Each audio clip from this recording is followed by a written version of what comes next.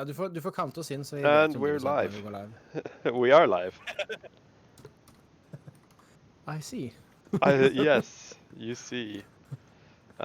So, welcome back to Direwolf. Last time we had our recap session,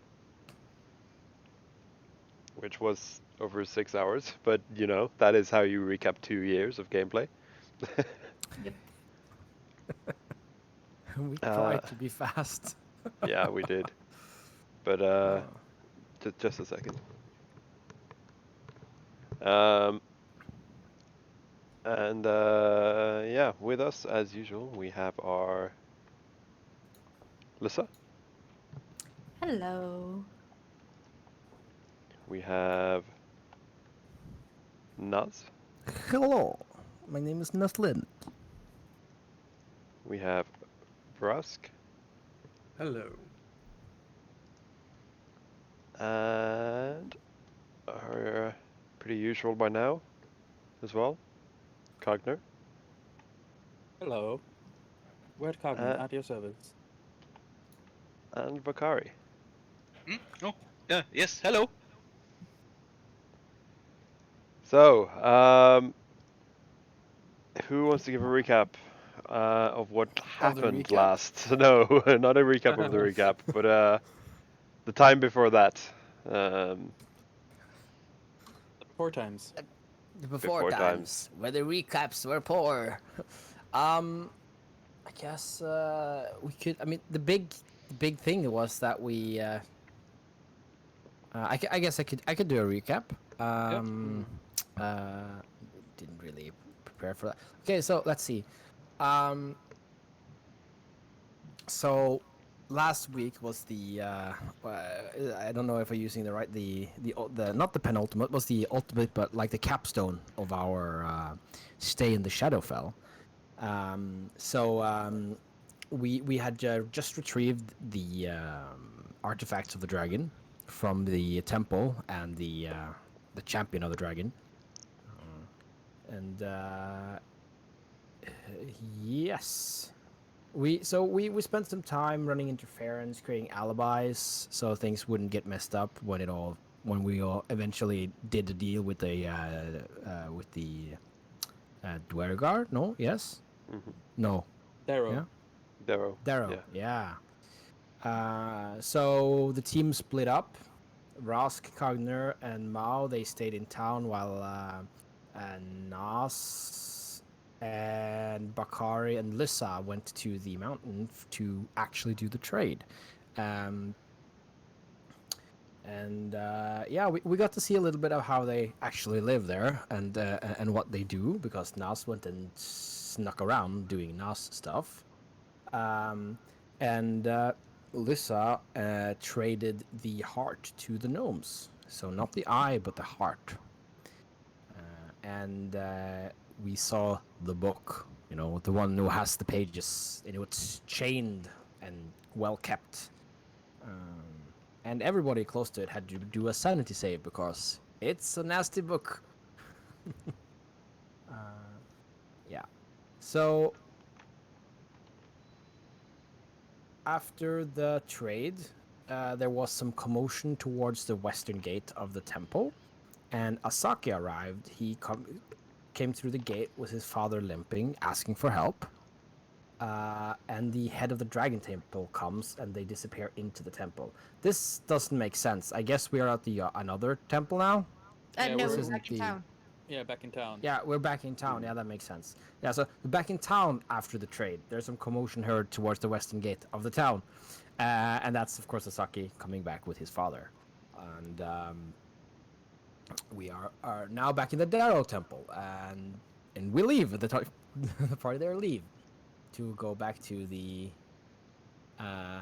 town. But not before Lissa receives a charm that used to be hers when she was the Tibetan monk that first took the Darrow here. Before there were Darrows, and they were kids.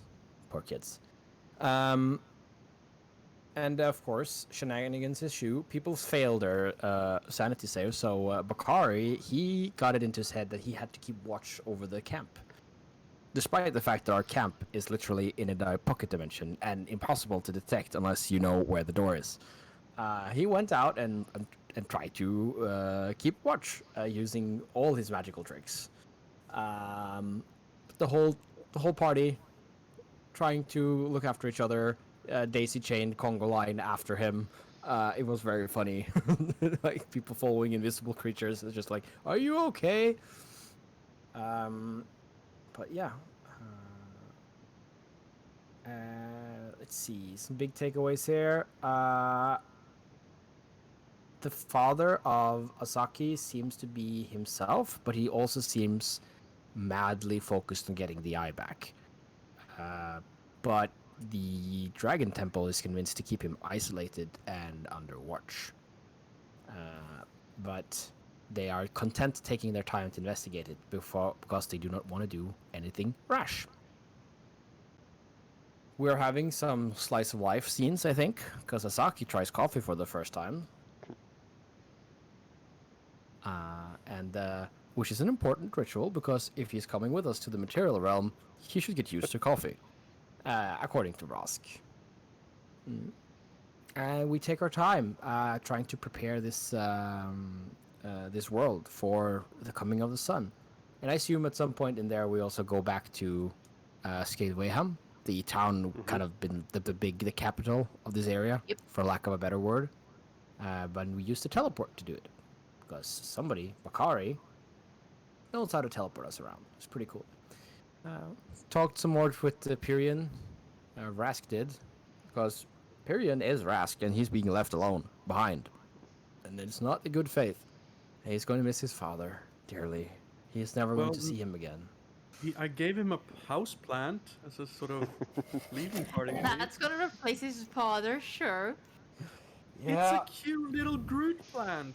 Is that a new? Are you my father? It's just a house plant. Alter memory. This is your father now. Anyway. You might. Alter memory work. Thank God. Yeah. The thing though about the book is, I think. Yeah. A certain someone has it in their head right now. Not at the moment. We're not there in the recap. The book does try to move and try to possess somebody, but we managed to resist it, I think. It moves when we don't look at it, so that's why we end up keeping a hold on it at all times. And yeah, also, that's what it was. Yeah, and we all had to do like will saves, and then I think we're not there yet. Oh, okay. We're not there yet. But yeah, you're right, but we're not there yet.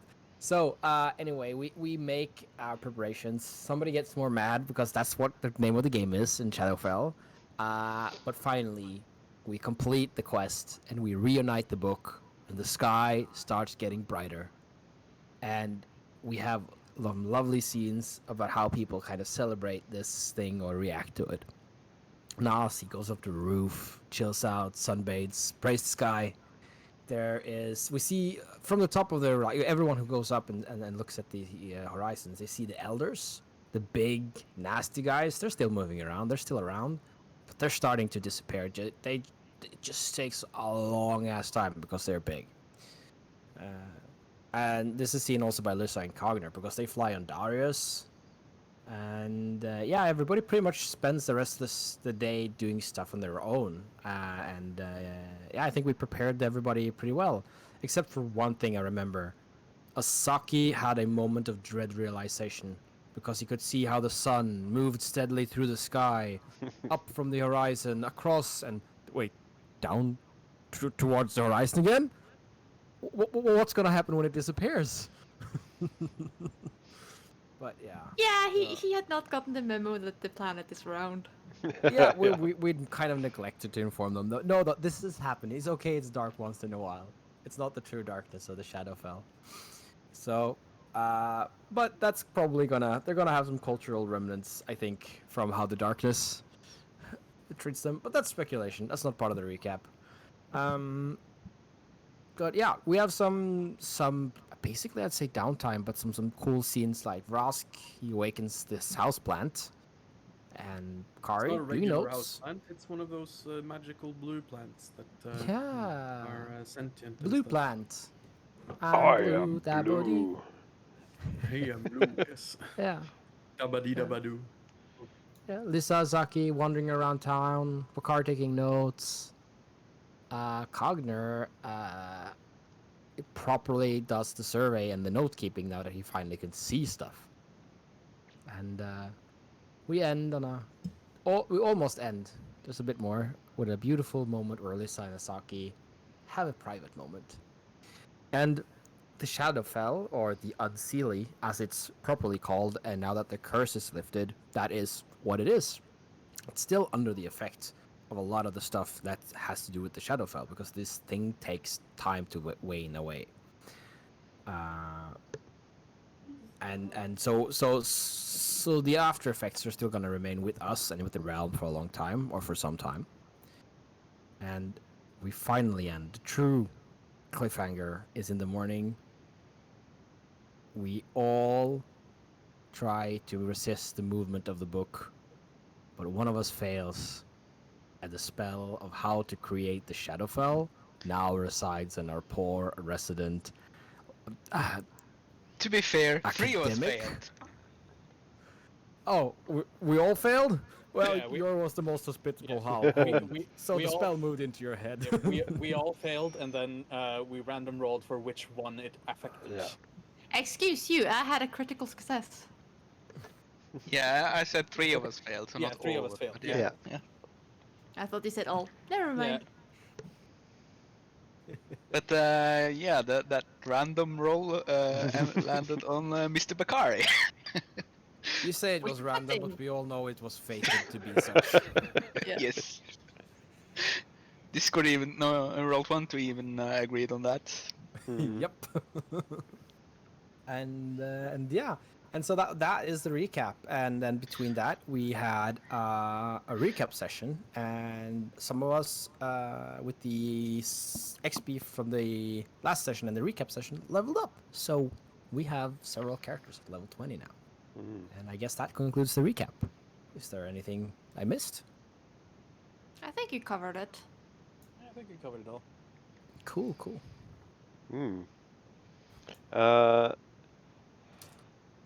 So yeah, one thing, I know we don't really use them much. I've actually never really been very good at using them in 5th edition, but I think now is an opportune moment that you can all get a hero point at least. Or inspiration, that's what it's called here. Yeah. You're that bad at using them. Yeah, I know. So you're, with the rise of the sun, you're all inspired. Like your characters are literally inspired to do good. So you can all start with one of those. Nice. Also because it's hard to keep. Well, it's not hard necessarily to keep track of, but because you have the character sheet. But as a DM, it's confusing to keep track of that. They're per session, so I'm just gonna say screw that. If it's checked on your character sheet, you have it until you use it. I think that's how it is in D&D, isn't it? But, It's per session, I think. but it's one of those things that let's not get into it. Yeah. It works. Yeah. We're poor at using So- them anyway, so. Yeah. So at least in this campaign, it's like if you forget to use it, don't worry and don't think like, oh, we're gonna be ending soon, I better use it. Like it's gonna carry over. Because that makes no sense that it makes no sense that something that has a mechanical and in-world effects being inspired is like, no, we only played for 10 minutes today, so it's wasted, right? It's just what? Like it should be based on in-game stuff, like maybe it lasts for a month or something, right? But no. It's per session, which is completely out of character. Anyway. Since it's inspiration, you can only use it to make artwork. Anyway, thanks for the recap. Yeah, you're welcome. And you are all back in Skyward Wareham, with the sun having risen for the first time in centuries in this realm. That's not the map I wanted. This is the one I wanted. And now the map is accurate. Yeah, the map is accurate now. Because of the light. Yeah, Mm. because of the lighting. Does it seem like the blue trees in the over here? Yeah. Does it seem like they've been affected immediately? Yeah, no, we talked about that last time. They do seem to soak in the light more. Yeah, so And it's sort of like how many plants, open and close with day and night. It's kind of like that on this tree. Before it was like very compact and its branches were like sort of wrapping around itself. Now it's like spread out wide. It looks like it's like almost 5 times bigger than it used to be, but that's just because you realize that it's stretching out its arms now. Nice. Cool. We saved the planet, you guys. Nice. So this is immediately after, because we went to go and have a rest, right? And that's when the spooky shit happened. yes, that's the next day, quote unquote. Yeah. Though it's not really day or night, because now, considering the sunrise was at like 3:30 or internal clock time, which is also messed up. We're not really following the next day in the same way. Say we have a legendary case of jet lag. Oh yes. Yes. So I'm trying to figure out. So DM, you make a call. Did we wake up in the morning for the next sunrise? Yeah. Just okay. I just need to make sure that that is where we 'Cause- are. Yeah, because now the play, the Unseelie Realm, has an actual day-night cycle again. So Yeah, I just need to actually keep track of that. that's fun. These dragon artifacts, are they? They haven't been described as cursed, or are they? Have they? Nope. I'm asking in character, not like mechanical. Like if DM doesn't want to reveal things. No, they've never been described as cursed. They're just powerful remnants of an ancient dragon that can grant power. Yep. I just realized we can now polymorph into a dragon and then benefit from that. From the actual dragon-based stuff. Yeah, we could do that because you are a dragon when you're true polymorphs. Yep. Does anyone want to be a dragon? Yes. I want to be like Penny. Remember, I had a moment when I flew on her back, and I always wanted to be a dragon since that day. I don't know if I want to be part of this anymore. I will transform you on one condition. I get to choose the gender. It's not relevant as a dragon. You can just change when you shape change. On the whim. The most fluid there is. That's true. That's true. What is So gender? yeah, you the very last thing that happened, I think, was that you all realized that the book was gone with just a pile of ash. So whoever was guarding the book, I think that was Bakari actually, but you would have been in the mansion anyway. So, what does Bakari say? Is he gonna be like the kid who comes into his parents and with chocolate around his mouth and be like, all the chocolate's gone. It's not me. I get it. I'm not sure what you guys are talking about now. Did you eat the chocolate? No. Of course not. Where's the chocolate? Then, where is it? I can find out, and you see him pulling out a scrying, like these crystal balls. Not in character, by the way. But, I'm not sure yeah, what is going on really. So I'm guessing we're just we're probably not in the mansion, since no longer darkness, corruption, bullshit. Yeah, probably not. You So- did, because you did have rooms in the Kith Lord's tower. Yeah. Yeah, we did. Yeah, So so it's you're probably where probably we're there. So, waking up. Well, actually, that depends. Did Lisa come home last night? Oh my gosh. Probably Uh, not. God, guys. Okay. Well, we all like. Do we gather for breakfast? Mhm. yeah. Like I'm back for breakfast. Hmm. So Rask is in a morning robe, like a silk morning robe, um, and looks sort of like real tired, and comes in and says, "Do you know what? Waking up to the dawn like a normal fucking person was the most exhausting thing ever. There was a sort of immense sense of mundanity. We've been in this plane of darkness for so long now that just 3 weeks. being irritatedly woken up by the sun is refreshing." And then he takes a sip of whatever beverage he was drinking and sits down. So, 3 how weeks. goes it? That's not that long. I say as I sip on my own coffee. I mean, it's quite a while for like deficiencies and to creep in. Right. Anyways, how's the book? Anyone had any creepy little dreams from it? Bakari looks up at you and like, how did you know? Ah. Russ just sort of Uh, gets immediately kind of concerned. well, he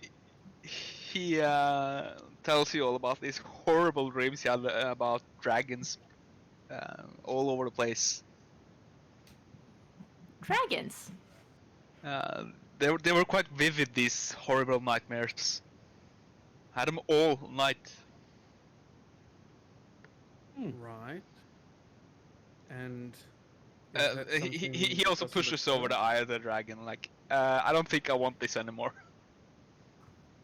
Well, and then he takes Raskado takes a hand on it. I could, and then he looks to Lissa. Be careful with it. But she He doesn't. takes it under decide. his like, under his bathrobe, under his morning coat. We are telling Argyle about the thing though. Right. Uh, Yeah, be careful with that one. And Rask, I actually Yeah. think maybe a good idea is if we rotate it. If it's that bad, maybe not one person should have it. I mean, it's not the Ring of Sauron, is it? It's not Considering the that bad. It's nightmares, just a I'm dream not so about sure. dragons. Well, Vrask, it's not quite the Ring of Sauron, more like the Eye. Ah, Gagner has good Going point. You to- know, Vrask. hmm. Besides, this greed does not become you. We have to keep the It's not operation secure. greed. I'm just saying, if he doesn't want to hold on to it, I can. I have the mental fortitude of a lion, after all. Exactly. mean- Well, That's usually why we should it's take a not Your rotation. Majesty. Yes. Look, we'll see. We'll see. Let's not overcomplicate things. Let's just enjoy the moment, have some breakfast, and celebrate the fact that we've just rid the world of a great evil. Yes. Good idea. Hey, Lisa, you've been Yeah. keeping track of these things, right? Yes. What time is it back home right now? And she does a mental calculation. It's around 3:30, but that's in America. 3:30. How long have we been gone? Afternoon. It's like 3 weeks we've been here, so we have 1 more week or so left. Well, I'd enjoy Like hanging in out 9 here. days. I think it's time we get back. I mean, I know we all like to enjoy our time here, but Bakari has a small list of things he would want to do before he leaves, at least, if it's possible. One of them is to get another one of these dimension, no, plane shift rods. rods that are Tuning tuned. fork Yeah. thing. Yeah. And sounds very also, he could really benefit from spending more time studying the library of spells he uncovered, or we uncovered. Yeah, see, Bakari has a great reason to be here. He's becoming more powerful, more versatile, you know, and we could just, bask in the fact that we've solved a world crisis and maybe deal with some minor issues and just kind of chill for a bit, before we have to go and deal with saving the world again. Question. Do you guys know when we are going to get taken out? Is there like a portal that appears that we walk out of, or do we just, get dragged out personally? I mean, at this point, we all have our contingencies of getting out, but did we get info on that? Did we get? Like, it was a portal when we went in. I'm just wondering Yeah. if it's the same when we I go got out. I got the vague idea we were being summoned, whatever that means, and you just kind of call people and they step out of a hole, right? I've seen people do summoning and never done it myself though. But why the question? Yeah. Well, seems like Asaki wants to join us, maybe? Really? Ooh. Alyssa takes Well. a big sip of her coffee and hides her face behind the cup. All of the brother characters just immediately go like, oh. Imagine everybody's eyes are just like 2 feet in front of them, like, oh, right. Anyway, Eyebrows hitting the So- ceiling. You've talked to him about this, what this means, right? Well, he's the one that offered first, but Oh, Lissa. Oh, I'm impressed. no, don't start, Rask. Do not Okay. freaking start. But yeah, to an extent. I have talked to him, Wait, but there's probably certain details which I should inform him more of. he could probably make do with that silly mask that we found, right? The one for the vampires? The, what was it called? Oh, the one we found in the historian's place? You Yes, mean that one. Yes. Mask of the Daywalker or something like that? Yes, that one. Yes. Oh, that's Okay. true. It looked pretty cool on him too. oh, where did we put that one? It's probably back home, isn't it? No, I think, and then he kind of rummages around the back folding, like, no, not that one. That's a magic card. No. Because I think, if I'm not mistaken, let's see, because we have a drive for this shit, don't we? Yeah, for Yeah. the bag of holding. I think you do. Mm, If it's not in the bag of But holding, I'm then pretty we just sure, assume pretty it's sure that, in the base. yeah. Yeah, so Hey, Zeta. he just pulls it out. So yeah, he pulls it out and says, here we go. A little bit dusty. It is old, so. I think It so. is so very cool, though. I sort of envy him. I always wanted to find a reason to use this, but it felt a bit too much. You know? I have Well, a lot of magical too items much. on me. For you. It's kind of surprising. Well, what if you give this to him and tell him how it works, and so that he's prepared, you know?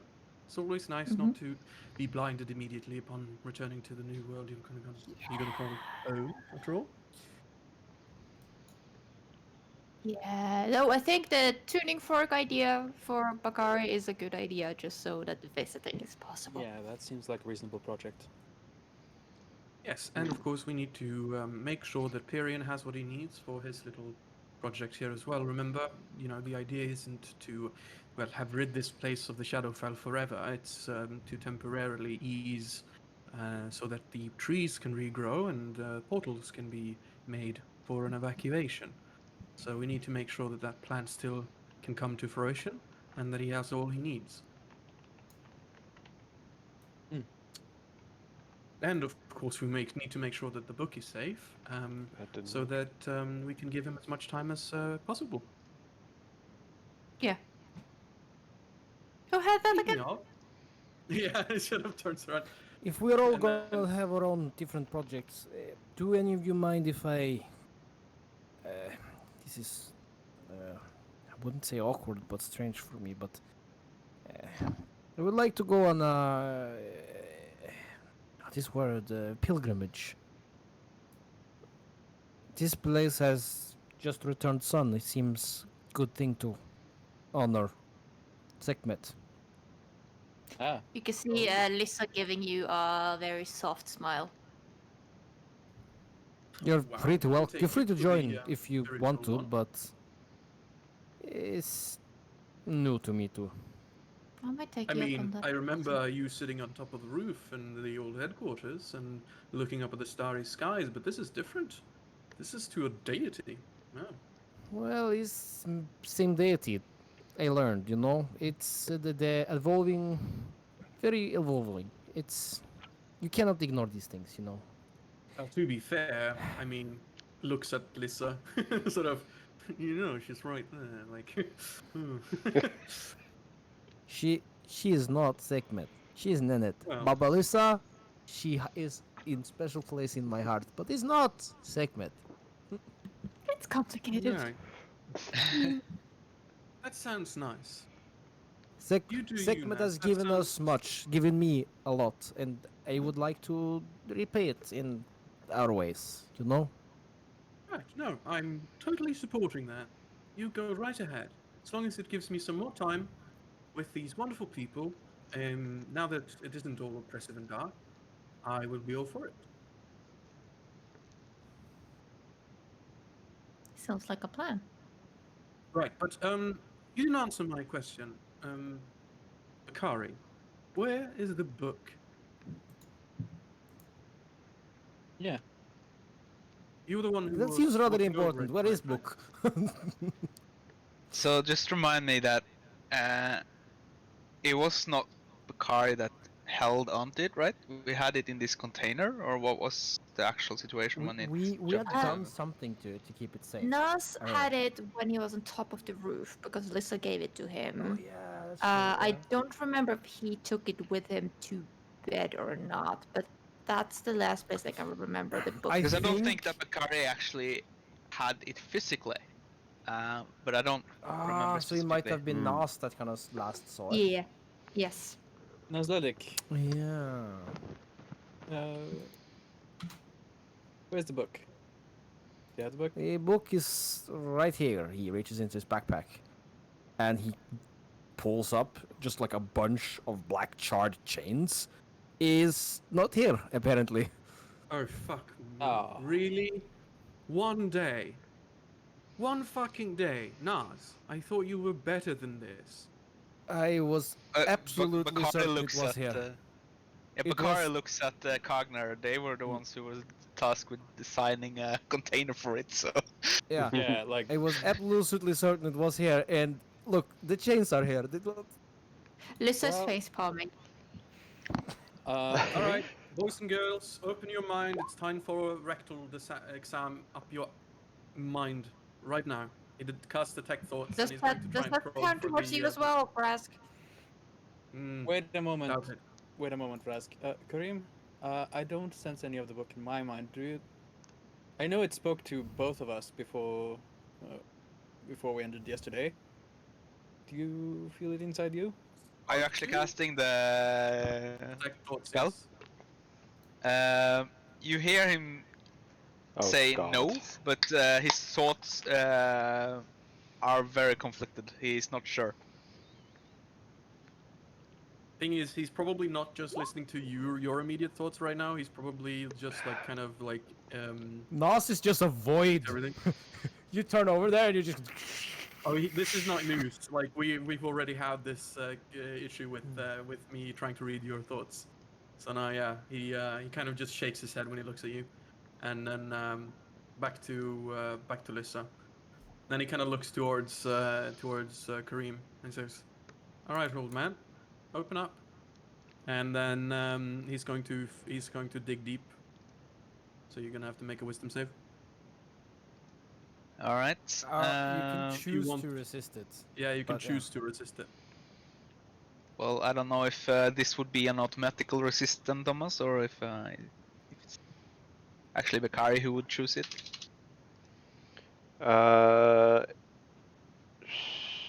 if it's detect thoughts, you can still choose yourself. Yeah, well, he's willing to let you probe. Hmm. All right. So yeah, what On do I see? X-Files. What do I see in the depths of this madman's mind? Should I not have seen? Did you not need to ask specific questions? Do you delve too deep? No, it's not necessarily. It helps. I can use like it for interrogation. But right Hmm. now, I just want to probe and see if there's like something else lurking within. Yes. Well, like obviously as players you know there is. So let me just find out.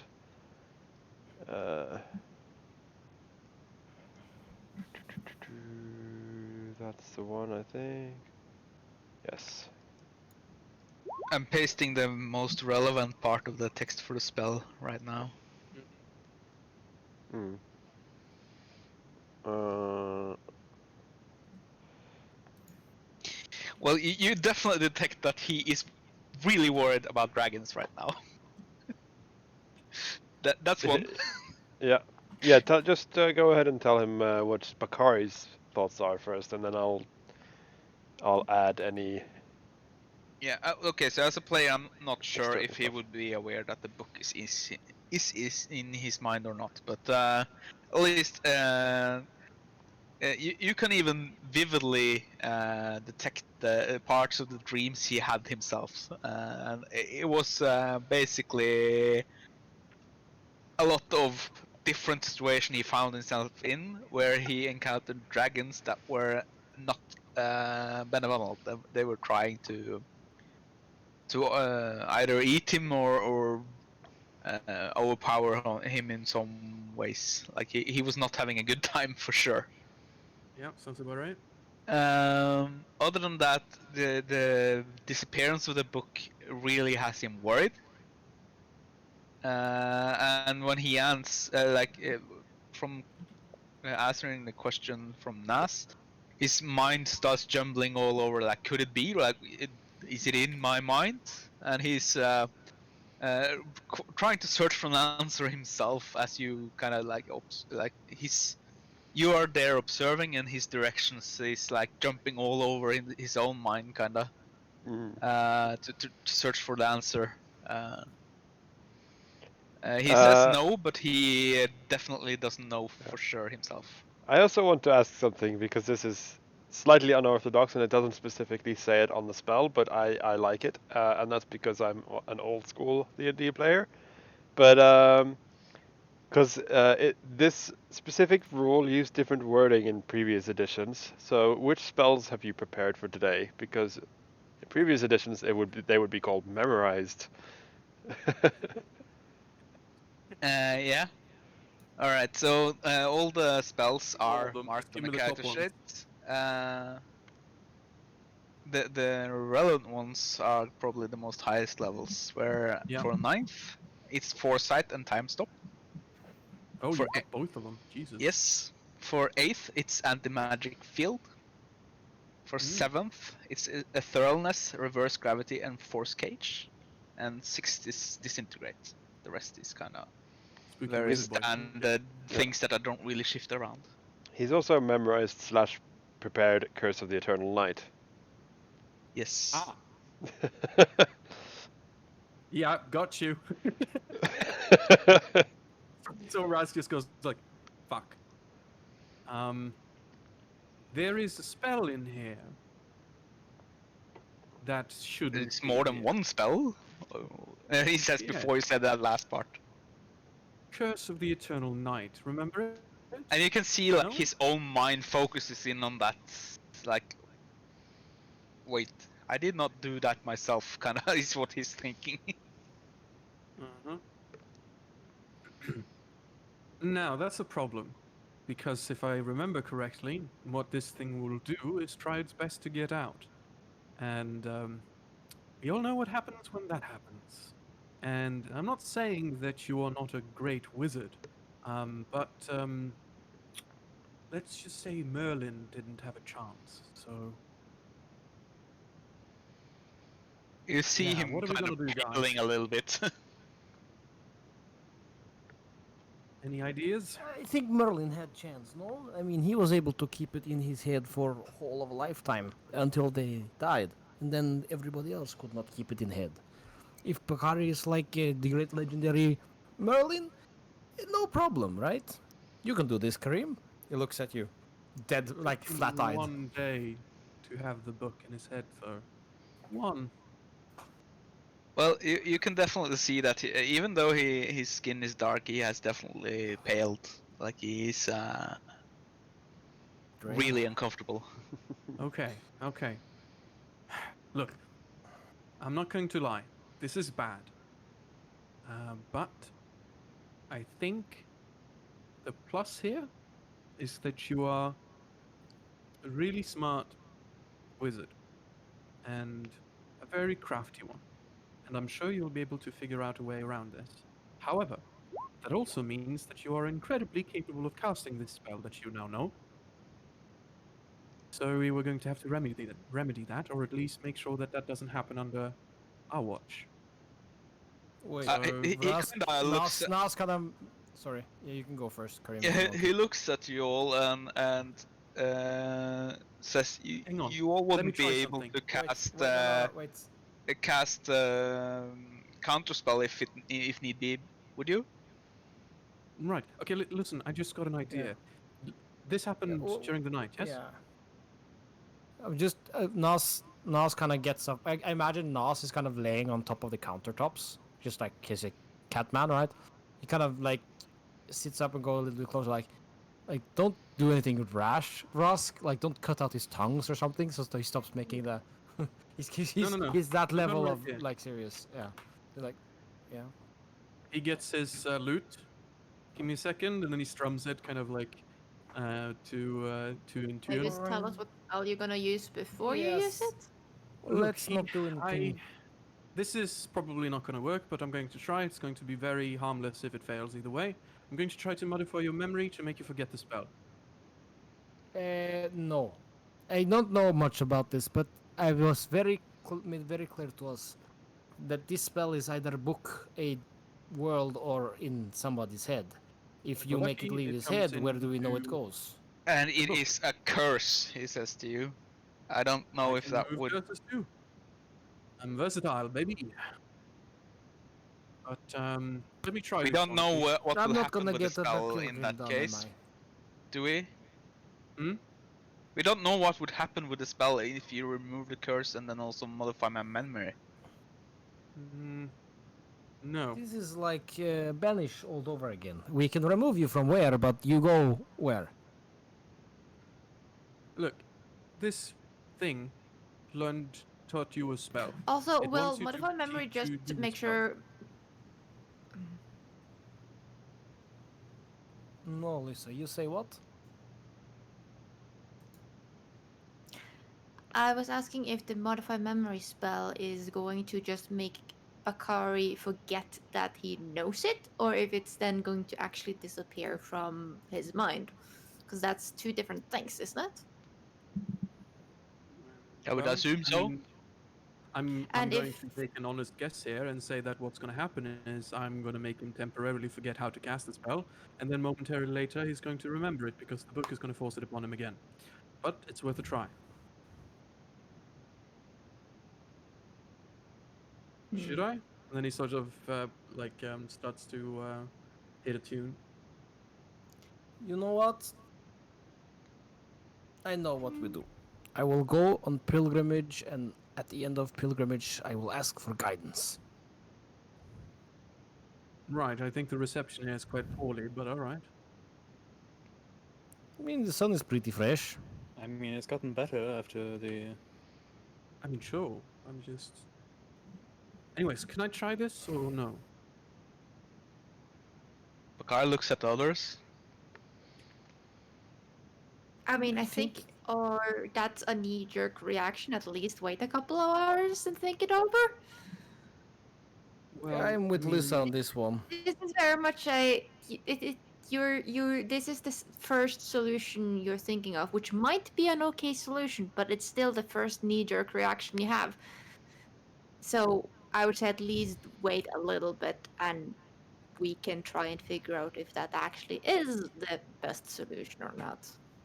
I mean, sure, but he could cast that spell, and meanwhile, we all know this crafty boy here can probably lurch one off without us looking.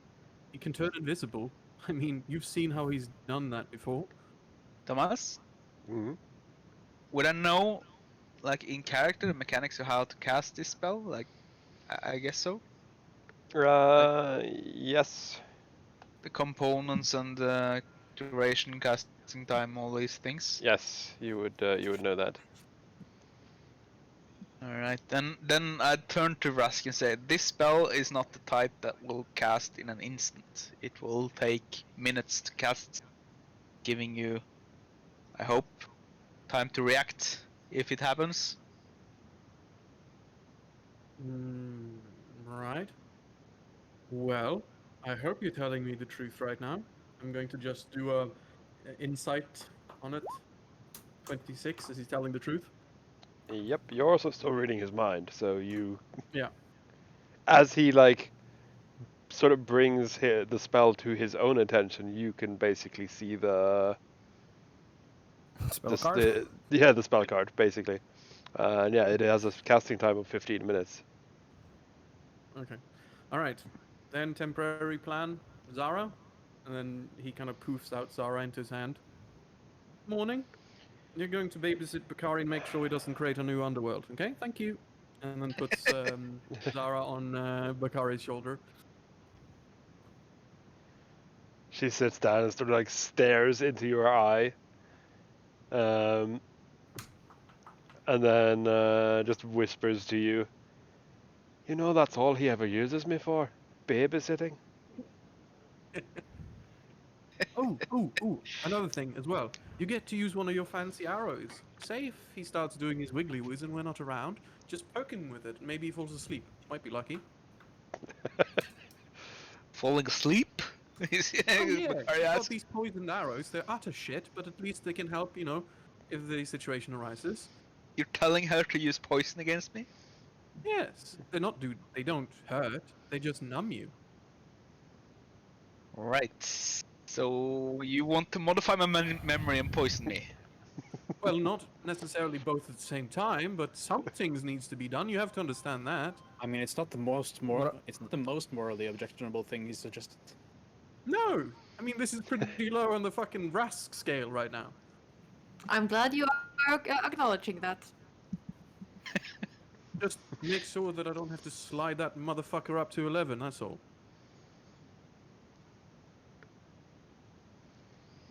But regardless of your capabilities of mass destruction, all held inside your fragile head, I think it's suitable for us to continue with our plans. Right? Yes, I think so. Good. Then I suggest we do. And then he slurps down the last bit of his unknown beverage and says, Jeeves makes it far better. And leaves. Hmm. So basically, you all want to spend the day kind of doing your own things. Yes. Yeah. Wrapping things up. Yeah. So let us do it in order on roll 20. That means, Rask, what is your plans for the day? He's probably going to head off to Purian Mhm. and kind of do a touch ground with him over, the plan, last bits of any help he might need, any ideas, Mhm. and just preparing him for what's to come, and yeah, that sort of existential dread shit, the fun stuff. Hmm. Um, Cogner, what is your plans for the day? I mean, there's only been one day so far of doing surveys. I think Cogner is going to um, alternate between periods of like a few hours of flying around and continuing doing surveys of the area and like studying the area in sunlight and checking in on Bakari. Hmm. As you checked in, if I can just jump to that Yeah. little bit piece, he'd ask you if you could do some shopping for him, and he hands you a list. Oh, absolutely. Right. Naz, you wanted a pilgrimage. I think it was his phone that we heard calling. So, Lissa. Yes, Lisa's probably gonna join on that, but she has some other things she wanna do first. So she's gonna tell Nas at least wait a couple of hours because she assumed this pilgrimage is gonna last a couple of days. Maybe, I don't know. We'll see when he comes back. But in the meantime, she's gonna find Azaki. Basically talk to him a bit, and also go a little, give him the mask,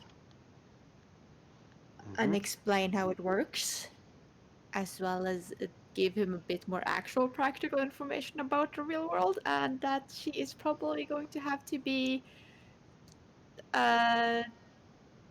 facing another enemy right after they come home. So that's gonna, mess stuff up a little bit, probably. Hmm. Just basically warn him a little bit and things like that. Yeah. And And afterwards, she to Nas. yeah. Yeah. And Bakari. Well, he would be nose deep into books, basically, trying to transcribe more spells and into his own spell book. Hmm. Yeah, and when Kagner shows up to check in, Bakari already has a list of items he wants to buy.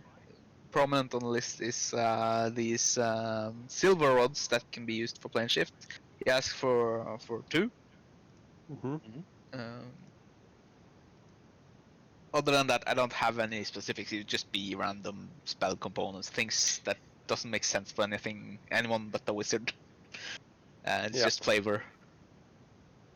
But it would be a weird list of items to track down, I guess. Hmm. So yeah. Are you back, Naz? I guess not. Yes. No, guess not. So yeah, most of you were like Maybe. pretty mundane stuff. So it's really only Naz who had any specific plans. So how about we take a I quick haven't break? specific plans. Well, you're going to talk to Pyrian. Mhm. But how about we take a quick break while he's away? Sounds good. Sounds good. Yeah. So 5 to 10 minutes. We'll just be on Discord when we're back.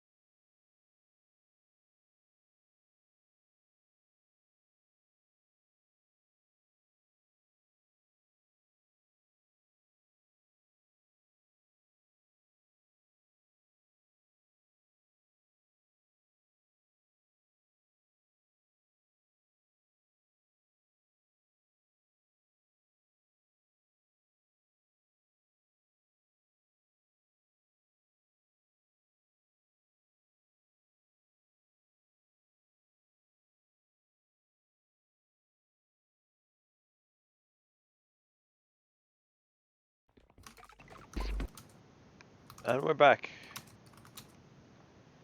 So, Naz, the pilgrimage.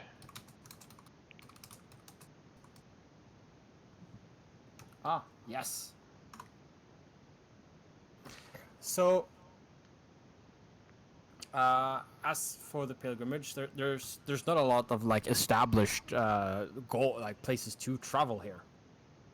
So I guess we will try to find the tallest mountain. I guess a mountain is good. And since the first kind of day is spent like bringing Asaki up to speed, and Nas was asked to wait, Nas kind of just plans it out, and he decides that he picks out a mountain peak, not too far away from Skadwayham, but he kind of consults around. I think, just the one to the east of Skadwayham. Mm-hmm.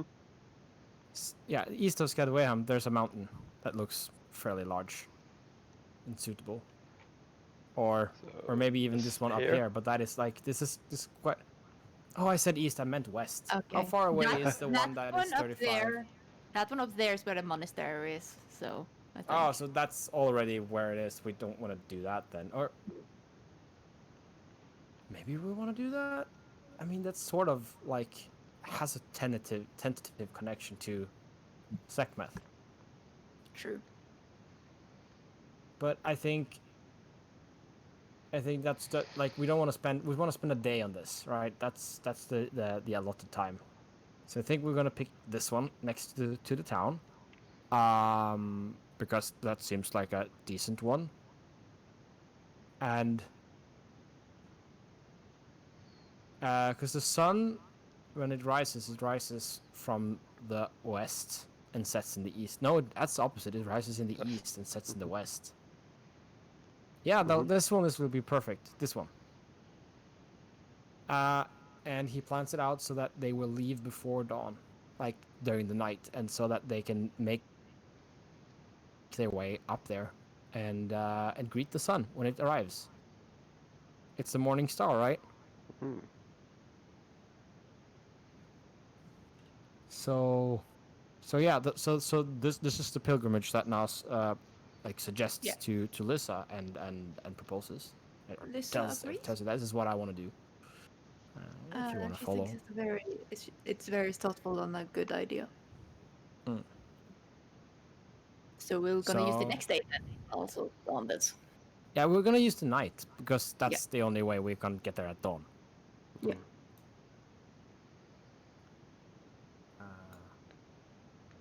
And yeah, assuming they can make the trip without issues, that they wind their way up and make their way up perhaps some uncharted roads.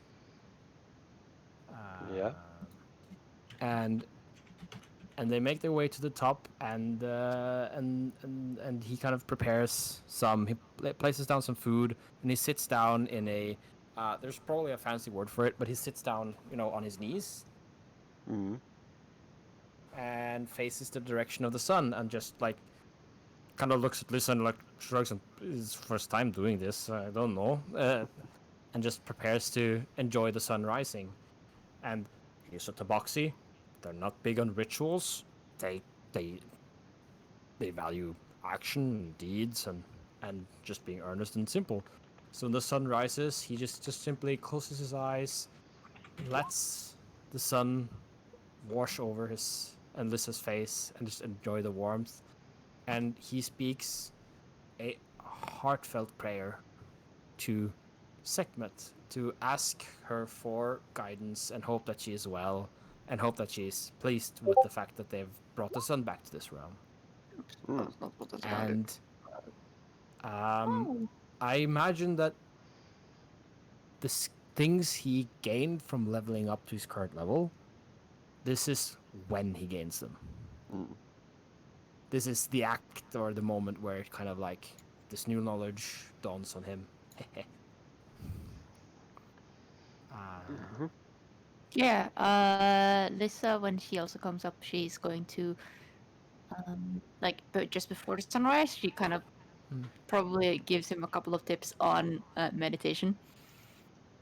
Yeah, they have some nervous banter before the sun is going. Because Yes. the religious stuff is we're not big on that. Breathe out. It's fine. Hmm. So I actually imagine probably something similar happens with Lissa, because Lissa in the newest level, so she ends up using 10 points of key to learn astral projection, which doesn't really probably do anything specific besides actual astral projection, unless the DM says anything.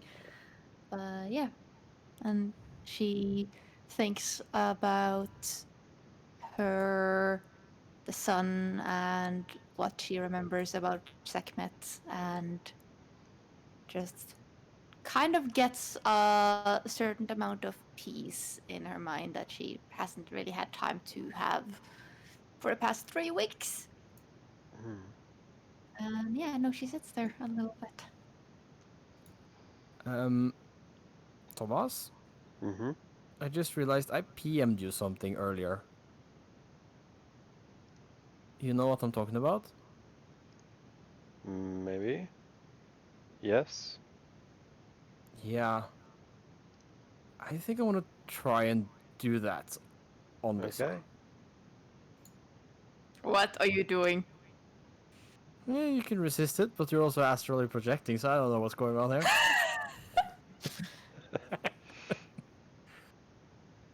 Nas, like, he kind of like hands, like eyes still closed. He reaches out one paw hand and like touches your shoulder, and I would like to cast True Polymorph on you.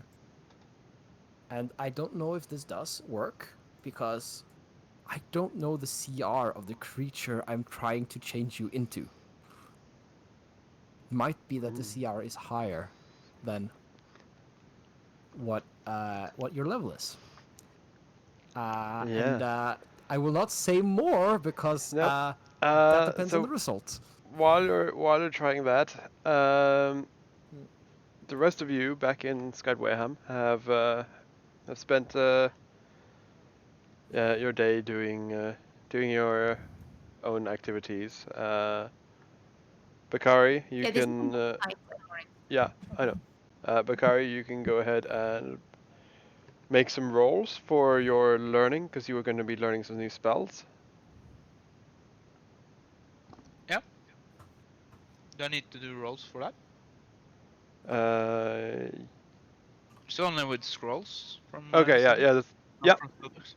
yeah. Well, then in that case, you know how many hours it is. You can just, because it's an hour per spell level, so you can just Yep. go ahead and add No, some new it's spells. 2 hours per spell level. Oh yeah, okay, yeah.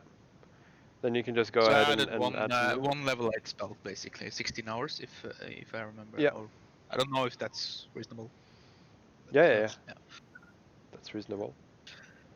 And Cogner, you've been documenting, like drawing and writing all about this unseelie Feywild and its inhabitants. Vrask, Mm-hmm. because you went to talk to Pyrion. Yeah. You're just gonna be like hanging with him and socializing and talking about the good old days, or is there anything specific you had in mind? The plan and kind of what he has planned, because I sort of let him take the charge a bit to have ownership of it, because I know I don't like to be told what to do, so I don't want to tell him what to do either. So I'm more kind of brainstorming, I guess. We're having like a workshop, if you could call it that. And basically the with the end goal being evacuate people, so that the Shadowfell can be returned again. Because I tell him, you never guess what happened, man. It took one day, and Kareem's got the book in his head.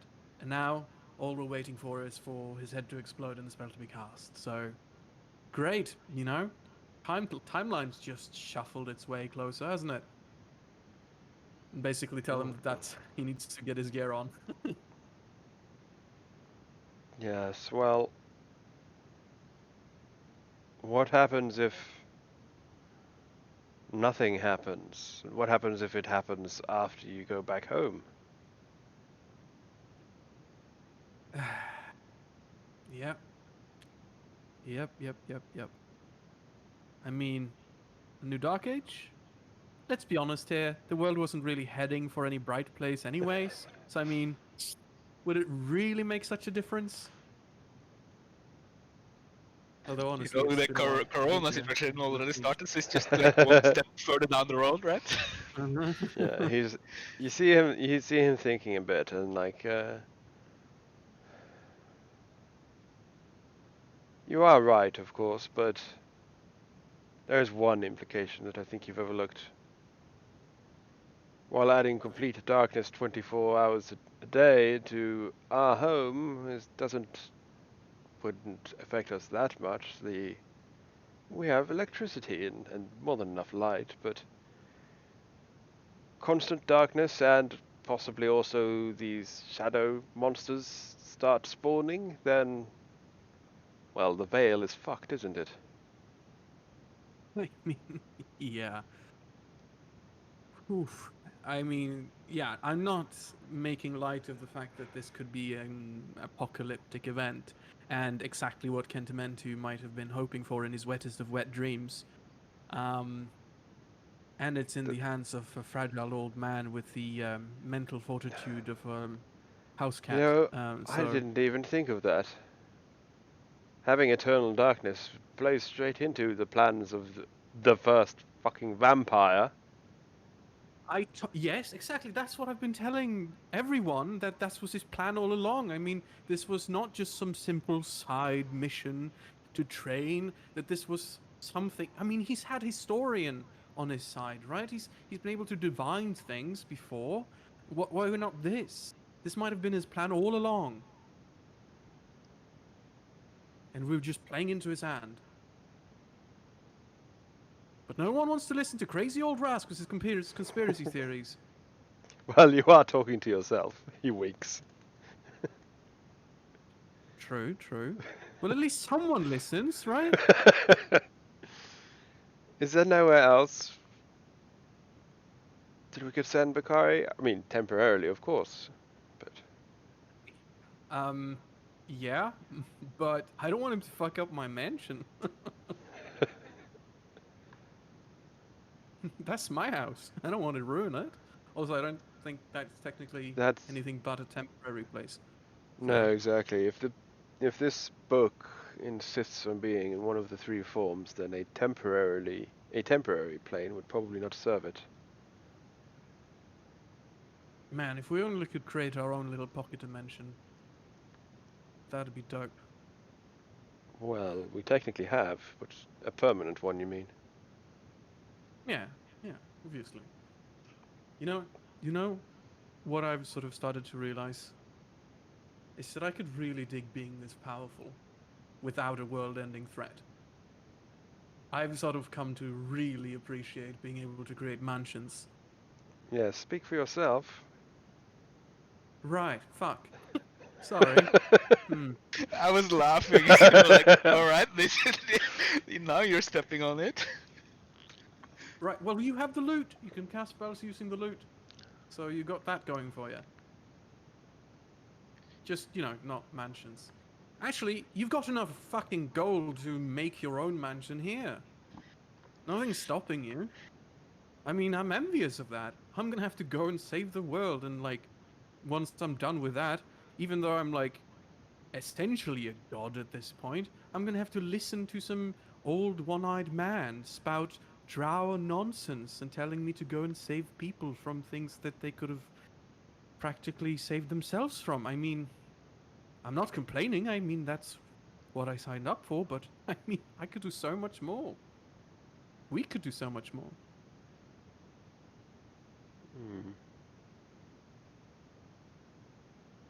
So, True. in that regard, I guess you're the lucky one.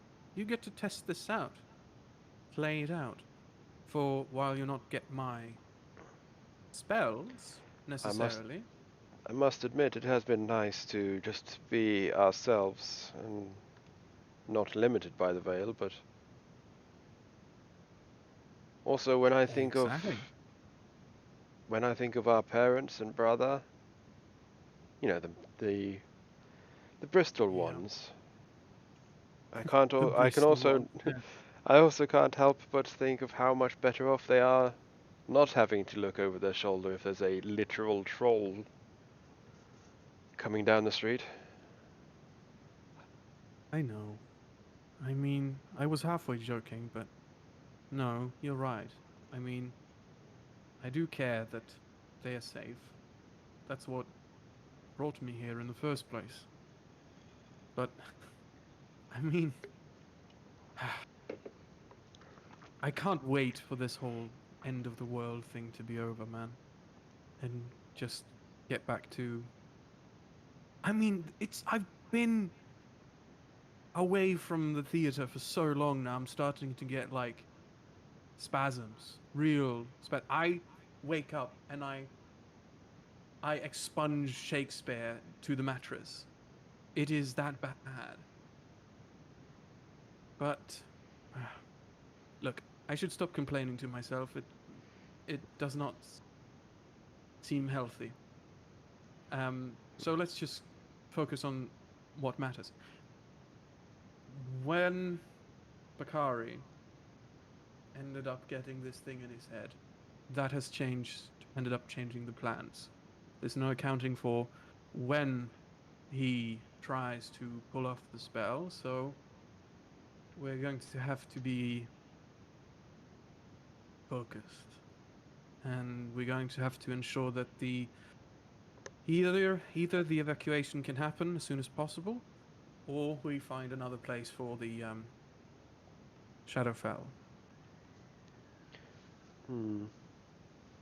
An evacuation may be hard. Like, while you were off north trying to find the third part, sorry, I've been studying the various writings here in town, and evacuating Rockmount and Skydwayham doesn't seem to be too much of an issue. Even Valeth shouldn't be too much of an issue, but this is only one small portion of the world. As far as I can tell, pretty much all that you've explored so far is still within one or two states in the US. Fuck. What about Not the really. European part of the Feywild? Well, the Sealy realms, right? Does that encompass the same size as the material planes? Or is it just a part? Like I thought, I mean, of course it would have to be America of all places that had the unseelie realms. I didn't think it was that big, is it? Hey, Mixtifer. What about the part of the world that is Norway and the cool peeps who live there? uh, so yes, as far as I can tell, the Feywild that we've first visited, the Seelie realm and this Unseelie realm, are approximately the same size, meaning that they're approximately a tenth of our plane, if not less. But still, that's a whole lot of people to evacuate. Yeah, I mean, yeah. If we only had someone with Merlin's mental fortitude, eh? Indeed. Well, I think I guess. for now, the best bet would try to support Bakari as much as you can, make sure he doesn't cast it, while trying to get DIREWOLF to spend all its resources on finding a new plane for this place. Oh my god. Really? That is what That's Merlin did going in the to first be. place, wasn't it? Wasn't their plan to Yes. dump it in a less inhabited place? Well, they previously also do the exact same thing where they evacuated some from the Unseelie realm originally. Yes, they did, but they also had the backing of all the Unseelie rulers, which no longer exist. True. Uh, Okay. Yeah. Fine. I play I play D&D hands-free, Mixtifer. I don't use any controllers. Talent, exactly. So yeah, we can just fast forward a bit as well. We can assume that you're like bouncing some ideas back and forth, you and Pyrian. For reference as well to the stream, Vrask is currently talking to his clone, basically. Because he Yeah, made a the simulacrum of himself, yeah, and there's been many interesting moments where he realizes that not only do they share the same memories, but up until he made the clone, they were the same person. So it's been interesting. But the conclusion, I think, is clearly that we need to look into an alternative solution. Yeah. Yeah. And then yeah, so you spend most of the night on that, I would assume. Yeah. Yeah. Then the next morning comes around, and you all know that Lissa and Naz will be a bit slower in returning. So Right. you can basically plan another day of your own activities.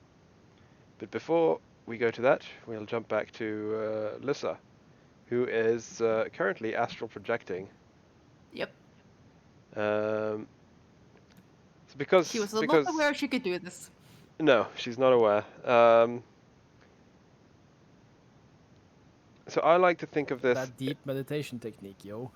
Yeah, because in D&D terms, when you astral project, you go to the astral realm, which is a different plane of existence. Yes. But since this is our own setting, I actually do prefer much more the kind of Doctor Strange kind of astral projection that you're basically observing this realm from a sort of ghost-like perspective. But isn't that the other plane that I always mix up with the astral plane? The ethereal. Ethereal? Yeah, Yeah, isn't that a different if plane? you start mixing those up, that's going to confuse a lot of the spells that deal with because ethereal is literally becoming a ghost. Yeah, because That's I'm not true. Isn't that ethereal okay though? projection. I don't know. Is it? No, it does affect quite a lot of different spells though, because you've got like Vorpal weapons hits ethereal, would that also hit astral, etc. So there are a lot of implications on that. You're right. So yeah, in that case, you are then in the astral. So then I would imagine that you kind of see it as if you're like flying up from this planet and sort of into like a space kind of thing. She's Where behind the scene. you're kind of behind the scenes, and you see to your right you see this big white box with all the writing of all the dice rolls. Just kidding. But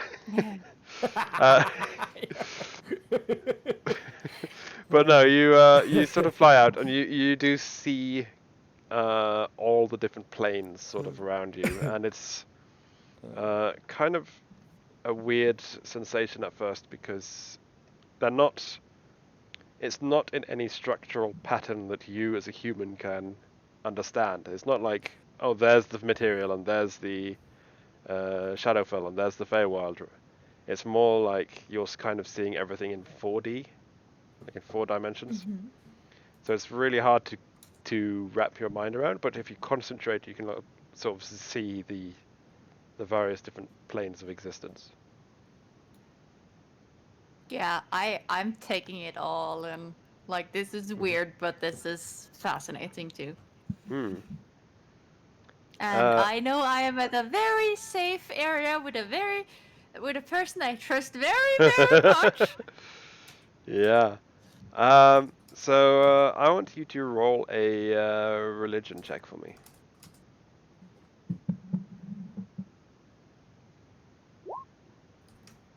So you 27. do actually begin to notice something that a sort of pattern as you're focusing on the various different realms and floating through the astral. You do notice a kind of pattern where it's almost like threads, and you see them sort of pulsating. And when you focus your attention on those, you can tell that they are kind of the divine strings of the gods. So you can see how their influence is affecting the various like clerics and paladins and stuff of all the different worlds. Strings. We've seen what Can- happens when someone cuts can the I- string to the actual before, haven't we? I want to see if there is a cut one. Yeah. Because it's giving Lisa an idea, a thought Mm. of a thing she Uh, remembers. So in standard D&D terms, to navigate the astral, you need to do intelligence checks. So give me an intelligence check to see if you can manage I to want wrap to your do mind that around with this. advantage with my inspiration. Yeah, You don't sure. need to call for inspiration before or after you roll, by the way. Yeah, Oh, you can do it no? after you rolled. Okay, then I'm gonna check if It's it's a fine roll. first. Yeah, I'm gonna do with the inspiration, yes. Yeah. So since you did call it beforehand, I'll allow you to use that 19. I'm gonna use the 19. Yeah. So yeah, you do manage to navigate a bit more around, and you manage to find, because you do actually have a point of reference as well, because you came from the Shadowfell, and there is a couple of strands going from the Shadowfell. One which specifically stands out as Nephrotems. Huh. From the And Shadowfell. yeah, one might think that he has a patron there. Yeah. And so you sort of follow that a bit, and you see that there's a ton of strands going out from what you guess is the Feywild. There's loads of them going out, going towards the material, mostly. And so Yeah. you follow it there, and you see that the material also has several strands going in all directions, calling from all different planes. And you see one, and I want you to roll another. You can roll an Arcana this time. Let's see. That's the same, because int 17. Nice. So you see one which stands out.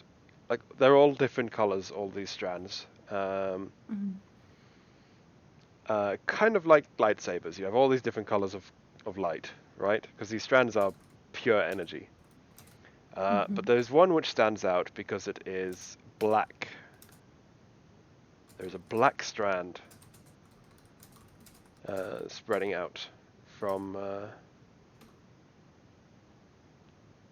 the material plane. Do you want to see where it goes? Yeah, it wasn't what Lisa was looking for, but that is interesting, so she's gonna follow that. So you follow the black strand, and you come across something, and I want you to roll an intelligence save. Save I'm better at. 18. So you see this. It kind of looks. It doesn't quite look like a plane in the same way as the others, or like the same sensation. But you do follow this strand, which to something that looks more like a rift or tear.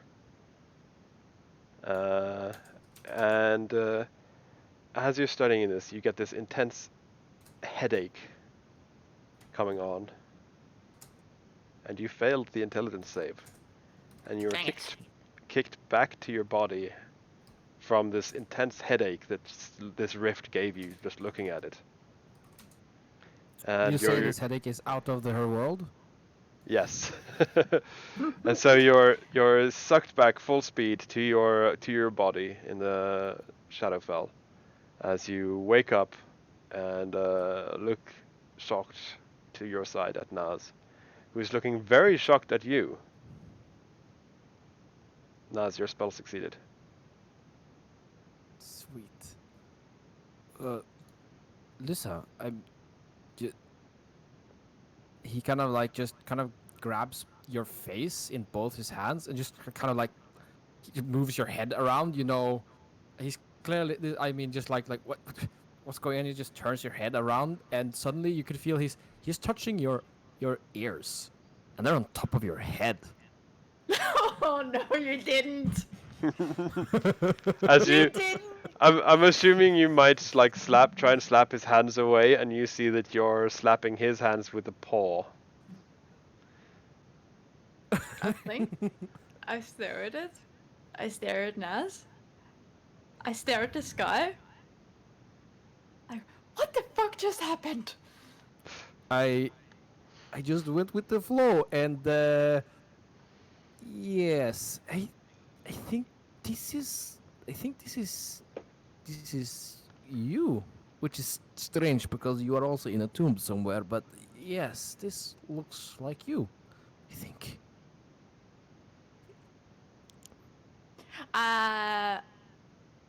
What? She looks at her hand. Does it look like a blackbird? Yeah, it looks like a black furred tabaxi hand. I mean, Why did this happen?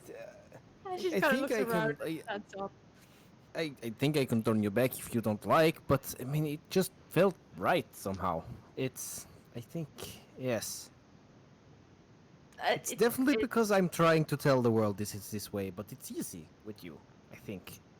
She kind of pats her face, kind of feeling like the very, very different kind of physiology of her face. It's like, I. She kind of looks at us. This is not what they expected. Huh? She's very confused. I mean, it's something. I don't know what to think.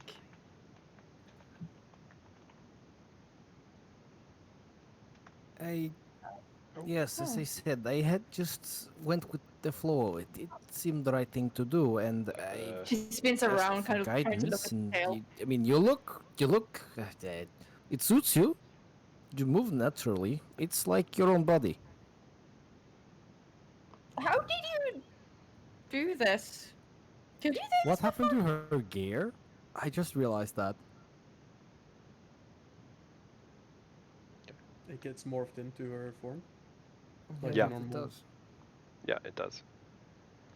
Am I naked?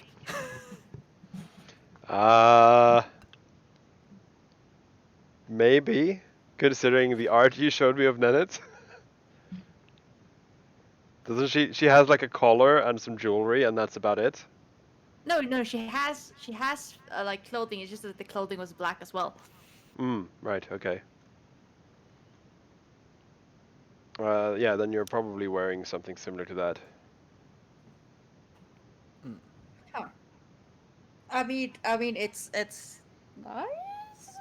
Is it permanent? Cause I mean, is it like more like when I transform to an animal? Is it like different? Nas You see, looks at you really seriously and says, "I can make it permanent. It's she's she's like an actually just illusion, but with sunlight." you see she's actually just worried that Asaki might not be a furry. Heh. Which is a valid furry. I almost said a worry, but I mean, it's. I can make it permanent. I think if I just concentrate on it. But I can also just let it go, like an illusion. Mm. I don't want to make you. It's not should not be hard choice. I think. And if I done it once, maybe I can, do it again. But I don't know. This moment was special. I think. Did you feel something? I felt something. I kind of sit down. Well, so something weird happened, which is probably why I didn't notice you doing this. I kind of, you know how you described you were kind of in between two places when Pachi took you away? Yes. Kind of like that, I think, happened. And I saw it's hard to describe, but I think it was kind of in between worlds. This is. That place just gave me the worst headache ever. I hope you Yeah, are I okay and know. you're still here. I know. It gave me. I found a thing, like threads or something, and a rift, and the rift gave me a headache and threw me back here.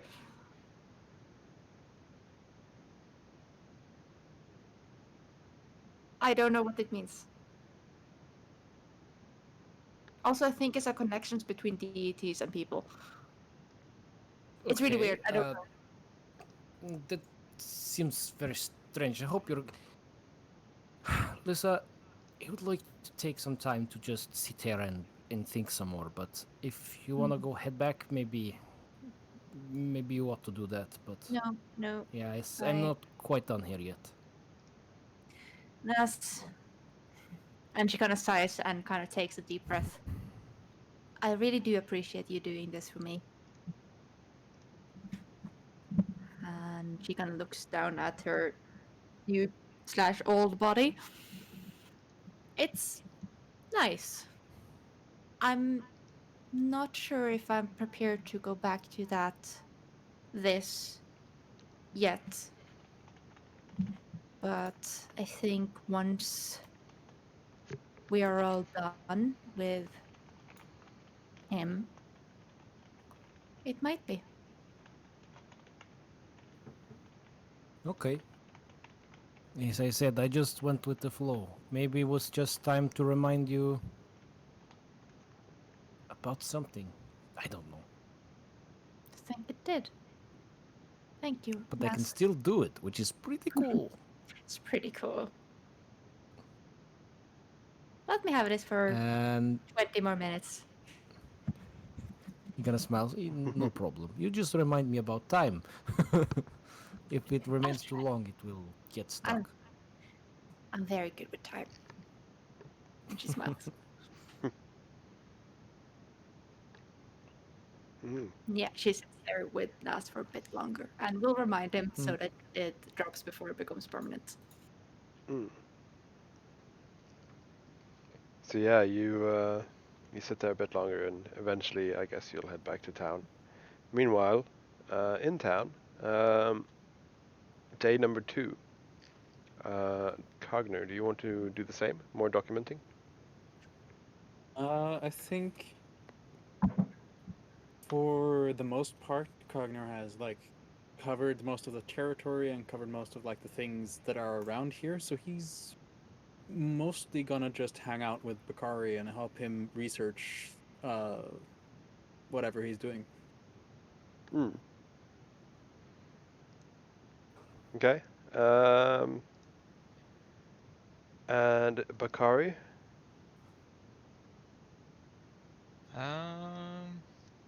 Yeah, he'd definitely continue to study if there was no other obligations he needed to attend to. Hmm.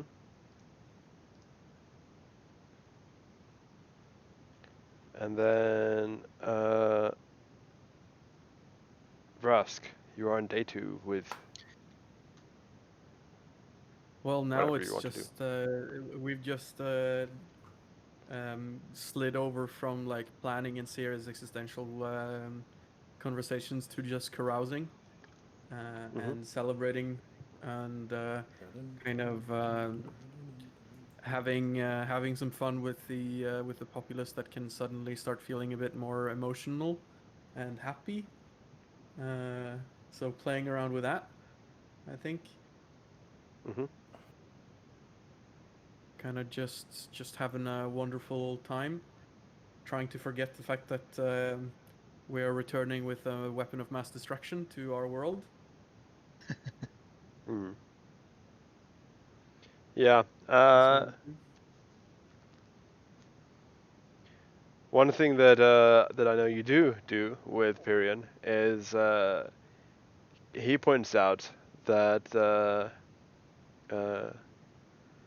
well, before you do go, there is one thing that I've always wanted to do, and that's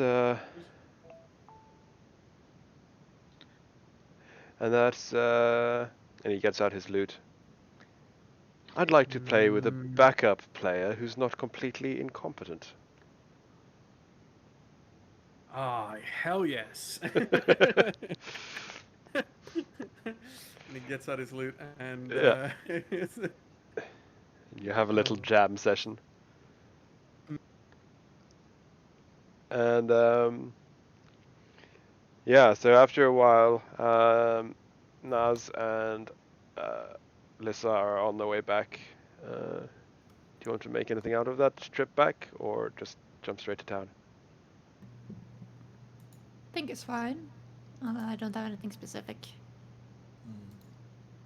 I imagine when the visual, like for those who needs fancy juicy visuals, when the transformation ends, I imagine it kind of like ripples, almost like a mummy bandage, but it's bands of light, and they just disappear behind Lissa. Like from the point of view of the viewer, they just ripple and then they withdraw behind the character. That's how it looks from every point of view, of course. Now I'm kind of like, She's shorter again. Hmm. She's suddenly shorter again. Yeah. personally, my immediate thought is that it looks like her form turns into the wrappings, and then like Lissa, as she normally is, just like kind of breaks out of those walking forward as they just like Yeah. turn into mist around her. Yeah, totally something like that. I just imagine we're still sitting down and chilling in the sun, but if she was walking, that's totally what it would be. Completely. Nice. Which we gotta have dope visuals occasionally, right? Yep. So you make it back to Skydwayham. And do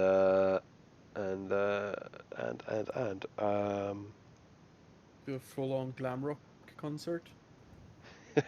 yeah. Yeah, there may have been some other people who decided to join in, if you'll allow them, because they heard some music. Of course. Mm-hmm. So it's full on, like it's just this just seems to happen around you. Like you just started another party, another festival. Yep. As people Now people there's is, two of them who would naturally want that to just happen. yeah. So It's as getting out of people hand. as people just like run up and like, I heard you're playing, and they bring their own instruments and start joining in, and then suddenly people are like, oh, there's music going on over there. Let's go bring a keg of beer and sit down and listen, and suddenly there's a party. Of course, have several animated musical instruments playing, like Fantasia style. Yeah. So that's what you arrive back to, Naz and Lissa. Sorry, I Cool. spaced out because I went back in over the notes, just to make sure Yeah, that you- they're fairly. You arrive back at a full-on medieval festival with music and beer and Cool, a medieval fair, Renaissance Yeah. fair. I've never been to one of these. And also thought, nah, just kidding. He knows exactly where this originated from. Just Rask completely, fully, sincerely playing the battle music from Witcher. yeah. Now a classic from my from my home. Let me sing you the song of my people. Music of my people. Yeah. And We are going to your witch. Plenty. I don't think I remember it on guitar, but I used to know that on a guitar. Anyway, you arrive back. Everyone seems to be in good mood. And Has Zara become a level 1 wizard just by observing Kareem work for 2 days straight? That or she's bored out of her mind. yeah, she is most likely bored out of her mind. It's like all this guy ever does is just read books all the time. By the way, one thing that we haven't really covered is Brian's version of Zara, which is Atom. If you have like, I even have a token for. Remember Yeah. him? Yeah, I Because remember he this. technically Pyrian's also has a familiar. Zara of his own. Yeah.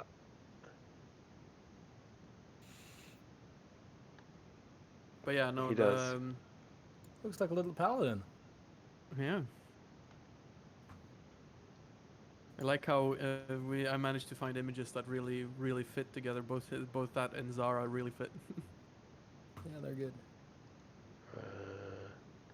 But yeah, so once they return, Rask does that thing where like sees you coming, parts the Red Sea of people, and kind of just comes and greets you like, "Ah, welcome back, welcome back. So, how was the pilgrimage? Learn anything new?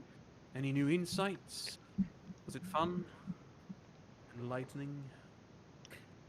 Turns out there's a place between realms. Right, cool. Yes, that is interesting. Did you go far then? No, that's just what I on top of a mountain over there. You can see peak. Can you It's. see the place between realms from there? Or what's I up with that? didn't see the place between realms. It was something Lisa experienced. I instead turned her into Nennet.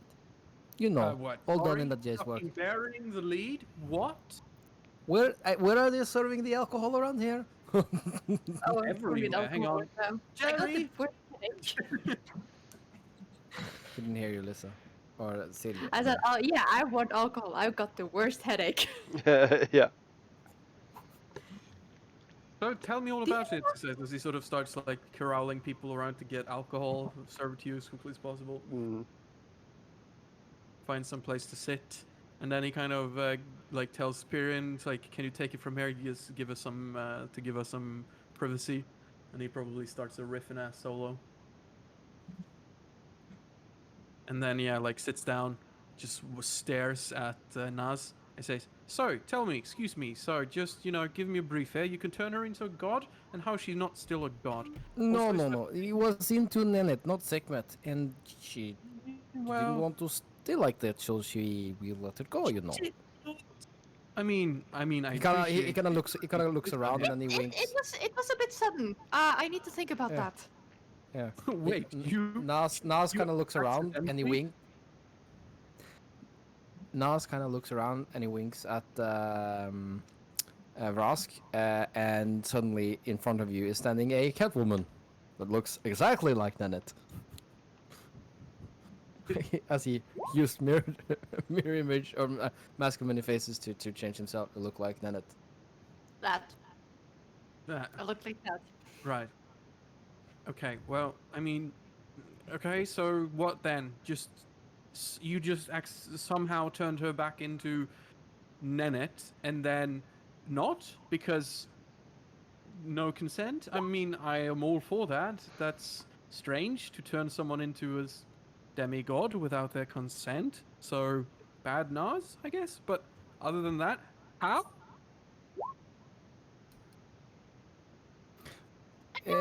Is new insight. Still needs to try to experiment, but trust me, I will be experimenting. This is So- fun. It's like an illusion, just even reality believes it. I think it's a bit more like my wild shapes actually. Hang on, you can now turn things into other things.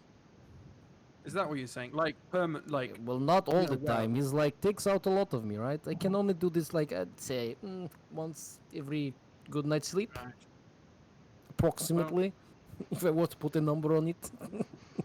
Mm, right. Well. Okay. We'll get back to that one, and then points to Lissa. Space between realms. Elaborate. I was, the sun was rising and I was meditating, and then suddenly there was no more sunrise. There was all the different realms, and I could see them. I You don't know just how I did meditated it. so hard you floated off to space. Yes. Cool. Cool. And I saw the connection between Nefertum and you. I don't know how else to explain it. There's a connection. What do you mean I saw it. saw? It's there. I saw it. It's there. What do I you mean can't explain saw? it differently. It was Seriously, you there. I can't can't. just drop that on a fella and just leave it at that. No, but I don't know how else to explain it to you. It was there. I could see it, but it's not here. I can't see it now. Also, there was a really I could see other, but I had to kind of concentrate and move, sort of. Okay. And then there was these black things, which I think was towards a realm or a rift, but that kind of gave me a giant headache and threw me back into my own Space body. between realms. Hold up a minute. Yeah. Wait. Whoa. You Maybe we saw? can ask. What? Did you see other realms? Yes. Well, the idea of the realm, it wasn't as if I wasn't there. It's more like that's sort of an orb over there. That's an entire different realm, but it's not really an orb. It was just there. It's really hard to explain. It's like when a 2D thing suddenly becomes 3D and it can't comprehend how it's 3D. It's that, but like another dimension from us. Right. That's fucking dope. Gotta say. Yeah, so But I cannot explain that in a different way. I can try, but do we have anyone that knows more about the actual cosmology of the world? Like not the mythological one or the science one that people in general know, but the actual one that includes the veil. I mean, we do have some back at the headquarters. Yeah. They might be able to explain it. Right. But still, I mean, that's. Yeah, no, I want to go back there coincidentally quite because useful. that was interesting, and those threats were frankly scary. Yeah, I could see that seeing the metaphysical representation of a connection between a god and its servants is sort of jarring. But you could technically find other planes then. Could you I mean, visit them? I have no idea. Could you take I mean- others there? I haven't tried. Because I literally theoretically, just if you learned a couple of months ago. could, and you could bring Kareem, and he could bring his fancy rod thing, we could technically get to a realm, cast the spell, and then return. Currently, I've done this once. It needs to do some experiments on it first. Maybe? My god, that's... Are we going to travel through space-time? I've always wanted to travel through space-time. There's two things I've always wanted to do. Fly like a It's dragon and more- travel it's through less- space-time. It's less space time than more between dimensions, I think. Well, I mean, are we currently not in a space beyond time compared to where we normally would be? Time Yes. works differently, space works differently. Space-time. Sure. I mean, technically, we're always in space time. That's the definition of space time. Yeah, that's why traveling through it Hi, is not- Ragnar. I didn't see you here. But Do you know anything about actual cosmology? Like the true cosmology stuff that's going on? Nas is gonna You know a space lot of out at this things. point. And she's like, this bear is decent. Oh Shall yeah, I think it's true. shall I roll an Arcana and see if that Yeah. counts? You can. Okay. We met up with Well, everybody then. it's been a while. since Well, I've brushed my- Bakara just looks at you, and you get a 15 on your roll. on the roll. Okay, yeah. So 23. Yeah. So you're like, no, I'm not quite sure. And then Bakari looks at you like, Oh right, that cosmology, right? Like you were probably still thinking on the notes of Bakari or something when Lisa first asked, Yeah. and then when Bakari just looks up, you finally you actually realize what she asked. Um, so yeah, you do know a bit. You know that the go-to guy at Direwolf is Agent Squirp. Um, Squirp! and but you do know a bit. You do know that there is such a thing as astral projection. You do know that the spell is a thing, and that it requires a great deal of skill to be able to pull off, which is why it's not that widely known. You also know that there are a multitude of planes, though the most prominent ones are the material and the Fey.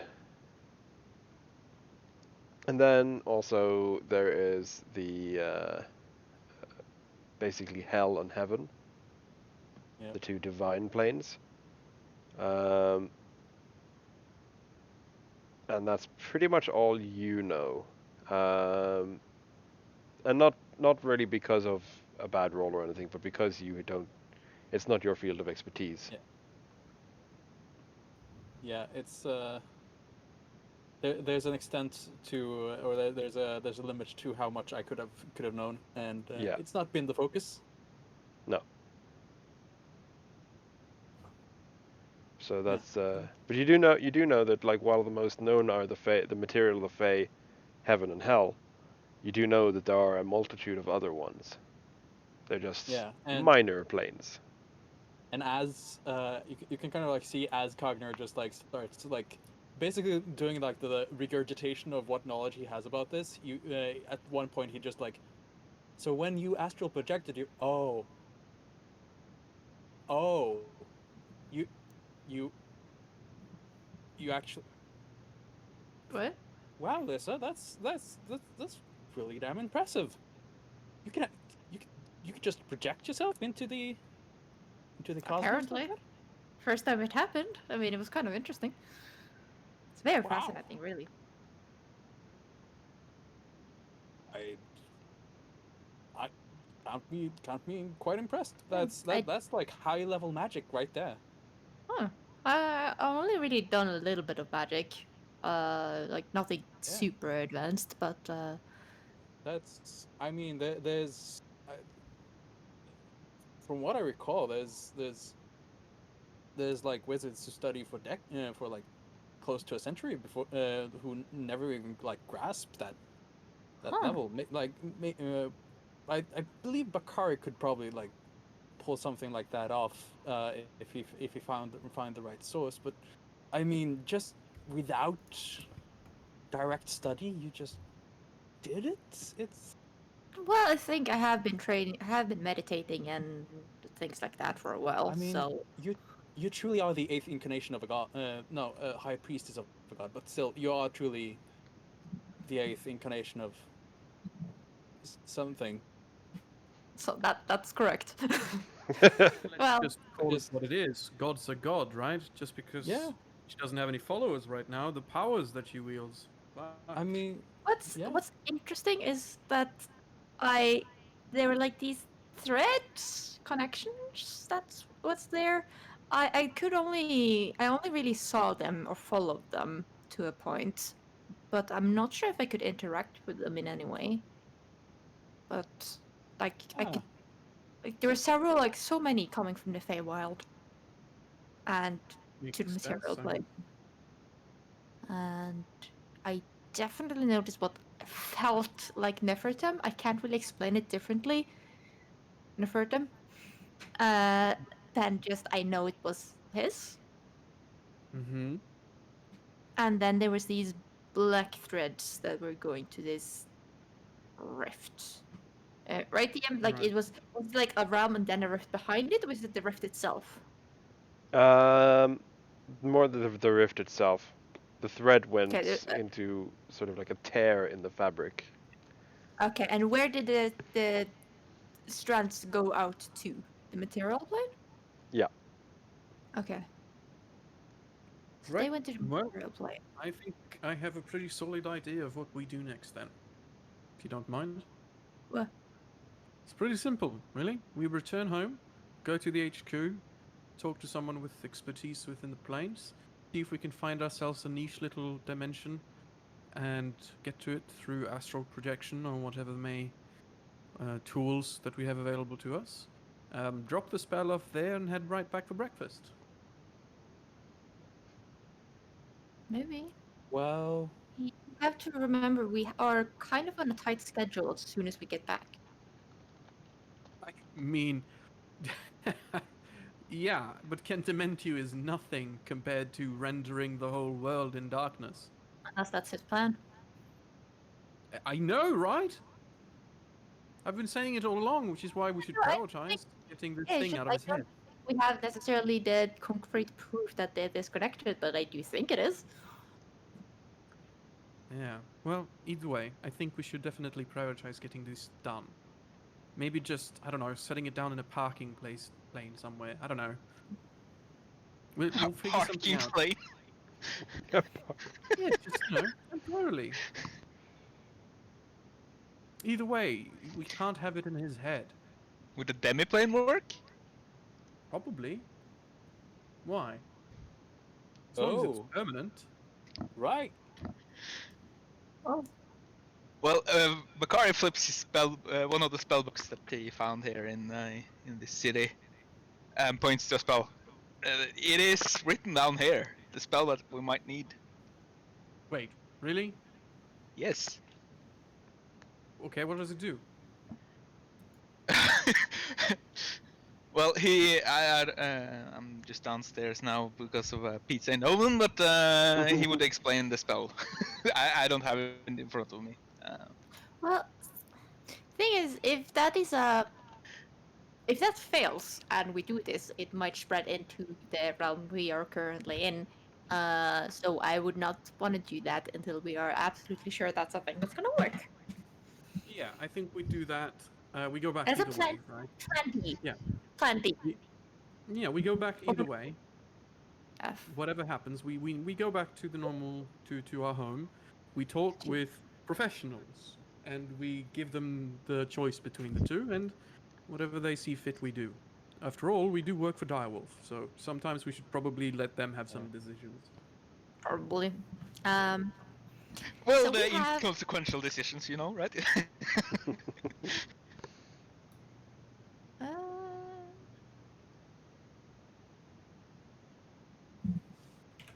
So yeah, I'd say that's Hmm. we do that straightforward then. We leave tomorrow, today, whatever, and we talk to Direwolf. We get it settled.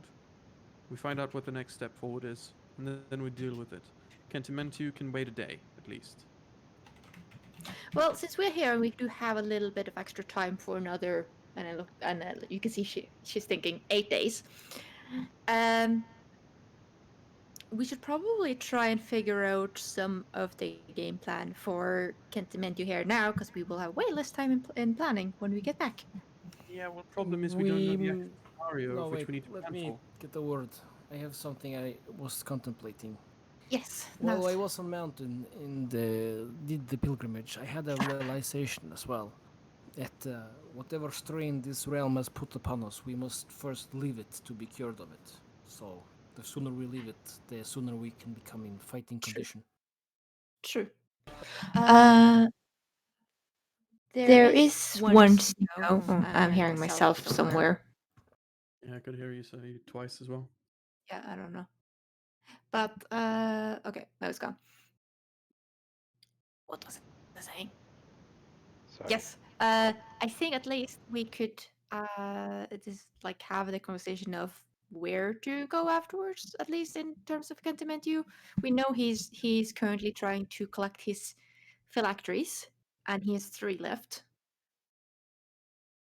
And 1 was in China, which we know he went to get. So we're probably too late to pick that up from there. There's I believe we might have thought one was on Iceland, but I can actually not remember for the life of me why. And then there was Nope. one other. Yeah. Like There it were was we had four discussed it phylacteries, might right? be One on in the Iceland. east. I don't think we had any proof. Yeah, I think we had 4, like one in the east, Yeah, but we one in the destroyed north, one. and one in the south, and one in the west. We destroyed one. Yes, the one in the tomb, one in the Yes, south. so that's the south one. So we have the Ah, north, yes. east, and west. The east one is the one in China. So we have a north and a west one.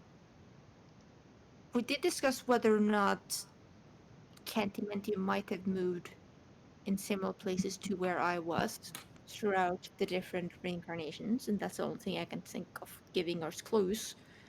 And if that would be true, I would guess Canada and Iceland, but I have no proof of any of that. So we should probably try and figure out something.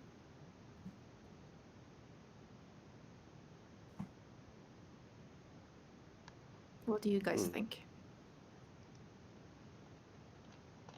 I hope that once we return to Direwolf, they've done their due diligence as they were supposed to do and tracked down the phylacteries. So Sure. we don't have to. I guess we don't really have any more ways of doing anything without them. No. I think we'll just have to hope and pray that we're not the only competent people in Direwolf.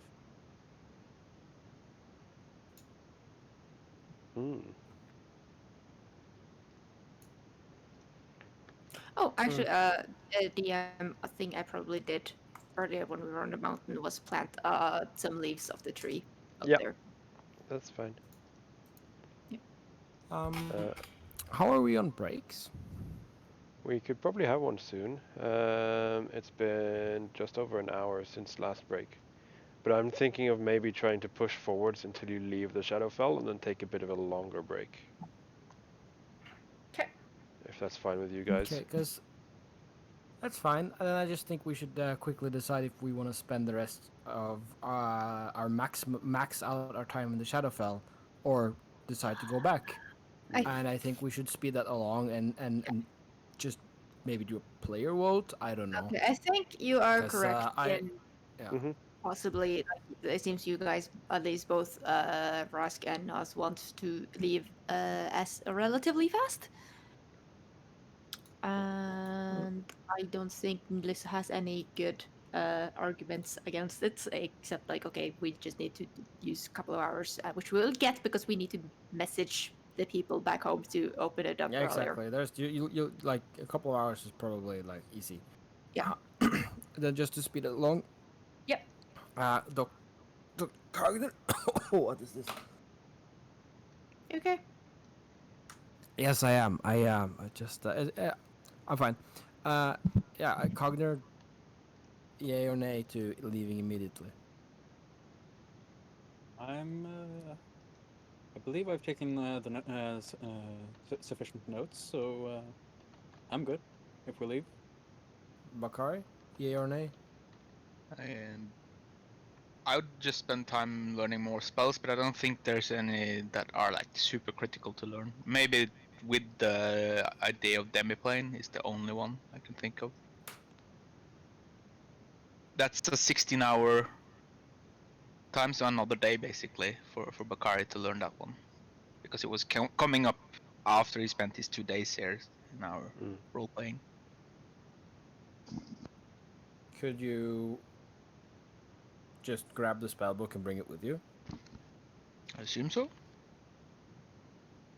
Possibly ask the gift lord if you can take it with you. Well, it would be better to spend assuming an hour okay, learning it. assuming you can bring it with you, yay or nay to staying? To stay? I mean to leaving. Sorry, to leaving. I'm okay with leaving. Okay. Either way, I think- actually, but yeah. It seems we are leaving soon, sooner rather than later. I will have to give Asaki a heads up for that. As well as we need, when we send message, I don't know if this is like they dragging us out or opening a portal, that we are taking another person with us. Yeah, we have to figure out the logistics of that.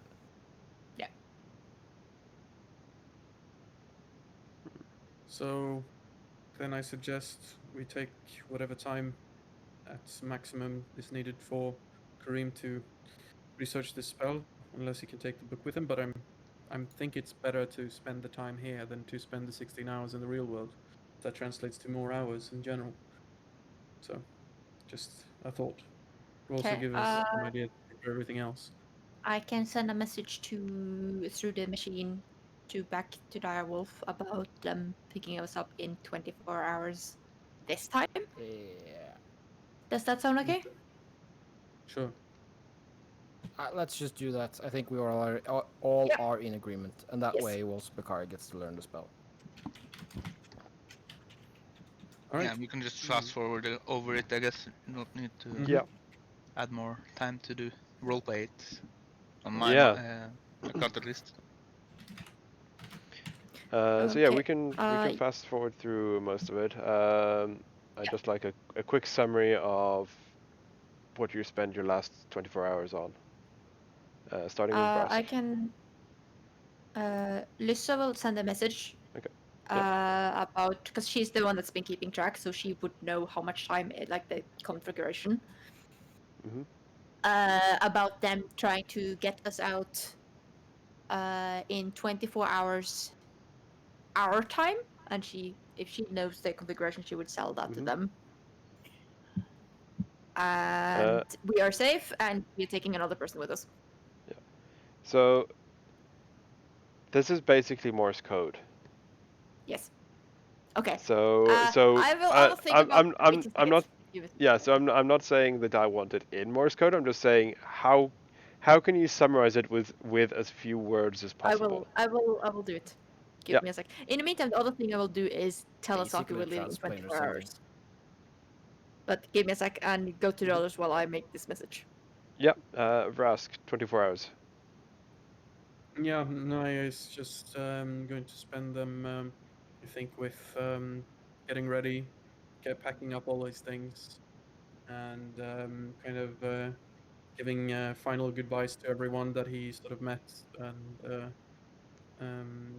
the Kith Lord kind of briefing him on the idea that we might find another place for the Shadowfell to be, and that the people that this realm might still be able to hold, but you should still prepare for the potential of evacuation. Mhm. And if there's anything he would like us to do, or if anything he could do to help us, or whatever. Yep. And then Cogner. Packing up, checking in on my dear engineers, and seeing how their projects are going along, giving a bit of feedback there, and telling them that we'll be heading off. We don't know when or if we will be coming back soon, but just like giving them like and here's like things you might encounter and things that might be useful, etc., etc., etc., and then just spending the rest of the time after having done that and having packed up, just keeping tabs on Bakari, really, just hanging out with the guy and making sure nothing disturbs him while he's working on this. Mm-hmm.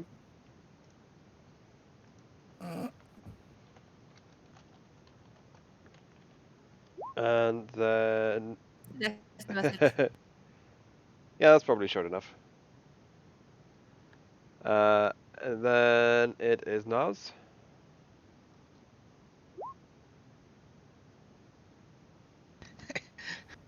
Naz. He's playing with a dragon, pet dragon.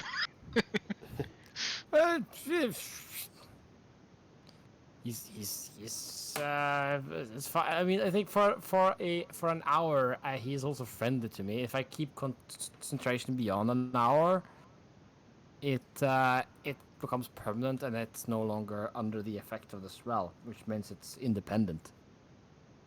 And I don't know what object it is, so I'm going to say I found a cart. I literally turned a cart into a dragon.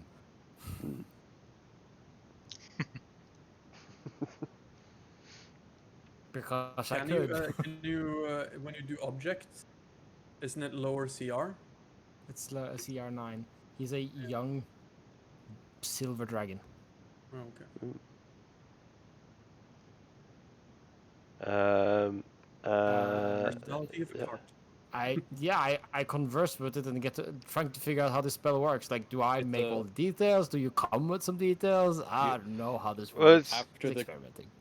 after the cart Yeah. has taken shape, or after the dragon is fully formed, you realize it's bearing kind of a wooden expression.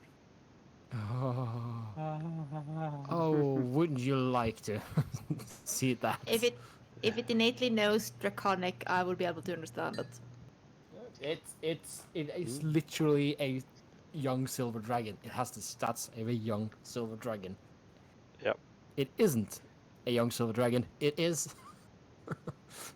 It is a cart, but it has all the stats So it's dumb of as a young fuck. silver dragon. That's It has. fundamental. It's actually no different from a normal young dragon. But it except has the for personality of a card. Yeah. So it just wants to carry you somewhere. Personality of a cart. Yeah. It's just like, are you sure you don't want to get in and go somewhere? Yeah, he's like all for logistics. Yeah, he's all for logistics. He's like a taxi driver, dragon. Come on, I don't got all day. Get in, get in. I got places to be, people to fly, you know? Yeah. Just hang around.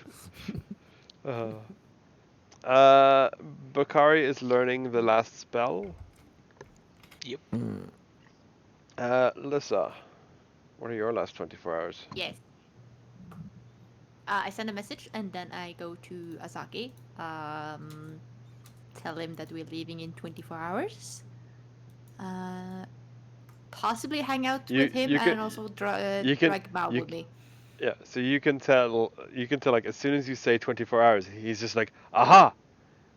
And he points to the sun, and then he's like, points like a full circle, and then it's, so when it's gone one full cycle? Yes, Aha! that's correct. Oh, I have so much to teach you when we get back to the roleplay.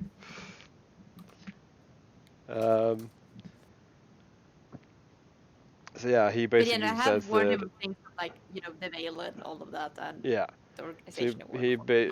he basically says that he will you probably won't see him much this day then, because he needs to get his own things in order. Yeah, that's fine. Instead, yeah. Alyssa's actually gonna go up a little bit more on that hill over here, and then just sit in the sun and do a small prayer to Sekhmet and just think about things. And also, actually, one thing she would do is get some more silver powder and holy water from the market or whatever. Yeah, because it's quite that's available actually here. Yes.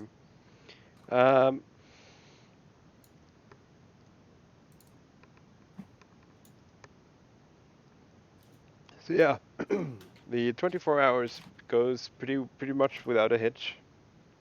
Yeah. I maintain concentration on the cart. You're gonna have a Quintain the permanent. Swift is now a character in the Shadowfell or the Nice. Sealy. Nice. The Unseelie now has a dragon taxi driver. Nice.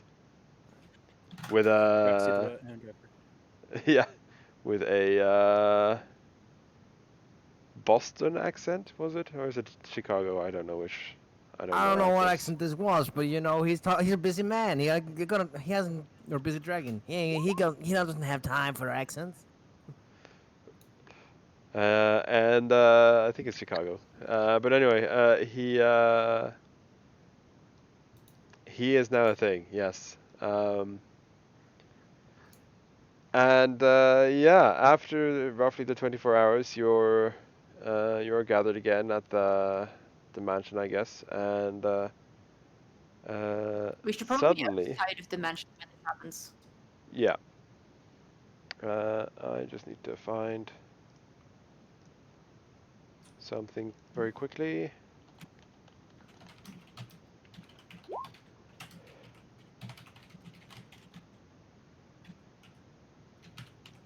That will do. Give him a name as well. I'll post it in the notes just so we have it.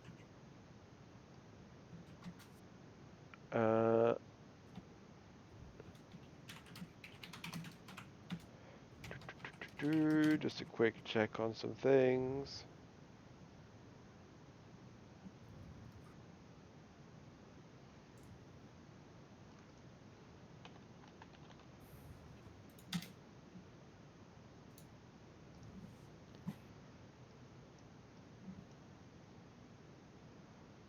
That is a good one.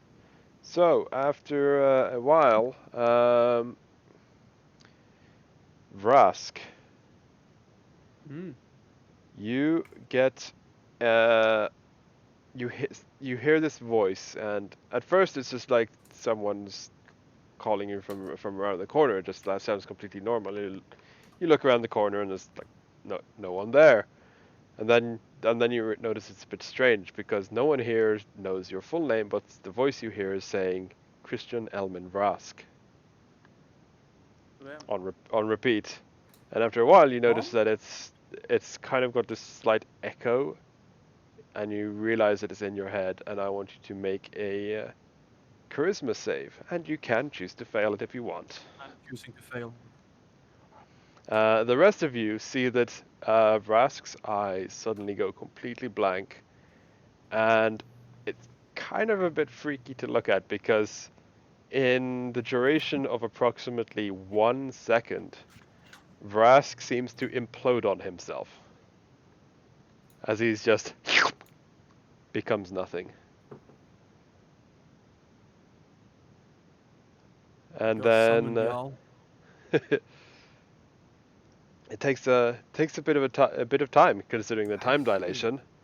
So it does take a bit of time. You're all sat there like, is this it? Huh. kind of thing, and it goes. Really hope they're still gonna be able to get the sake out.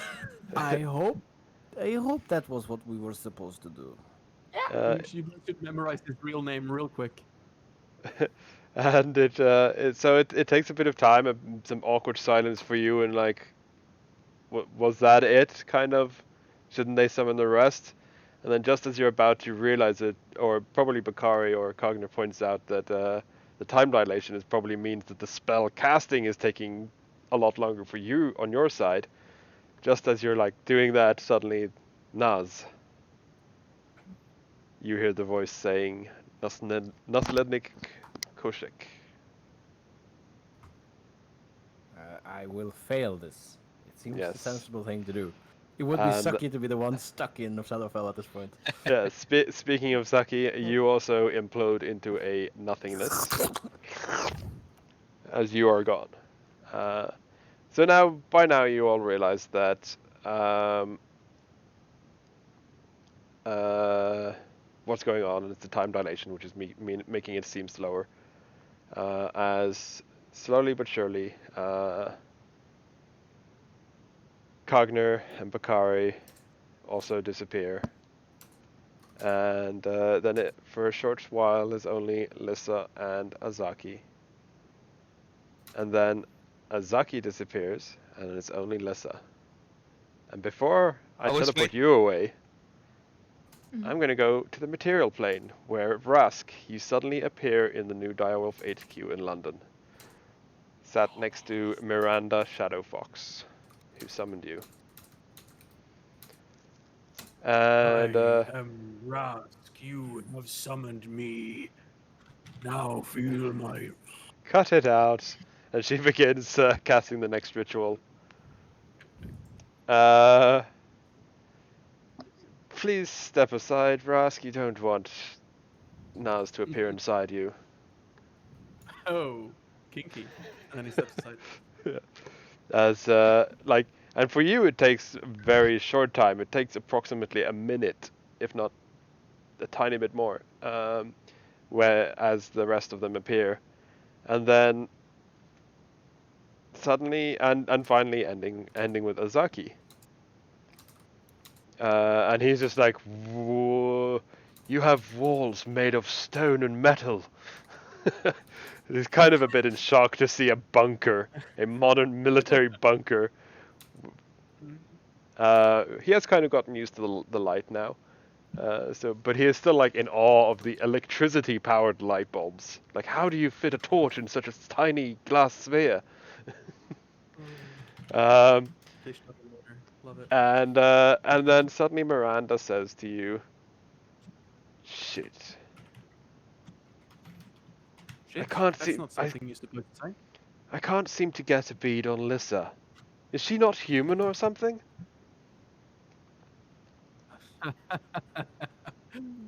Ah, fuck.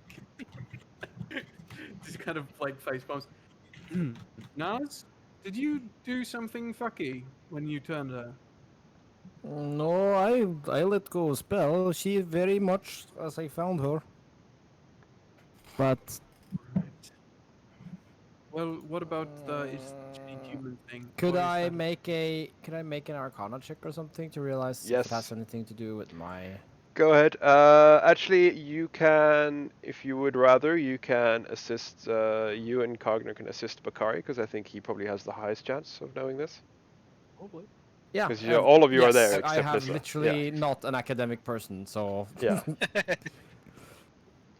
If So possible, could I use my investigational skills to aid Bakari? yes, Alright, because you're I'll make laying the out roll. facts. Let the others roll first. Doesn't Okay, really matter. It doesn't I really matter. thought Yeah. advantage just meant assistant just meant Yeah, yeah, advantage true. for me, but okay. Yeah, Ah, true, yeah. true. So yeah, you get the well, advantage. That is a really good roll there, Cogner. um, Jesus. and yeah, you managed to piece together because it is very specific that this information is top secret. But Lissa is an avatar. She's not human. She's a celestial, kind of. And that Lissa requested very specifically that that was a need-to-know basis, even amongst the higher-ups. This is a need to know, though. We kind of need her out of the Shadowfell. So you reveal that Right. to So to her, to Miranda. yeah, relay it. Yeah. And then she is like, "Oh, okay, that's gonna need some higher level magic.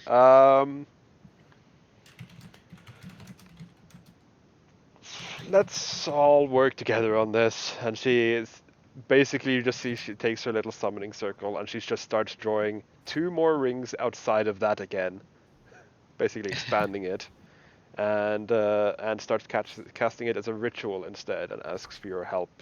Basically, just tells you what to do. Ooh, I've always wanted to Imagine do she that. was summoning imps from her perspective, and now she's like, "Oh, it's a pit fiend." Yeah. And I'm for just you, wondering if I would do something in the meantime, because I don't know how long time this would yeah, take. let's check because I need to open this now anyway because I need to find out how long you've actually spent in the Shadowfell. Oh, I have the ish I thing, but you I probably know have the you more have proper the one. ish, but that's my point. I have the actual time. He has the ash. Yes. It should be in the middle of the night, English time. So Should. that is Should. Direwolf Uh, time dilation um, because I need to find out how long it takes for her to cast the spell as well. So but time just for in your. I can say this first. because I need to find out how.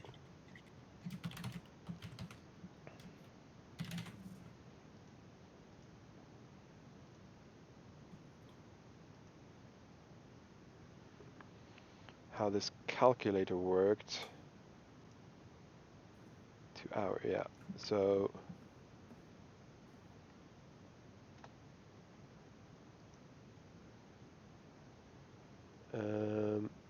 so for you it takes about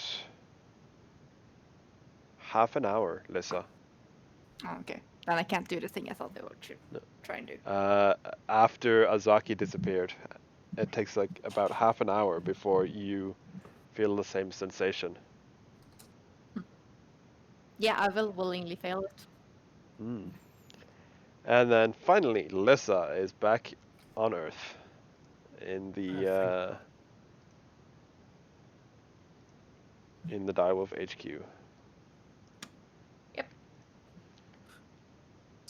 So when you're back, kind of comes over to you and he kind of hugs you as he was a bit worried for a second there. Actually, Oh, thank God you're back.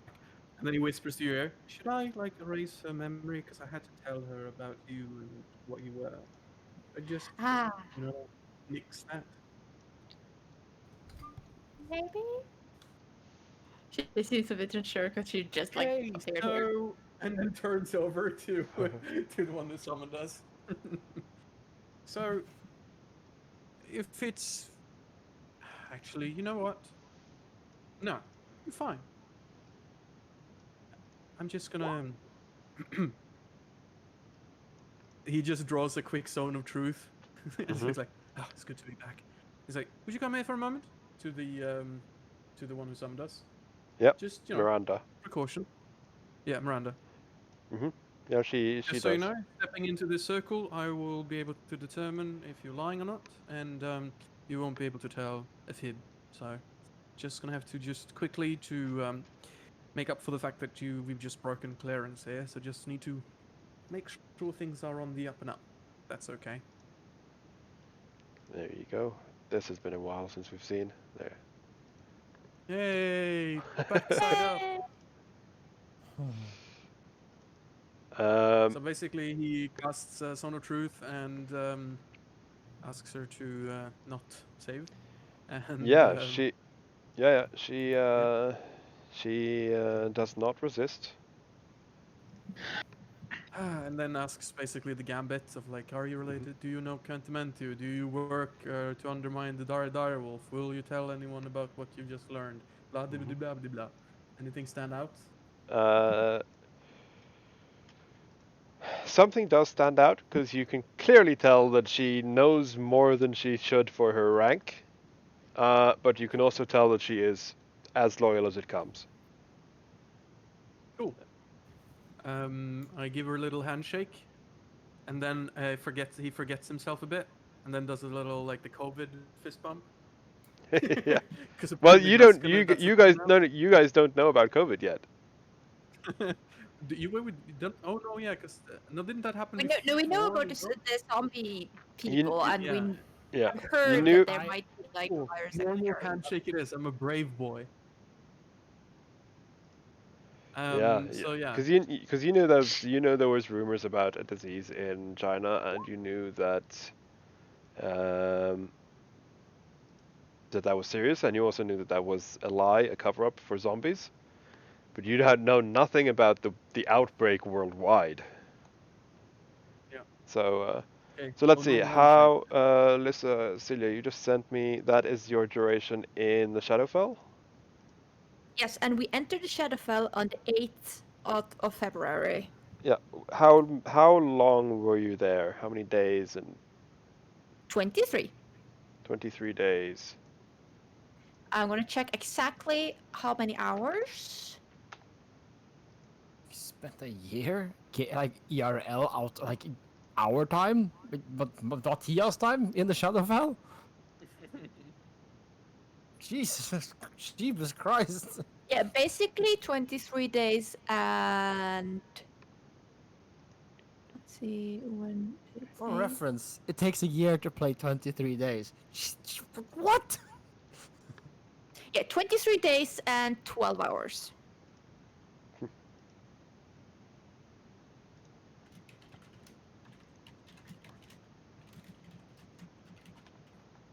Okay, I'm just checking my math here. And we went in the 8th of 52. February morning, so about 8 in the morning. American time. Mm-hmm. I have tracked this by American time since that's where we entered. Yep.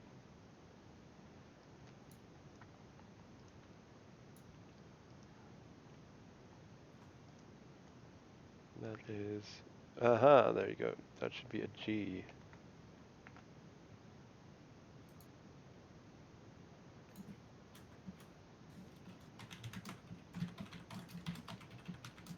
Uh, right, yes. Time in. Yes, I can see where my calculator is wrong now. So that is 23 days.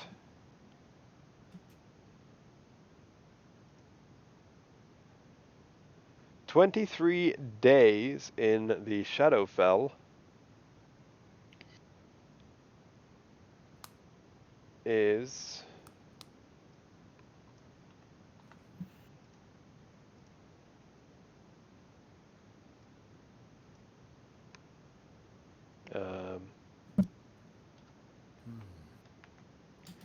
this calculator is weird. Hang on. Shall we do this in the break? Well, we're still on stream? I need to take the break as well. So We can say we are on taking a break then maybe first.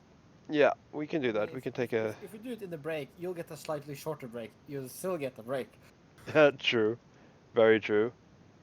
I just kind of wanted to. I just kind of wanted this to work. Yeah. I can say. I bet he's using the Feywild calculator, just the other way around. Like, the material world is the Feywild for this calculation. Kind of, yeah. That's true. I can probably do something like that. If I say that, and then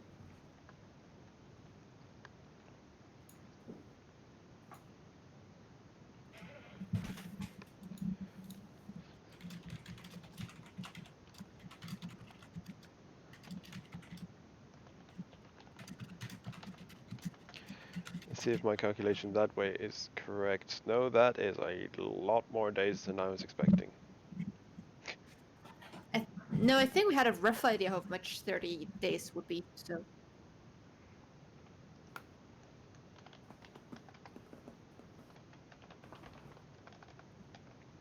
Plot twist, we were way off on our calculation.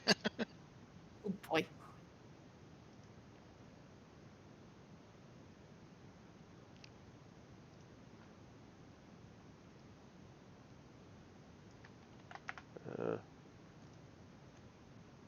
Come on, do what I'm.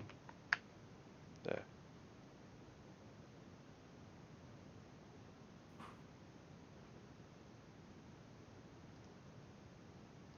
So that is.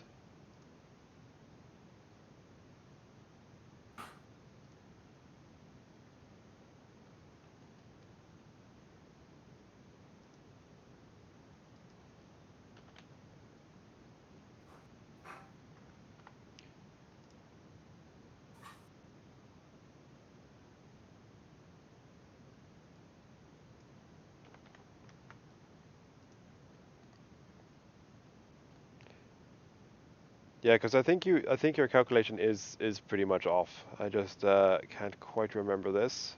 I didn't, I only kept track. I didn't a calculation, but we did a rough calculation before we started, and it should be like a couple of days, like 3 or 4 days at the most.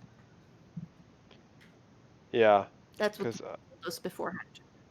yeah, what I told you beforehand was also inaccurate information. You look up day, yeah, to the sheet.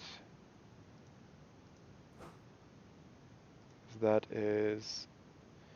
converts day into minutes. Yeah. Times that, yes, times that, yes. Yeah, so, if I understand correctly, 23 days, it has been 6 hours Oh, Jesus Christ. since you That's left. far better than I thought would happen. Mm-hmm. Oh, they was literally just gotten the other message about the us fixing the shadow file. Yep, pretty much. So yeah, because and she says basically Miranda says that she had to use the time between like how fast the message came through to calculate how much the 24 hours would be for you.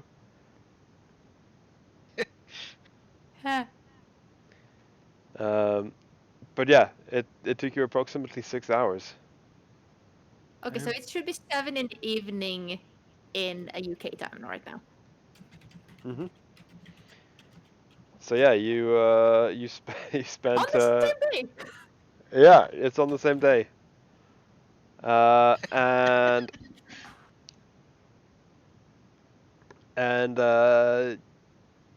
that's kind of strange for you to wrap your heads around. Even worse is like how much it's affected you. You have like have you ever had that feeling where like you sleep during the midday or something and you wake up and absolutely sure it's a new day, but it's not? Yes.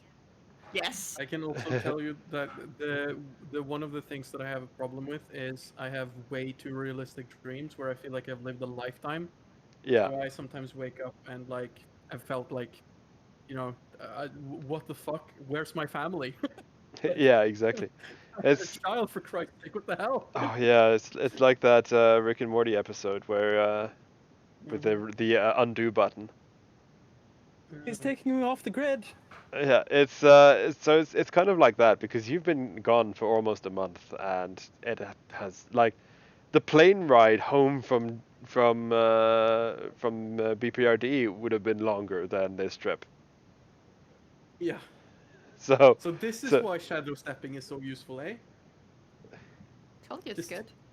yeah, because that's literally how it works. You just quickly step into the shadow realm, spend a few like days walking to your destination there, and then returning Wait. a second or two later in the real world. So wouldn't this then make it so that you're basically stepping into Bakari's mind at this point? Lol. Yeah, what's the implication for abilities like that, eh? we shall see. Anyway, Yeah. you are then back at the HQ, and before we do anything more, we will take a break. And a slightly longer one this time, because we've been going for almost 2 hours without a break. So we'll take a slightly longer break. I also need to run to the store. I don't need to, but I am really hungry for some kind of snack, chocolate or something. uh, so, so yeah, we will take a slightly longer break. Let's all just be diligent and let each other know on Discord when we're back on voice, so that we can start as soon as we're So back. Okay. are we thinking Uh, like 15? Something like that, yeah, 15-ish.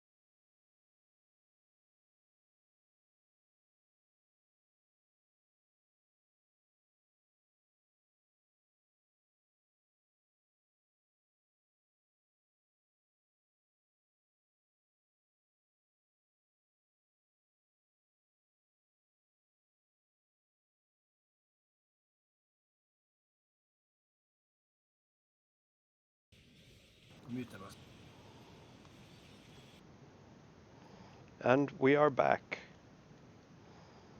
Literally back at the Direwolf HQ. Nas takes a deep breath of sane air. Yeah. Now, I know it's only been 24 days, but it feels like a year. I know it's only been 24 days, but it feels like 6 hours. So I'm just gonna retcon my rule about how long it takes to recover from mental effects slightly, and say that you at least need a short rest. Because you've been gone for 6 hours. That's not much. Yeah. So you're gonna I at can least need see a short that rest originally. to recover from that. Yeah. And being agents of Direwolf, that's not instantaneous either, because you will need a debrief first. Yeah. Snoring through the entire debrief to get the short rest in early. So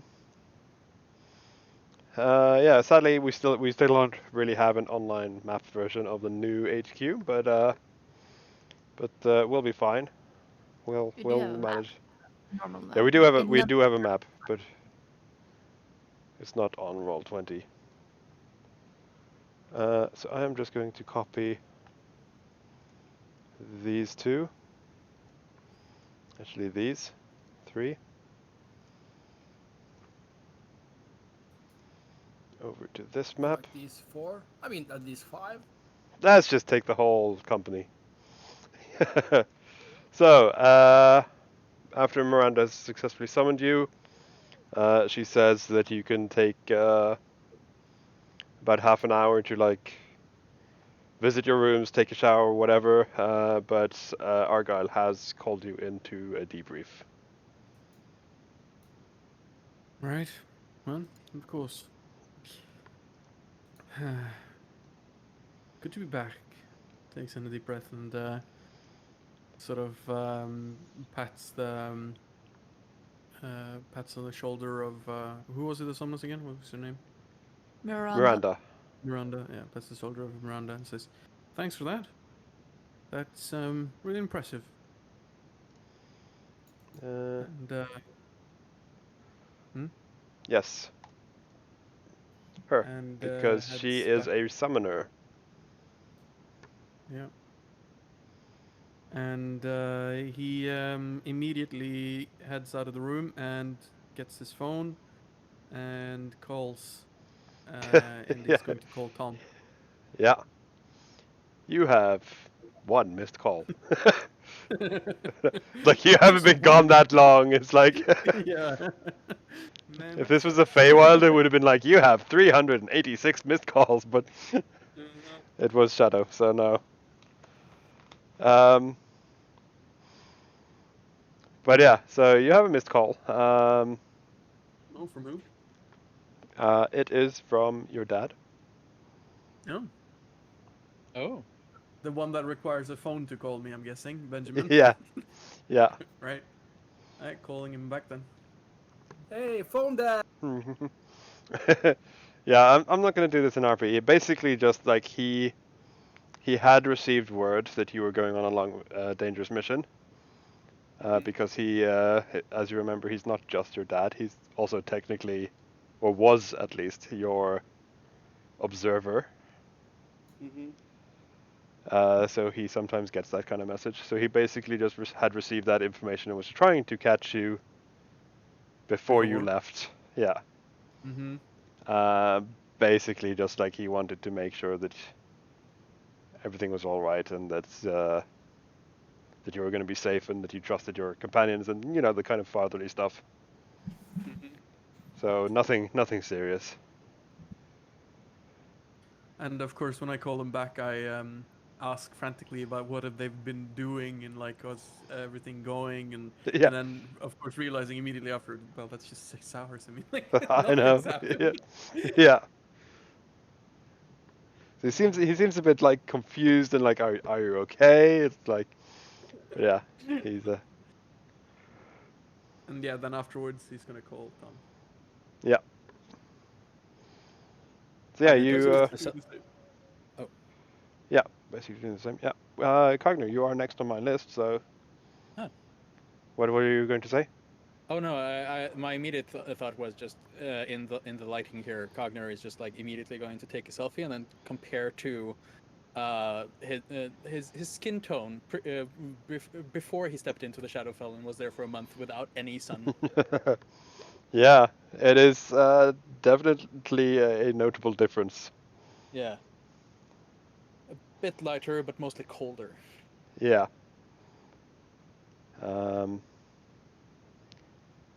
And Naz?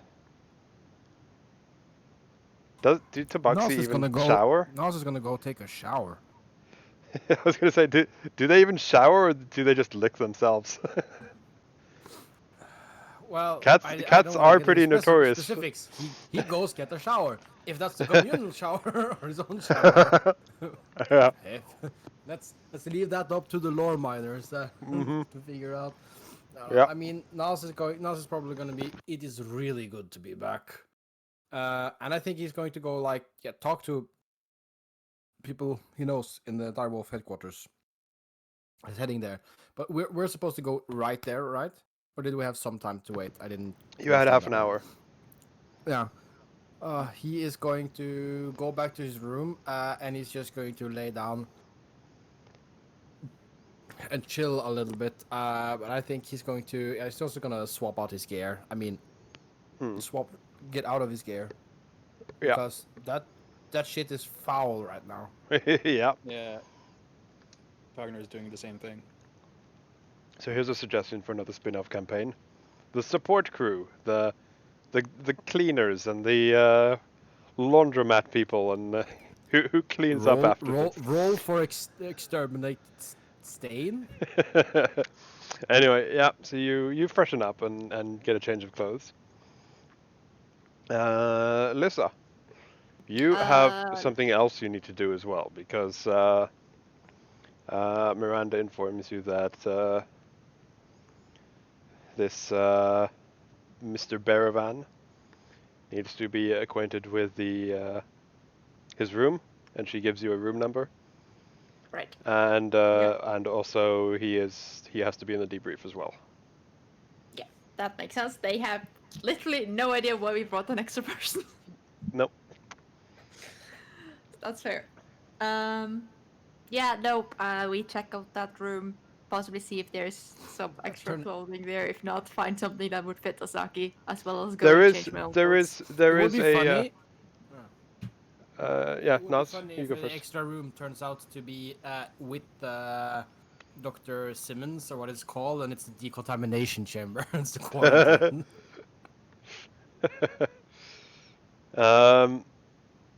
Yeah, in that room there is a that is actually a good point. He will have to have a quick medical exam first, just to see if is he bringing any Shadowfell plagues to this base.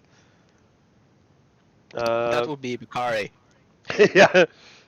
So he does need you do need to take him to Dr. Martin for a quick examination.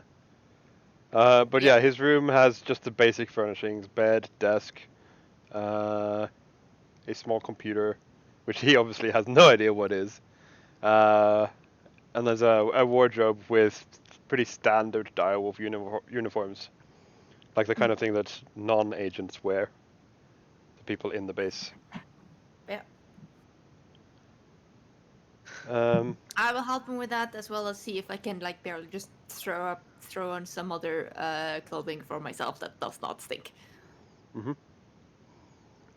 Yeah, and then taking to Martin. Martin basically just uses a combination of he takes a blood sample, he checks the pulse, and just basic quick medical exam, and then also runs a few magic tests to detect poison and diseases and curses and stuff like that. And Azaki checks out green. Yay. And Karim, Bakari, you also receive a guest room because you're not technically from Direwolf, you're Grey Wolf.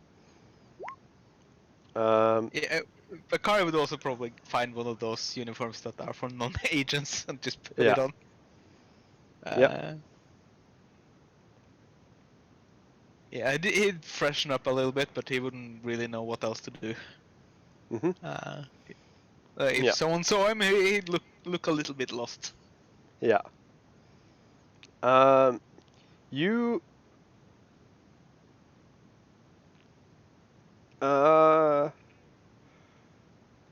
Just like before the debrief, when you're just like relaxing in your guest room, a knock comes on your door, and it's Dr. Martin. This Okay. guy, who you know, like you haven't met him before, but you've sent a few mails to him and stuff, because he was basically your contact in Direwolf if you ever needed to. If you ever found an artifact which was too dangerous, you would contact him to organize for agents to help deal with it. All right. So he was basically your contact person. So he just comes and knocks and just says, "Finally, nice to meet you," kind of thing. Hope you like the watch, because he sent you one of the watches. So Yeah. he's yeah. Uh, So we don't with don't the need to go into awkward details. social situation, Bakari would, of course, say thank you and kind of respond the way he, at the best of his abilities and what he thinks is appropriate. But it is kind of awkward because he doesn't know it. Mm-hmm. Yeah. But no, it's like you can tell that he is also slightly socially awkward. So he's like he keeps it brief, but it's like a professional courtesy because you are contacts, but you've never met. So he just comes and says hello. Mm-hmm. And then since you're not used to this place, he offers to show you to the debrief room. Bakari gladly accepts. Mm-hmm. And yeah, so you all arrive at the debrief room, where Argyle is sat waiting for you, together with Penny and Dr. Martin joins as well for the start of the meeting. And Argyle says that before we start on the debrief of the mission, I'd like to know if there's any reports on the situation or inhabitants of the Direwolf, so that Dr. Martin here can take notes. Of course, a Right. formal report would be appreciated later, but is there anything urgent that he needs to know? Yep. And he looks towards Kareem. Kind of like maybe, or maybe he should say it himself, but if he doesn't, he sort of continues. Yeah, you can see that Bakari is just blinking a few times and like not really, at least quick enough to respond. So you jump on it, I So guess. he says, so, I don't know how much you got of our messages, but we managed to clear the Sealy realm, as it was once known, of the curse of shadow, thus lifting the Shadowfell. However, that of course did make it into a book form yet again, and that book form now lives in Kareem's head alongside the ability to cast a spell that could shroud whatever realm he's currently casting the spell in darkness and turn it into the new Shadowfell. This has of course happened once already in this world, and that's how we got the Dark Ages. So yes, he's got a weapon of mass destruction in his head right now. Luckily for us, it takes him about 15 minutes to blow the bomb, so at least we got that going for us. Also, we don't think he's going to do it himself, but the book is sentient into some kind of degree, and we are not sure how much of an effect that's going to have. You see all three of these higher ups are just jaw dropped all the way down and like, you what now? I sent a Uh, message. Yeah, but that message was brief and I wasn't expecting this. Martin, There's an echo on Discord. someone has feedback. Martin, go fix some. Do your thing. And you see Martin has already got his tablet up and like plotting down something. And he Shadowfell used to be the Unseelie realm. It is the Unseelie realm again, and there are trees that can possibly be used for making portals to the Feywild again.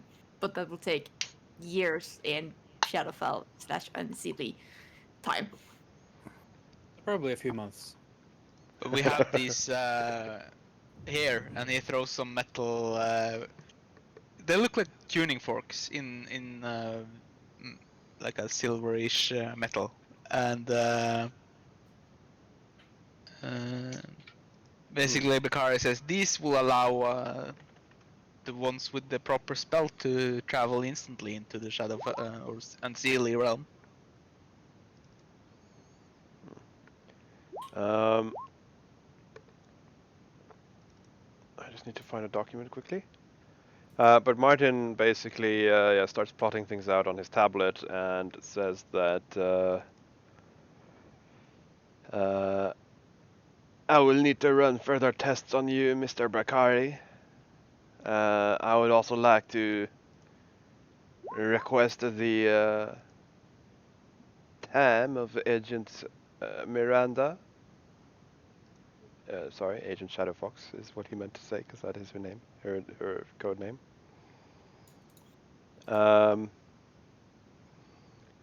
And also, agents, I need to check if she is still alive.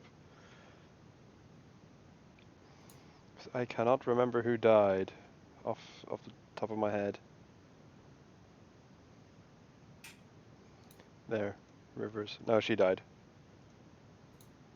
Brima is probably a good one for him to include. So Agent Shadowfox and Agent Timeskip. And Argyle, of course, Just agrees as an to this. aside, I don't think I had Witch Sight last time we were in Direwolf HQ. So do I see anything interesting with this?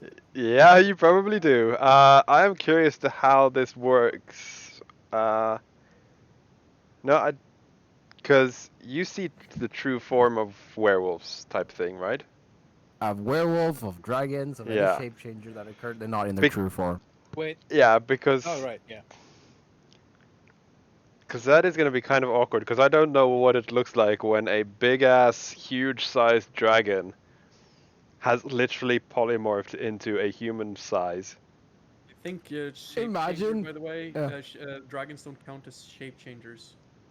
Yeah, they do. If you look at them, they become shape changer when they use their polymorph skill. Yeah. Besides, shape changer isn't an actual thing. It's not that well defined, so it's more a No. catch-all term. Anyway, Yeah. I imagine Nas like going like, "Whoa!" And then you can see him just stepping around Penny for some reason. He's just like really inching in like next to the wall, just like it's a really tight fit. That's what I was wondering, because actually, because that is confusing, because she has actually changed shape. It's not an illusion. It's just you see her true form. So I'd say that she looks like a dragonborn, not a dragon. Well, through I your have witch a sight. counter proposal. It's like when I Yeah. look at her, I see a dragon, and like I can think of her, and I think of a dragon. I know she's a Yeah, dragon. that works. Yeah, that you see it in your mind, sort of. Yeah, it's like I know her true form, sort of Yep. thing. Yeah, that works as well. But So I don't know we if can this go was with new that. information. I think we knew it, but No, We knew- yeah. we this found You for knew. a long time. Yeah, you We did know. knew that. Yeah. So yeah, you see her in your mind as the copper dragon that she is, and yeah, Martin says before he leaves off, he turns to Cogner and says, my records say that you have a tendency to take notes and reference images. Will you be so kind as to send them to me when you have filed a report? Just a quick question, because this is my first time encountering this character on stream. Is that supposed to be French? Yeah, I don't think I've ever done his. I don't know if I've done his voice before, but yeah, he's supposed to be French, and I know I'm I horrible. remember he was supposed to be French. Yeah. Like it sounds like it might actually just partially be from the bayou. I know. I was thinking that as well. He sounds more He's like too close to Texas. yeah. I also thought that he sounded Texan. I noticed. I suck at French accents. But yeah, he is. Let's just say he's Remy LeBeau, which is funny because that's my only reference for bio accents, and he's also an Yeah. expert, which you are. Yeah. Cogner just like, yes, I'll send you it quickly once I've formatted everything. Merci, and he leaves. While panickingly like jotting things down on his tablet because he's like in full panic mode because because of Bakari. And yeah, after he leaves, Argyle pushes a button on his keyboard and you hear a bolt closes on the door. And for any of you who has extremely high perception, such as Lissa, you notice that the cameras turn to face the walls.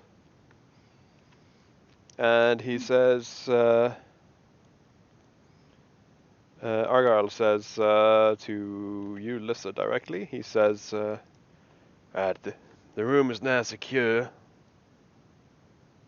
I assume that everyone present here is acceptable for you. Because he looks at Azaki. Because he's the only one, yeah. Very well. Proceed. Right. Should probably introduce. This is Asaki, and I forgot his last name, but Lisa wouldn't. Asaki, this is Commander Argyle, or boss. They greet each other. It's awkward doing two-person conversations as a DM. Yep. I'm just gonna say they greet each other. They have that like non-verbal acknowledgement of each other as big strong men. Mm-hmm.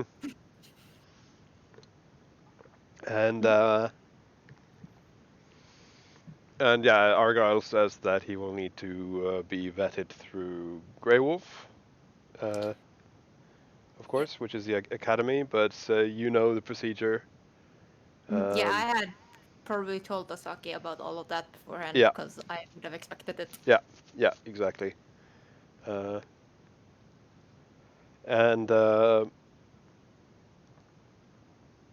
yeah, but you will do that after. He wants to know the debrief first. And we don't need to do this in character because we had a 6-hour-long version.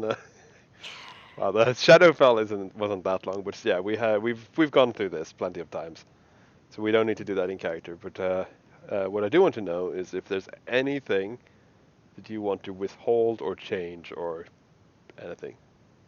Otherwise, I'll just assume he knows everything that's happened. Yeah. Can't think of anything. I think we are mentioning it all. I don't think we have any reason to not tell Argyle. Mm-hmm. Yes, and I do mention the eye that Rask Mhm. has. So that the Rask isn't Rask going kind of to deflated, so like he hasn't even attuned a man like had the time to attune to it yet. Also, maybe who should we ask about looking up astral projection? Because like, apparently I can do that now. That would be Agent Squirp. Thank you. And congratulations, Lissa. Thank you. I've heard that takes a lot of training and practice to attune to. People keep saying that. That is how it is as a monk. It's like everyone takes years to study and you just do it by accident. It's kind of like the meme I about meditated and I yeeted myself out of my body. yeah.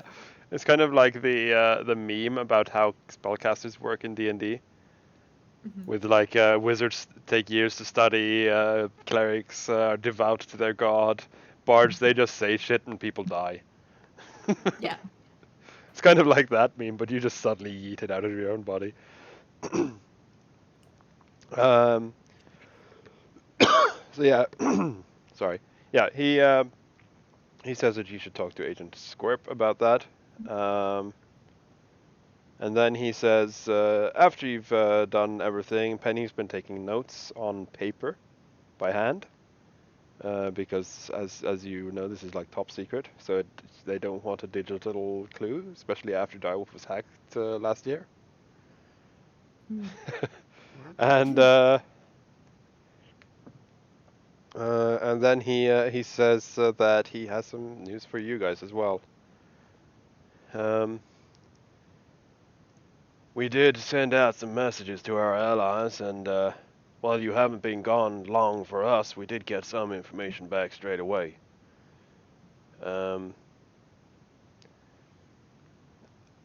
About the remaining, what were they called again? Phylactery things? I can't remember the Egyptian name, but we all know what we mean. Optic jars. That's it. They, about the remaining Noptic jars, they, because of Agent Timeskip's abilities, we believe that Kent Mantiu is most likely still in China, but it will be a little late for you to leave now. He will most likely be gone by the time you get there. But the western one, we got in contact with the BPRD, and they have sent their best agent, Mr. Hellboy, and Abe Sapient, to go investigate. They have some idea that it might possibly be located in Canada. Oh my god, I was right! Lisa says out loud. You mean I was right? You. Well, of course. I always am.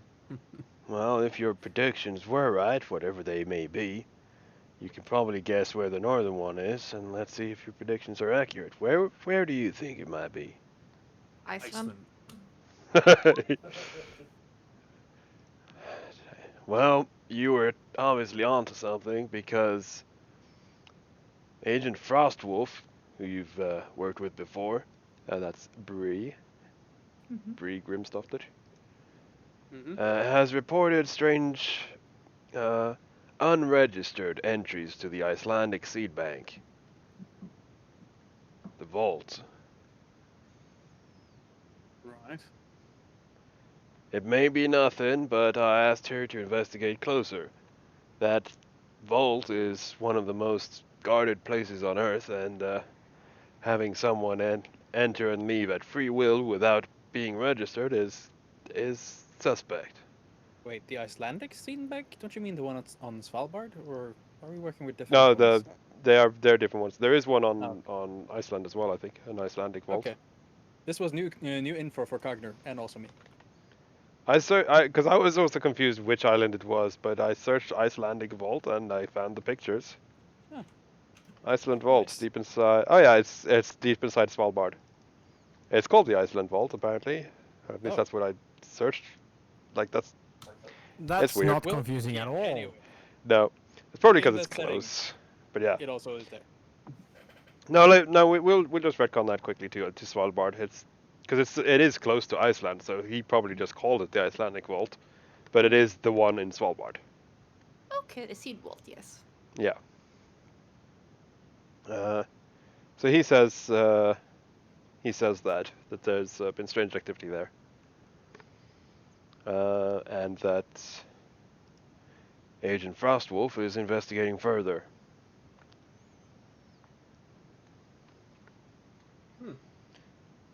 Right, so you were correct. Well, great. I mean, that solves one problem we were having. Now on to the next. More, well, pressing issue. I mean, time bomb. And then he points to Kareem's head. Yeah. I'll call Scorpion for this part of the meeting. And he starts typing on his computer, and after a few minutes, he unlocks the door, and Scorp comes in.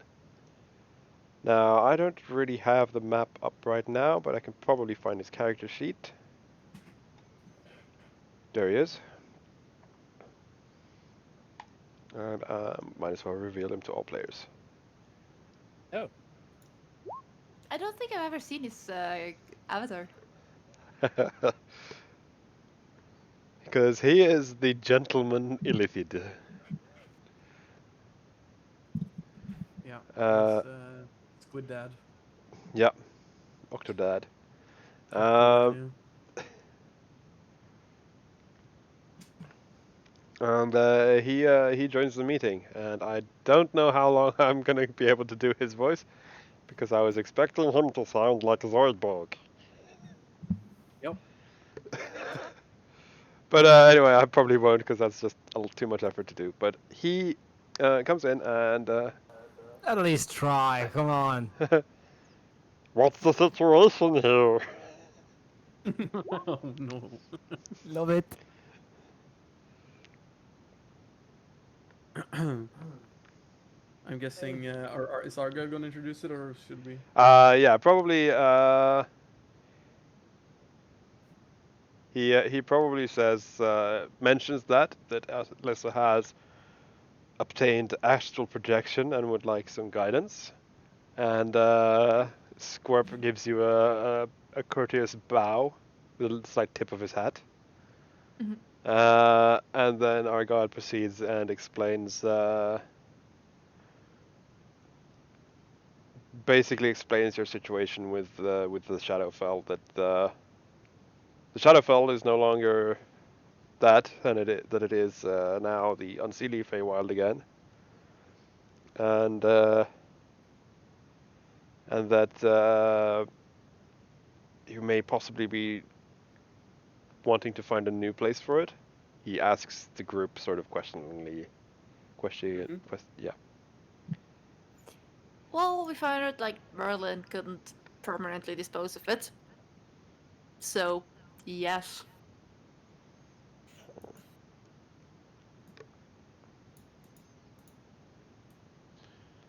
I will need to do more research into the matter. Sorry, I can't do that for long. He will need to do. So good though. He will need to do more research into the matter. Um, and Bakari shoots in. We have a little bit to start with. And he explains that they did the spell to actually speak with Merlin himself.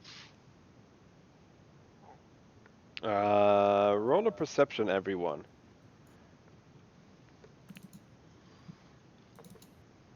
Perception. What is this? Yeah. Or insight, whichever you want. Perception it is. Or insight.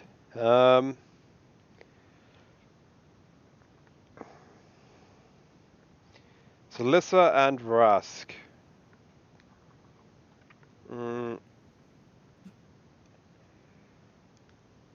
Lissa, you notice. Lissa, Rask, and Cogner, you notice that Scorp and Argyle share a quick glance, and Rask with your insight as well, which is insane. You can tell that they glanced at each other at the mention of the name Merlin. Mhm. So And yeah, and then Scorp says, "This is interesting find, and that he can do more research into the availability and access of other planes, and if they're safe to,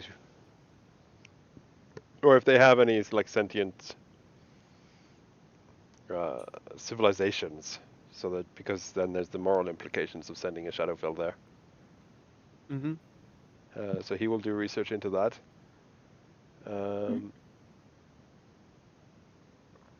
And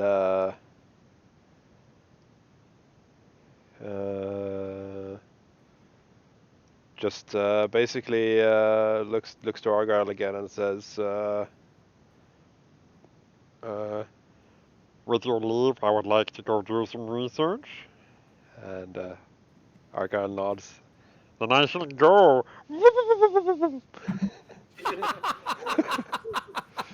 Oh my god. I had to do it, okay?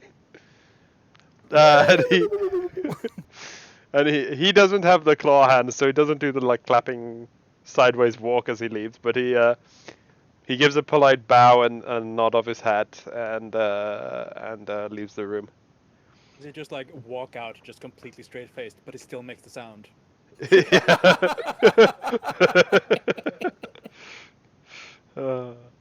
And he whoop whoop good sir.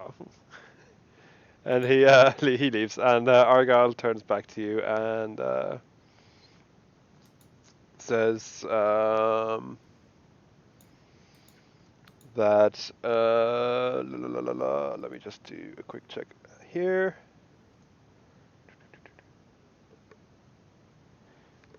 Yeah, he says that he expects a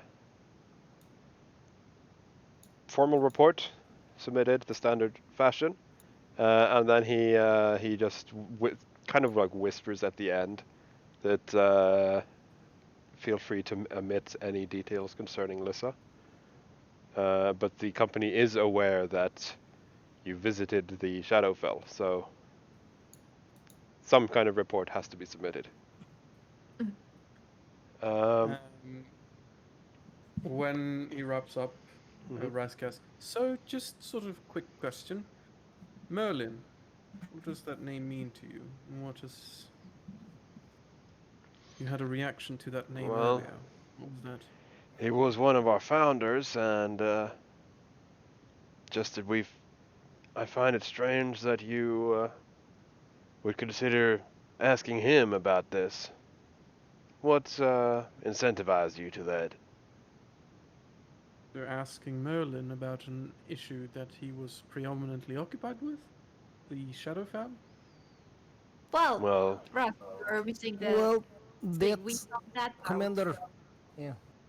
I look at Lissa? Nas because it Well, was that not. would be because of the strange giant eldritch horrors that were living in the plane.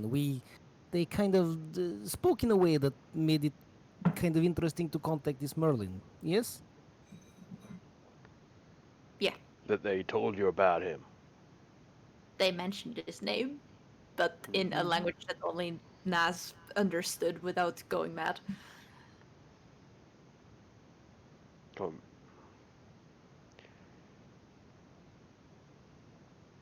Very well. Merlin was one of our founders, and he did indeed protect the Shadowfell for some while. I did not believe the story myself, and thought it was just an exaggeration of the dark times of our past. But with your confirmation, it seems that actually did happen. I'll have our scholars dig up all the ancient archives on the first founding of Direwolf and the Guardians. See if there's any more information we can discern. It could be useful. Mm-hmm. Meanwhile, I suggest you all take some rest. You've been through some trials, it seems. Hmm. Lissa, you were in charge of this mission, and therefore you are in charge of making sure that your friend, Mr. Baravan here, gets acquainted.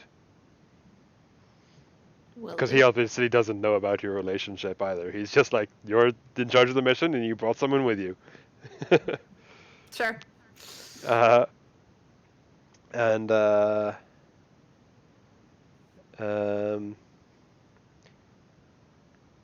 in the morning, I will have ordered a psych evaluation for all of you.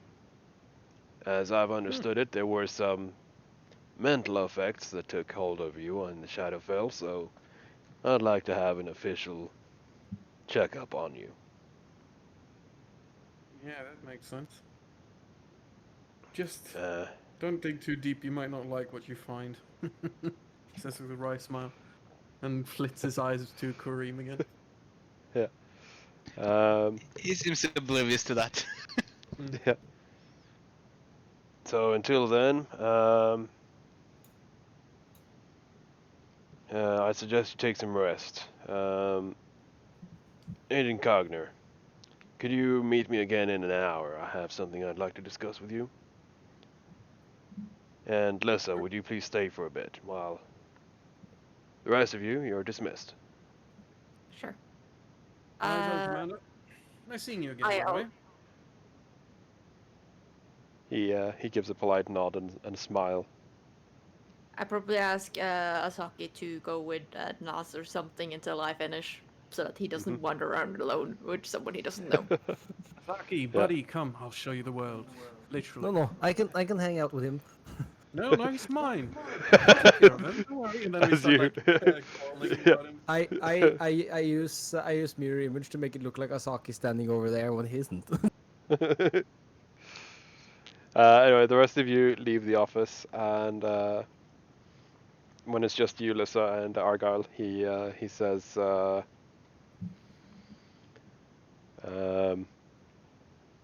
"Can you tell me exactly which questions you asked, Merlin?" Right. You don't need to. You don't need to repeat them. You just can tell me that you do. Yeah. Okay. Yeah. She does. She doesn't have any reason not to, but she's going to ask, "Why is that important? Seems like you know something we don't about him." Indeed. I just need to find a quick document where I wrote something down.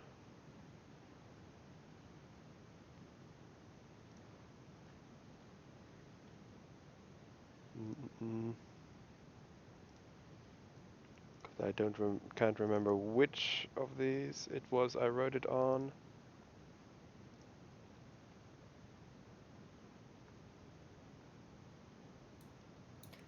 Okay, I can't Let's see, remember, which- but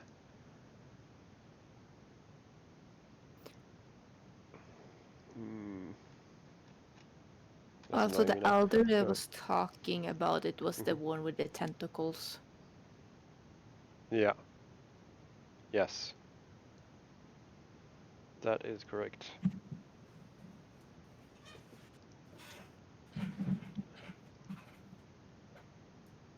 I thought it was there, but I guess I was wrong. Anyway, he says that Merlin was the most powerful spellcaster we have ever known. In modern classifications, you could call him a wizard, a cleric, and a warlock, and a sorcerer. And he had Fey blood. So That is a he lot. he dedicated his entire life to the study and practice of magic, and founded the Guardians in his younger ages to help protect the world from the supernatural, and to protect the supernatural from the mundane, who usually fear those with greater powers. But in his later years, what is strictly off the record, Merlin grew more and more aligned with the Fae, and started to regret his decision of helping establish the Veil.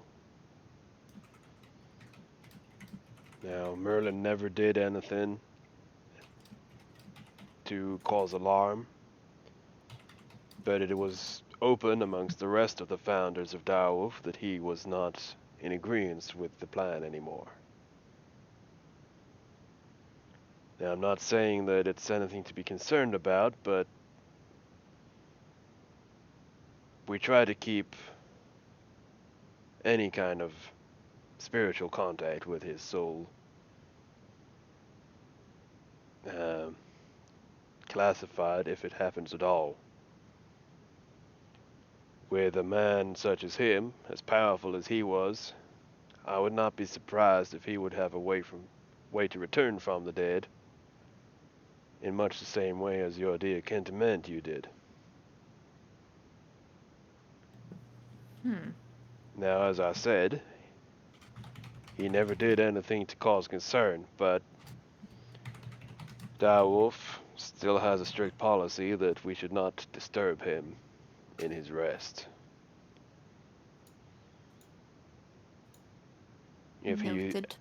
If he ever were to wake up, I'm not quite sure he would like how the world has evolved.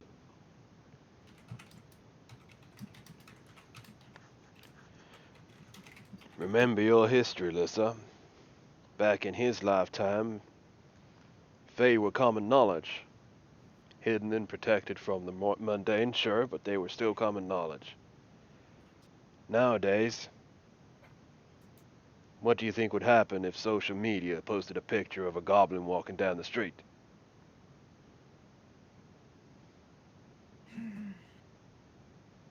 Well, if they believed it, possibly confusion and chaos. Post Confusion. when they probably think it's just a meme. True. But would that please someone who is aligned with the Fae, knowing that your entire race is ridiculed and believed to be fake media manipulation, Photoshop? Back then, men and Fae could at least cooperate, but now they're just fairy tales. As I said, there's no cause for alarm, but we must make sure that we do not arouse Merlin, so to speak. If his soul suddenly decides that he wants to come back,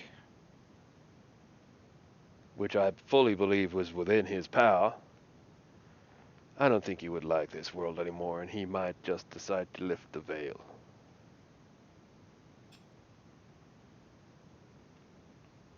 So again, I can't help but to state how much of a non-threat this is. As I said, no cause for alarm. Just try and make sure your team doesn't contact his soul again. I will keep that in mind. Do you wish for this, what we talked about, to be classified for and not told to them as well? Within moderation, Lissa. I trust in you, and you trust in your team. Yeah. Make sure they understand the severity of not contacting Merlin's soul, but don't try to tell them too much. Understood, sir.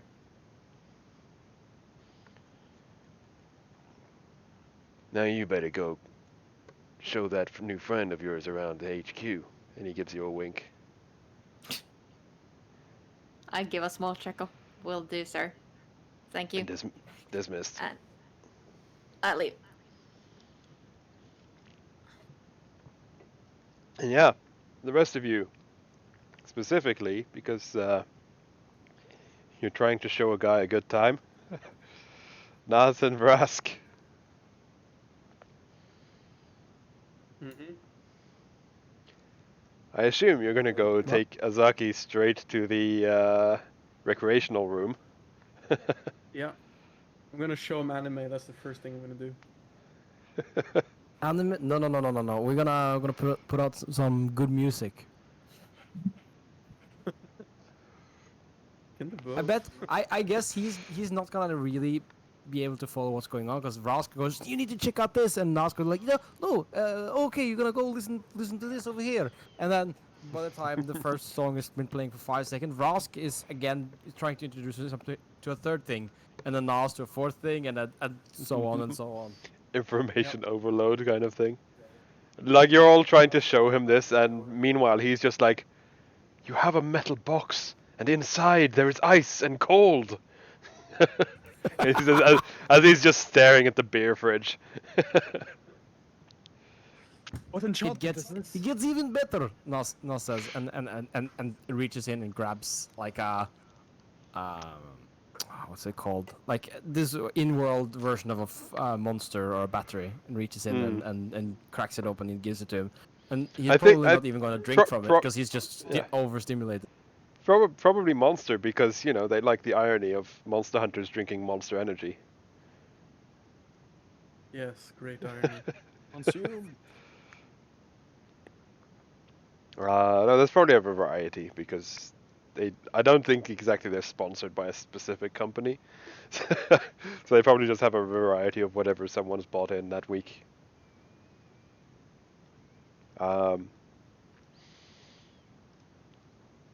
So There's yeah, probably you like dispense like not a dispenser machine. What do you call it? Like a vending machine. It's just you don't put money in. You just ask for one, but it's a convenient yeah, method exactly. of dispensing it, right? Yeah, and they can check the logs and stuff and keep track of how many of what's popular and stuff. So yeah, they probably do have a Exactly. vending machine set up.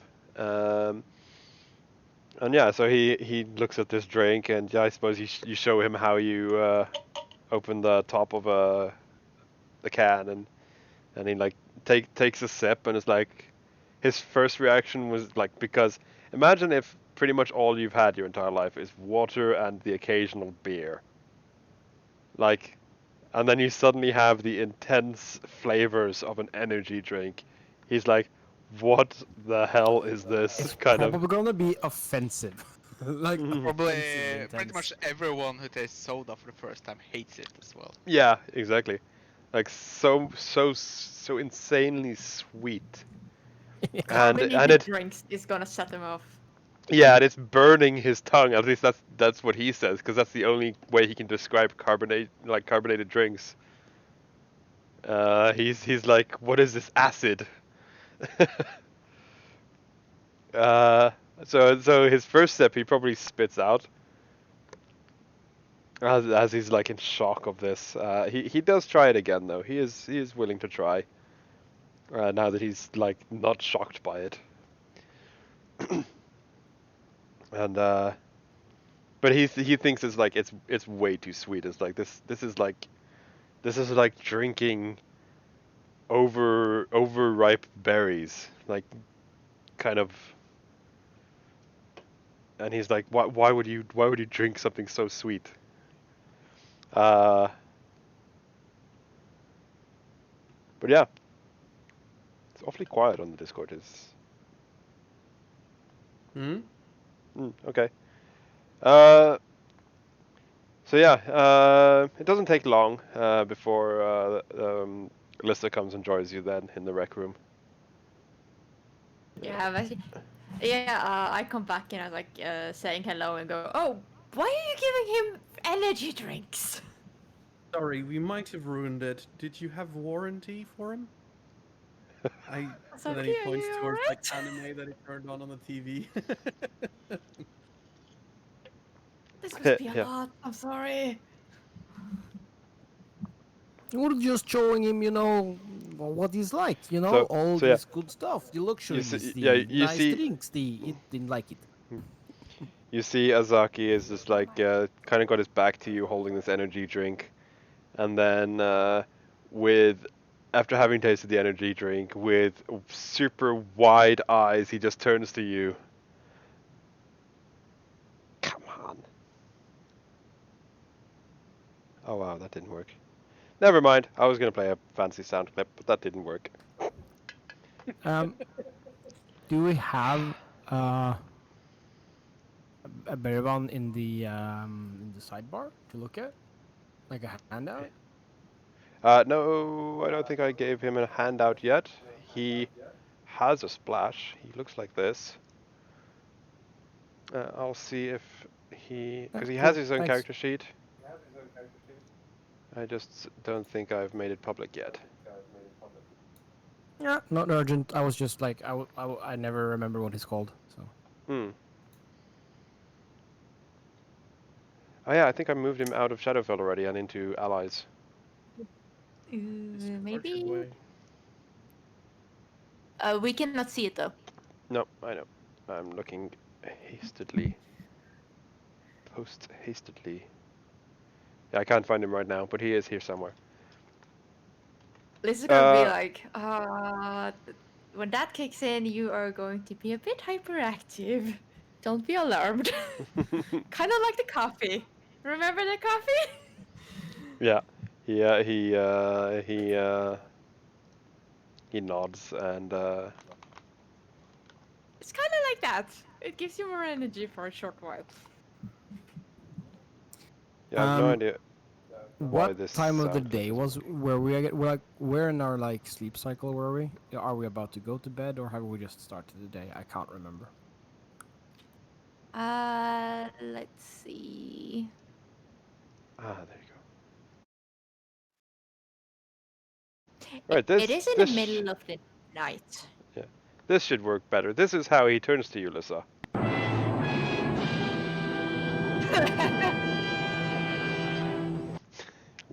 No, wait, it's not middle of the night. It is actually midday, like 3 o'clock or Hmm. something. No, sorry, I am mixing up stuff. We went in the morning, came out 6 hours later, and then I need to do the time thing for that was Oh, American okay. time.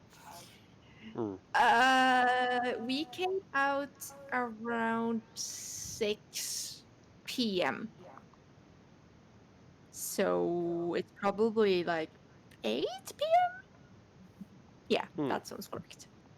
So 8 Yes. p.m. biologically or a Mm, time 8, wise? no, 8 p.m. is the real time, or internal time going out is actually, yeah, no, around like 8 or 9. It made it It's came back around. perfect. Yeah, it came back around. Hmm. Nice. Well, That is if it perfect. Yeah. yeah, Nas is going to be like, well, if everything is good here, I think I'll go.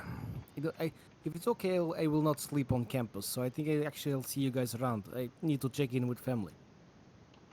Good idea. Also, why did you give him energy drink in the evening?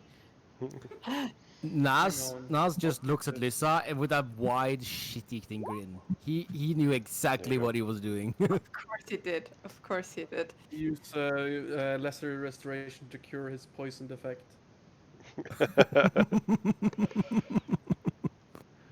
Right. I forgot both you and I can do that. Basically, what Rask does is take out a silenced gun, cock it, and then shoot Ozaki in the head with a lesser restoration. And suddenly My feel friends are. better. That just I, looks so wrong. I will go up to Asaki and I go, my friends are assholes. Let me show you some sights. And I take him in and I leave. And Yeah. you rescue him. I think that's the correct Yes. term. You rescue Yeah. him. Yes.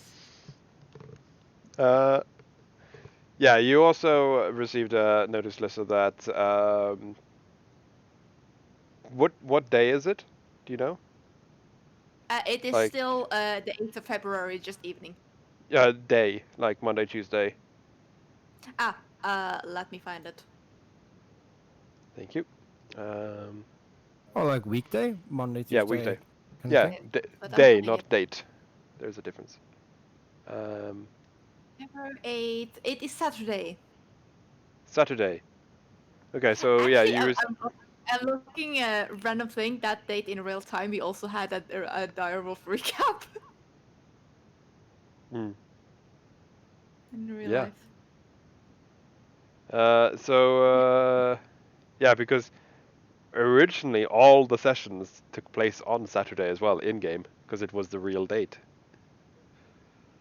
But so most of the events have happened on Saturdays.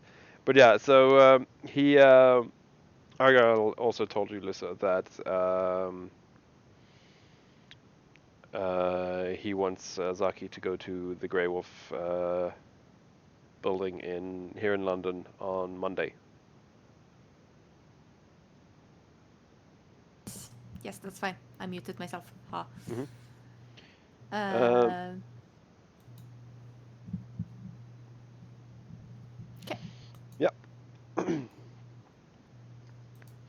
So,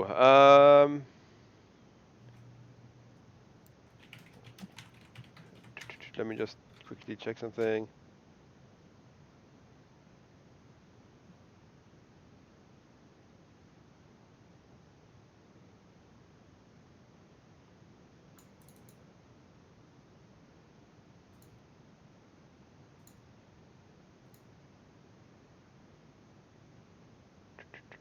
Yeah, just checking something.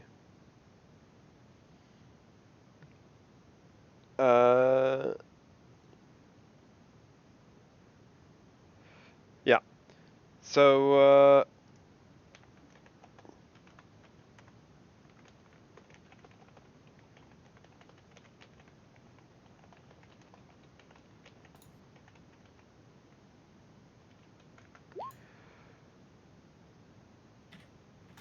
so yeah, the day passes. You all get to relax. Some much needed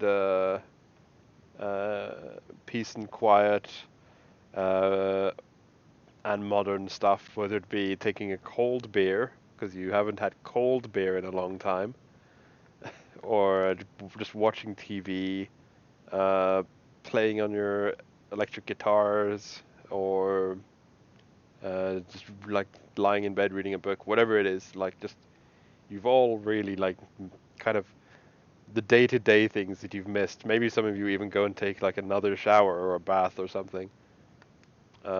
Just all the modern conveniences. Yeah. Yeah. If we're just hanging out in the HQ doing normal stuff, Nas is going to ask to see Lissa's awesome fighting stick. Oh, Yeah. Can he have a look at it? yeah, sure. Lissa is going to hand it over to you. Yeah. I cast True Polymorph on it. Oh my gosh, You Nas! motherfucker! What the fuck are you trying to do now? Can you do that to magical items? Isn't it Is it magical? I thought it was just awesome. No, No, no, it no. is It's very magical. magical. She can summon Oh, things not with that one. I thought I meant that extendable one, like the Oh, compact the one. incredible one. Yeah, Oh, yeah, yeah. okay. But you still do it. Okay, you do it to that, which is not magical. But you're going, what the fuck, Nas? What do you try to do? Exactly. I don't. I didn't have time to figure out what it turns into, but because it has to be something, I guess, tiny. Snake.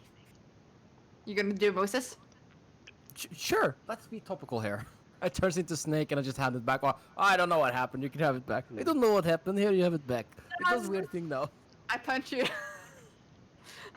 Because you have to lose concentration. If you lose concentration, it will turn back.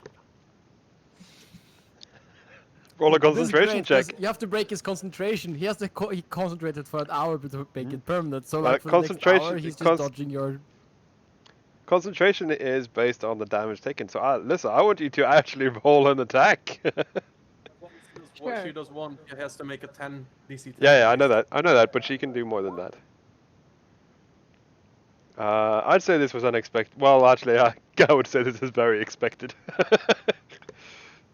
Well, Not I asking am for a it. monk, so I get like 3 shots in one sitting. So you make like a jab, Rapid which he succession. easily which he easily blocks, but then he doesn't expect like the uppercut with the other hand. Yeah. Kind of thing. So 13, that means that is also 10, isn't it? Still. I think Yeah. so. Ha! Wow, failed first one. Okay. He's lucky. Why are you rolling 3? Naz, I think you're muted because you're not saying anything. Sorry. No, but it was 3 different attacks, so I just rolled for But each. of them. only one hit. You took 13 damage, Oh yeah. which is the first roll, which Well, is a five, 5, which I fails. failed on the first one. Yeah. I failed on the Yeah. first one. It doesn't really matter. Which Yep. is fine. I'm not gonna use lucky on that one. It was just I needed to get a prank in, and that seemed like a pretty good prank. Yeah. Yeah, no, it was a really good prank. So because Why do I trust you? because what I imagine happening is like you turn her staff into a snake and then just like laughing you like toss it at her or whatever, and then she goes for a swing at you which you easily dodge aside while laughing, and then she like hooks her leg under you and something, and you fall completely flat on the ground, but you're just laughing anyway, so you can't be bothered to get up, kind of. Yeah, about that. Her reaction was priceless. Mhm. I just imagine her like in Celia's cartoony drawing style as well, just Yeah. looking just like going like, what the fuck do I do with this? And just holding a snake by its head. Oh my gosh, I want to draw that. But it's like she has the oh my gosh kind of anger, but also she's holding back a laughter as well. Yeah. Yeah, because it's a good prank. Yeah. Just glad you didn't do that in Bakari's spellbook. Oh, but now you know what's coming. Yeah. So yeah, all of you are basically just relaxing and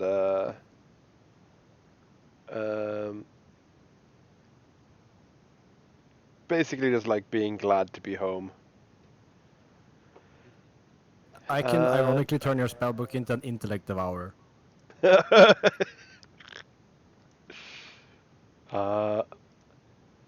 Yes.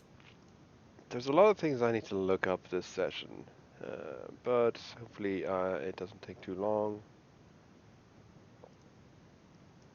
That one I need, and that one I need. So I need to make a couple of rolls.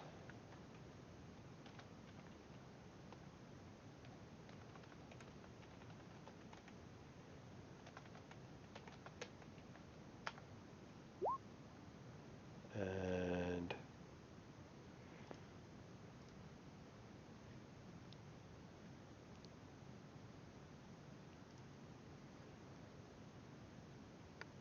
right, so what I can also reveal now is after you've had the night's rest, your long-term mental madnesses have disappeared. They are no longer affecting you. How is Bakari doing then? That all does that no, that does not apply to Asaki because Asaki has lived his entire life in Yeah. Shadowfall. That is correct. Whatever ails him will take longer.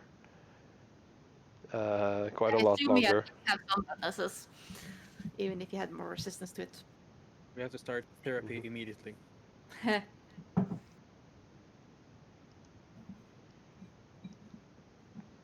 Mm-mm-mm. Wait, didn't Argyle ask Cogner to come back in after an hour or two?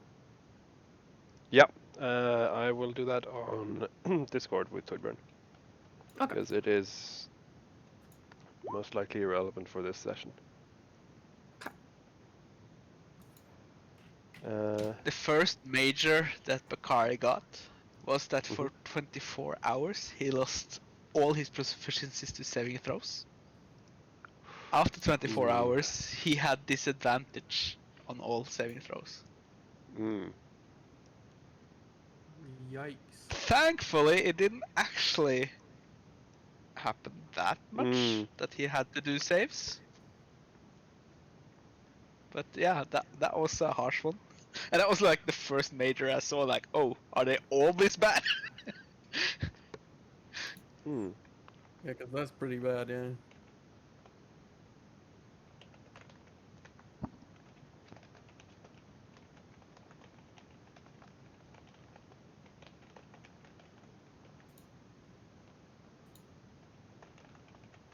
So what's going on now? So yeah, for the next morning, as said, you all need to take your psych evaluations. We don't need to go through this really. It's basically like checking the lingering effects of the madness and stuff, and we don't really need to roll anything. So instead, I will just say that based on the sanity and influence chart, Vrask, Bakari, and Lissa, who are the all the ones who got a major. I don't think I got a major. you're on the random major chart page. No, yeah, but I think there was a thing that made it that I didn't get it. What was your blindness? Wasn't your blindness a major one? That No, that was a no, minor. major are the permanent ones. She wasn't permanently blind, I so think- No, but I don't remember. I don't think I got a major. I don't remember a major. Let's just go by his sheet though, just like to move on. Sure, but I don't yeah, remember any majors. So. I can't remember it either. But you're on that part, so Yeah, but I think it was at the minus. I was at the -7 earlier because I remember it said minus nothing. But if that's 0 sanity, and we talked about that, I don't have 0 sanity. I have 2. yeah. I know. The -7, nothing happened. But you're on the -8 now, according to the chart. Weird. So I don't know why. yeah, I can't remember that either. But Check your Discord message history. yeah, that's a good Yeah, point no, because I always send them on Discord. Yes, but the last one. Oh, it is a major one. Okay, you're right. You're right. Okay. It's just, I think it was so similar to a minor I had that they didn't even register that it was a major. Yeah. And we Okay. didn't have any fights afterwards, so it's fine. It's a major. Yeah. Okay. So basically, all three of you, Vrask, Bakari, and Nissa, will need to be under observation for a while just to make sure it's all gone past. I And imagine Bakari just barely passed that psychoval. yeah. So since you work together well as a team, until further notice, Naz, you are the ranking officer in this team. Hey, question. Mm-hmm. So there was a psychologist that needed to do this eval, right? Let's just say Yep. I'm proficient at tricking psychologists. Can I get out of it? You have a history You know my as well. background. You know he's all about that shit. Yeah, I also know that you have a history of mental complications, to be polite. Yeah, exactly. And So Direwolf very- has your files. They know you're good at tricking them. Yeah, I'm just gonna, before we go in, just cast glibness, and with my plus 17 in persuasion. Like they go in knowing that, oh yeah, he's very good at talking his way through Psychoval without a hello. They're basically Let's- psychovaling Loki at this point. Or they just decided to fail you or like barely pass you from the get-go, no matter what you said. No, yeah, actually, you are not under observation, Vrask. But Naz is still your ranking officer because you two are technically the same rank. Which means that since Naz has been put in charge of observing the others, he is the ranking officer. But yeah, technically you are not under observation. Good. I need So privacy. yeah, so Vrask and Cogner are not under observation, but Bakari and Lissa, Naz, you have got received a message to keep an eye on them.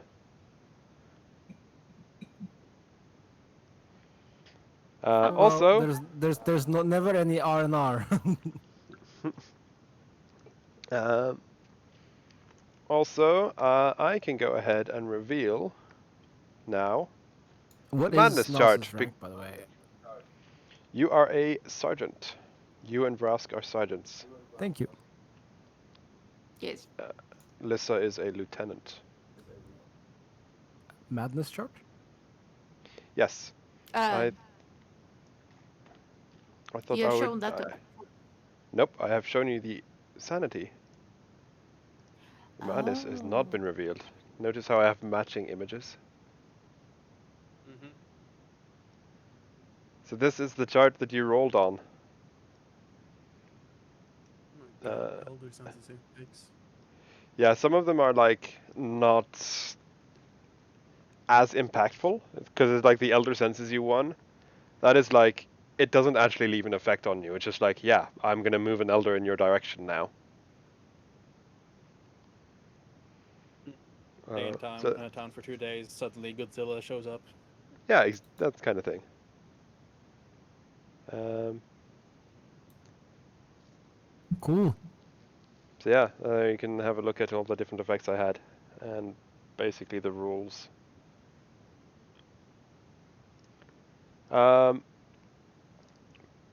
But the next morning, you've had your psyche evals, and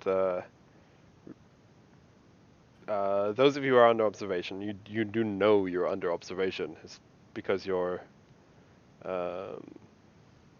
the evaluator. I don't know what you would call that person, but they basically say that yeah, you've been through some harsh times in the Shadowfell, and we will need to take notes. But then as well, like saying that like Naz is who you should talk to if you do need anything. He will be in charge of. Is this we are just around on campus, or is this you should not really leave your room or like specific areas? No, you're still doing your job as normal. It's just that Naz is reporting on you, Okay. Okay. basically. You're still doing your job as normal because you all passed. It's just that you're under observation. Okay. If we didn't pass, we wouldn't be able to continue working as agents, or at least Yeah. for a while. Yeah, exactly. Yeah, You'd we be on forced vacation. Or worst case, because this actually happened to someone, sent to the dog pound. Yeah, we don't want to go there. He failed his mental exam. Oh yeah, sending the mentally ill person to prison sounds like the ideal solution. Yep. Well, if they're able to astral project and other high magical stuff, you don't have a good way to deal with. So, but yeah, what now? Do we get to have some days off? I know we were trying to work thing on a tight yeah, schedule, so maybe not. But I'm not quite sure. Yeah, like what's okay, next. so maybe because I know we use a lot of time if we do this in character. Mhm. Probably do some discussion out of character for that because I have at least Yep. some thoughts. Yep. Also, Uh, we are at 4.5 hours, so we probably shouldn't go too deep now. But like making plans for the next session at least, and what you're going to do forwards, sounds like a good idea. Doesn't it basically just boil down to which canoptic jar to go to first? yeah, because the thing is, like, I know Rask wanted to prioritize the book, but the book is currently being there. That is currently being researched by people in Direwolf, so I will take that as it will become relevant later. Mhm. We cannot do something about it right this moment. Yeah. At least that's the kind of impression I got. So I agree. In gameplay terms, it's a side quest. It's a major side quest, but it's a side quest. yeah, I am metaing a little bit. So, but Yeah. In universe, we don't really have much to go on right this moment on that. For the two other phylacteries, the one in Canada, we only know Hellboy is going after something there, but we have a more specific thing in Svalbard. So my Yeah, suggestion I is think we should. Basically, we got if we ignore the side quest of the book, which I think is valid, you basically have a choice between going after or backing up Hellboy and Abe, or going to Svalbard. And I actually think just Svalbard sounds straight up cooler. So I want to go there. That's basically what it Literally. boils down to. There's no good arguments. It's just I like it. Sounds cool. Mm-hmm. I agree. Uh, So one thing that I'm in I shock. wanted to do before we leave. I think Kareem and Kagju should have a say too. Since I assume you will be joining us. Speaking of, One of you were talking about dropping off. What were the options again? Svalbard or Canada. Wagner is good with either. Bakari? Yeah, same. Yep. All This good is before we. Yeah. before we do continue, just before I forget, Bakari as well. You, when you wake up the next morning, there is a letter for you under the door, and an envelope, and inside it is a small letter which from Penny, the secretary, which basically says that, like following the report yesterday, it seems that you work very well with this team, and enclosed in this letter is a transfer form if you are interested. And it is a form to transfer from DIREWOLF to DIREWOLF. Main character upgrade, baby. Well, kind of. Alright, It's he, like you are, like, the campaign is DIREWOLF. It's basically just like a flavor lore that you are actually DIREWOLF if you do it. It makes absolutely no difference on the on our gameplay. It's just for your character lore if you want to still be a scientist or be an actual agent. Yeah, I think his growth He- actually would warrant it. So yeah, He's gotten a taste for action. going back to being the archive is probably not what he really wants anymore. Exactly. He wants to see the world now, not just Mhm. read about it. But yeah, please continue. So it seems like everyone's agreeing on Svalbard then. Yeah. Yes, I have a question then to DM. Since some of us are under observation, can we still go and do this? Yeah. As I said, you're still acting agents. It's just that technically, like, it will be Naz's mission then, and Yeah, he because will currently I'm not going to be the highest. Well, I'm still highest ranking, but he's the person. act. Yeah, he's It's the gonna acting. be another cup of cakes now, where Nazi's in charge. It's basically like you passed the psych eval, but just to make sure, when you apply for the mission to go to Svalbard, Naz has to approve of it. Because if you're suddenly like, yeah, I'm gonna send us all to China where we get close to Kentimentu to quote unquote fight him, because I actually want to give him the rest of my soul. That's like kind of that's like when Naz was like, no, this is not a good idea, right? Yeah. It's just because it's Direwolf being on the safe side because you have experienced stuff in the Shadowfell, so he has to approve things. That's basically what it is. That's a warlock mental fortitude or flexibility if you want.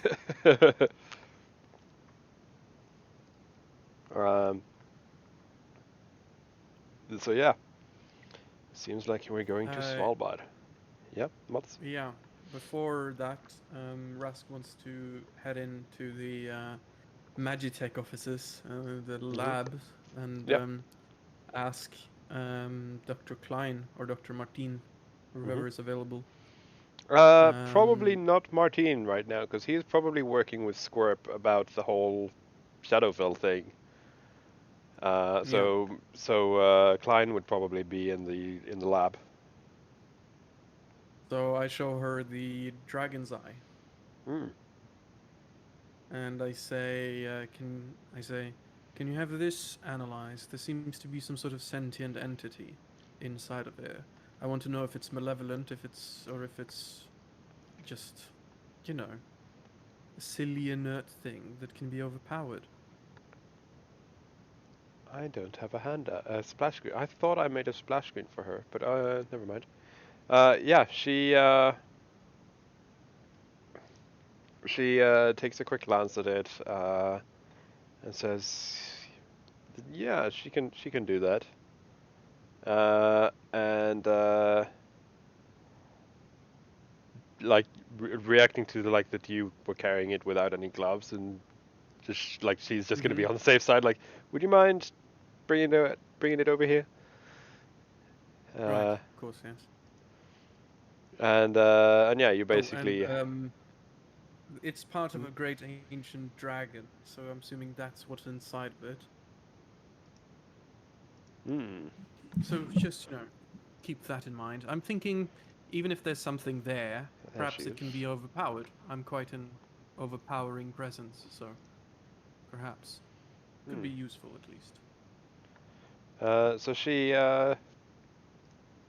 does a couple of quick experiments and basically finds out, yes, it is incredibly powerful. To determine sentience, however, will take a bit more time. If you'd like to stick around, feel free to do so. I mean, why don't we just do a live experiment? I can attune to this thing and you'll observe and see how it goes. And Even we'll better. do whatever needed if things go wrong. Even better, just let me grab the popcorn.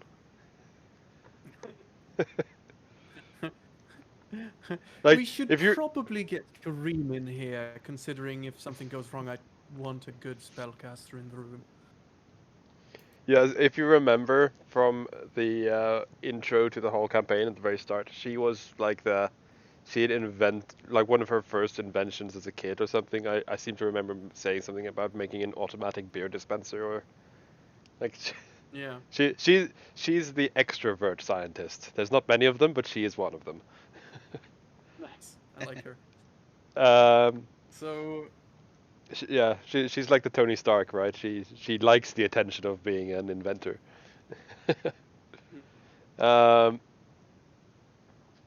but yeah, so you have Bakari sent as well. yeah. Yep. Hmm. And I'm gonna cast Protection from Good and Evil on myself Yeah. before after like when I do the attunement. So, Hmm. so I've And got then that one going for me. yeah, and she sets up all kinds of devices to like be scanning your brainwaves and put some stuff on you to like measure your pulse and everything as well. Just like to take every single note there is as you attune to the eye of the dragon. And yeah, apart from the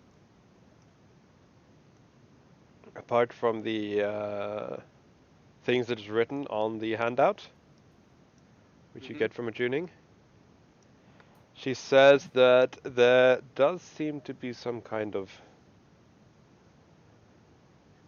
slight sentience, though it seems more like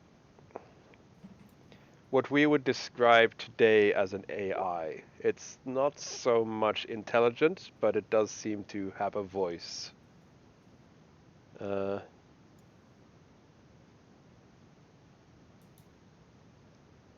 So you spend a couple of hours in here, like going through all these tests. By the end, I'm actually going to let you know all the GM notes on it as well, because your equipment now back here in the Direwolf HQ is top notch.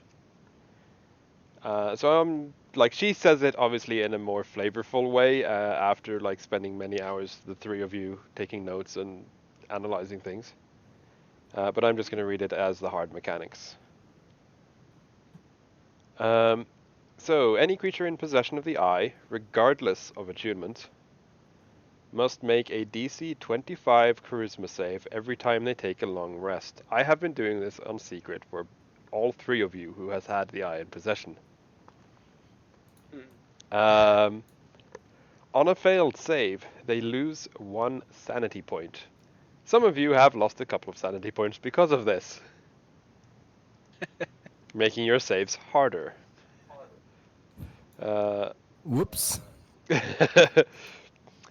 If they are attuned to the eye, replace any major madness with the following on this table, because the dragon eye overpowers the madness of the Shadowfell, and you have your own table for it.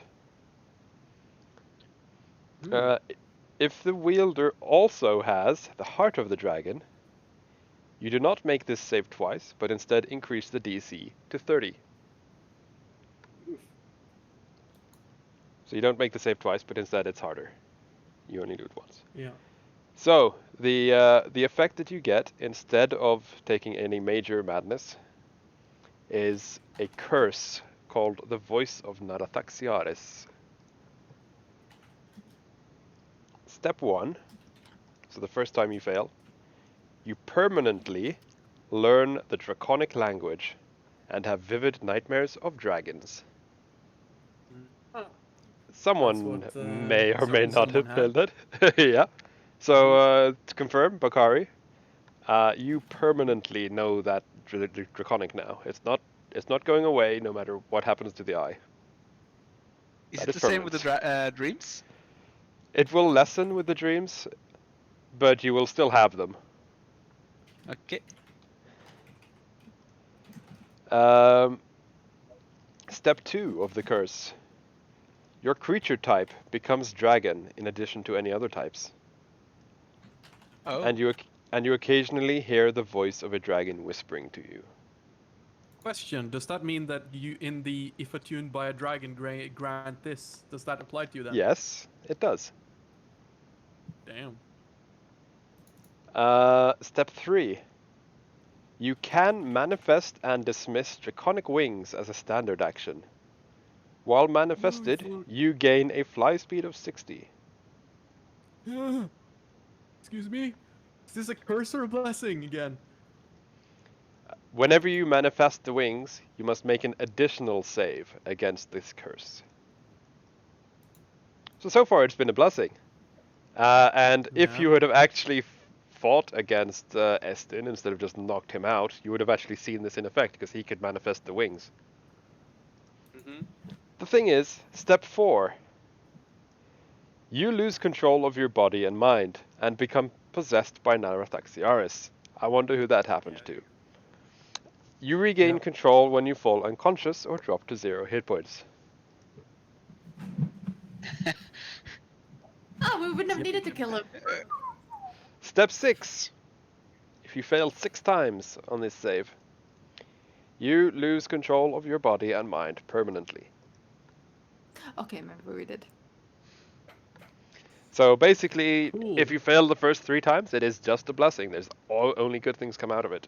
But each time you use the abilities, you need to make an additional save. And if you fail 2 more times, you are no longer you.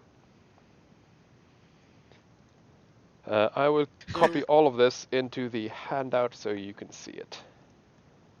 So fun fact, glibness says There 15 on all checks, which includes saving throws. I have plus 12 on charisma save. I don't I think. could No, basically a check just and a automatically- save are not the same thing. Yeah, they're not the same thing. Oh, doesn't it say ability check if you have the Ability roll are No. includes both. Okay. But an ability check is like a skill check, and an ability save is your saving throws. Yeah. All right, fair enough. But still, I have plus 12 charisma, so I'm pretty decent at. Yeah, staying away from this you're bullshit. yeah, you're pretty good at it. Still risky though. Still risky. So my question is, can we flip this sicko mode on this dragon and overpower this consciousness to serve me? So basically, I wanna incept this, and I wanna do the thing that Ultron did to Jarvis. Are you sure? Are you sure you don't want Nas to help you out with this and just make you a dragon? You didn't tell me that you could, so now Rask has to do it the hard way. He has been literally transforming everything He- around you for days. You He do know made that he a cart transformed. into a Yeah, dragon. you do know he I mean, turned a do card you into think a I dragon. stopped with Lusa's telescope staff? I would never have stopped with Lusa's telephone. This is a better way. 'Cause this, Huh? but No, still, no, the offer's there. Do you I'm, want him to do it? yeah. But I'm the combination of detect thoughts, modify memory, awaken, and dominate or charm monster. Trying to fucking. Just before you go too far with this, I did ask Thomas if this is a bonus that would go above 20, and the answer was no. It is still limited by 20. Yeah. So would there actually At least be that much of a benefit for with you? with the the +2, Yeah. that is limited to the 20. The +6, I'm still not sure about because dragons do have higher stats than 20. Yeah. It's already some of them start with higher than 20 charisma as well. Yeah, exactly. Player So- stats and creature stats are mechanically different. They just Yeah. look similar, but they are Yeah, mechanically I know. different. I know. But still, It if was like more for you, everybody else's benefit, I stated. yeah, but it's still like if you were to polymorph someone into a creature with higher than 20 stats, you still gain those stats.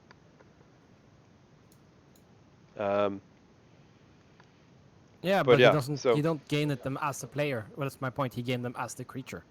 I know. It's a stupid distinction, and I'm not arguing it. I'm just I'm agreeing with you in case it's Yeah.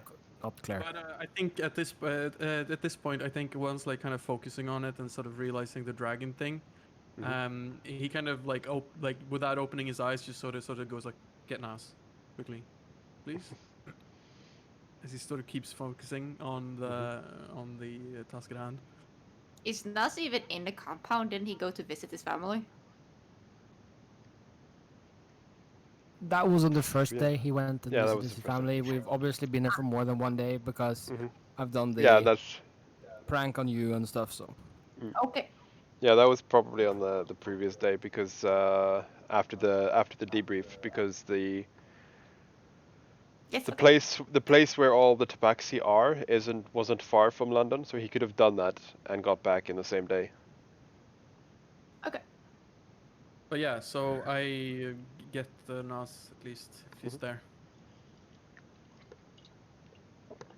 Yes. yeah, Nas shows up, and he kind of Hey, he wanders buddy. in. He's he is in his off-duty clothes. He's just wearing like a Pink Floyd black T-shirt. So, remember when you turned that cart into a dragon? And you turned Lissa into a god? You was on already, but yeah. What are you For getting at, Raz? experiment's sake, would you be able to turn me into one of those dragons? And then I attune to this and we'll see what effect it has. You sure you're up for that? He kind of gives you a knowing look, like, yeah, you. Is this one of those things? Is this one of those times where Nas is supposed to go? That is a bad idea. Well, I mean, can you do it at all? I mean, I've seen you do like a small silver dragon, but could you do Kind of- something like, bigger, better, stronger? He scratches his head a little bit and goes like, I suppose I should be able to do it with you. I've been trying with inanimate objects because, well, worst case scenario, they're inanimate objects. But if you're up for it, we could definitely try it. Right, we'll cool. make it yes. work. We probably should find a larger space. I think this will do. Okay. Okay, when you feel the magic, just accept it. Okay. Right. Yeah, I know how that works. Okay. Yeah, I cast True Polymorph and turn him into a brass dragon wormling. Wormling. You say wormling, and then you can feel the magic. Nas is pranking you again. Well, to be fair, it's still gonna work on the test, so I don't care. Yeah. So you are I did super make sure charming. To pick, I did make sure not to pick one that didn't mess up the test, but it's still funny. So Brass dragon So now wormling. when I am attuned to the so I basically the test was I do not hold the eye of the dragon, so it's not part of my gear when I transform. And then once I'm done transforming, I'll take the eye. Yeah. So brass dragon wormling has 13 charisma. So when you take the eye back, you are at 19. Nice. I'm a very pretty dragon. Very charming. Very charming. So he's also- For a comic now, I wormling, guess? right? When you For a wormling, you're charming. yeah, when you pick up the eye as a dragon, it kind of melds into your body. And for Naz, Bakari, and Klein, who's observing, you can all see that this brass dragon wormling, because they have sort of like a gold eye, their eyes are golden. You can see that one of the eyes is like a reddish purple, like the image of the eye of the dragon. Badass. So, A one gold worming with pink eye. I assume like as a wormling you look into a mirror and you like say badass in Draconic and Bakari understands you. Yeah. Uh-huh. And he kind of stands up onto like on its hind legs and it looks weird and he does like he strikes a pose that is very human. It looks kind of jarring. Paint me See, like one of your French dragons. I imagine you'd be. Yeah, I'd imagine since you are a brass dragon wormling, you're perfectly comfortable in your brass dragon body as well. Yeah. Yeah, He does like a little flex. Like, yeah. Oh yeah. yeah, because he may have like the intelligence, wisdom, charisma, strength, dex, con of a brass dragon, and that is the most natural thing it feels for him because he is a brass dragon in all mentality. But he is still also got Vrask's personality, so he's still narcissistic and how should I say it? Full of himself. Bakari looks to Dr. Klein. Enough? She's just like taking notes, and yeah, I think so. I mean, Alright. And then Bakari upcasts Dispel Magic. Jesus Christ, at 9th level? Yes. My god. In order to dispel it, he has to do Yeah. that. So yeah, Well, he could just roll it, but of course not. Bakari really he got like bitch slaps away the magic. It's like no. Poof. yeah. Bakari's got a He flex too, knows you know. how to brute force with magic. yeah. Bakari's flexing too. So yeah, you're back to your normal self, and as you like polymorph back to your normal self, the eye pops out into your hand as well. Yeah. Right. So, think about the implications here. If you were to do that, but bigger, and I know you can, but that was funny. I like that. Good joke. That could be quite powerful. You see that, right? How long would this last, this transformation?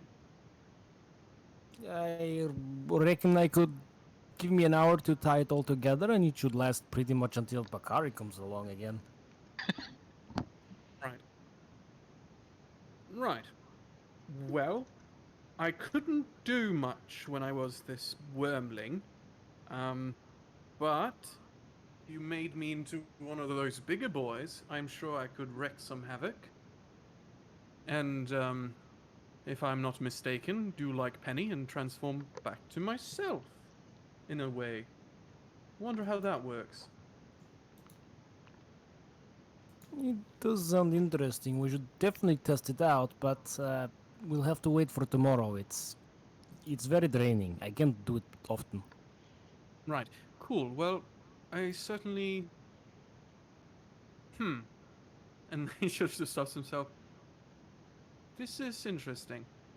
Thank you, everyone, for participating in this experiment.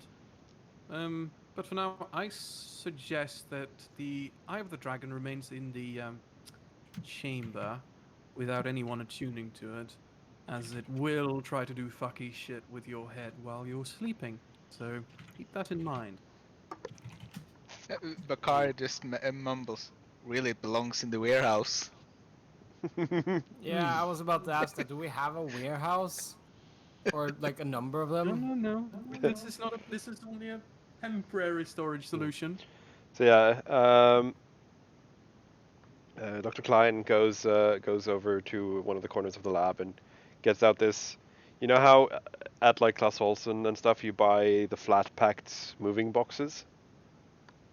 It's kind of like that. This flat packed box that she gets out, and falls out into this container, and then she goes over to another shelf and like clips a few packs on the side and stuff, and she's basically got this a fold-out containment unit. Bakari Which you, is familiar with these. yeah, Bakari is probably familiar with them. imagine. Yeah, I would imagine like this is one of the things that you've often been in communication with is like perfecting these devices, because you've pretty much been the one testing most of these. They're a pretty new invention. I mean, they had versions of it before, which were basically lead containers. But this newer version that she's just folded out is like the state-of-the-art newest version, which is a lot more practical, mostly because it flat packs. Well, I guess that Bakari would then be very interested in this new version of it. It's the new version, yeah. And she explains that it doesn't stop all kinds of magic, but it is pretty decent, and it should help in this case.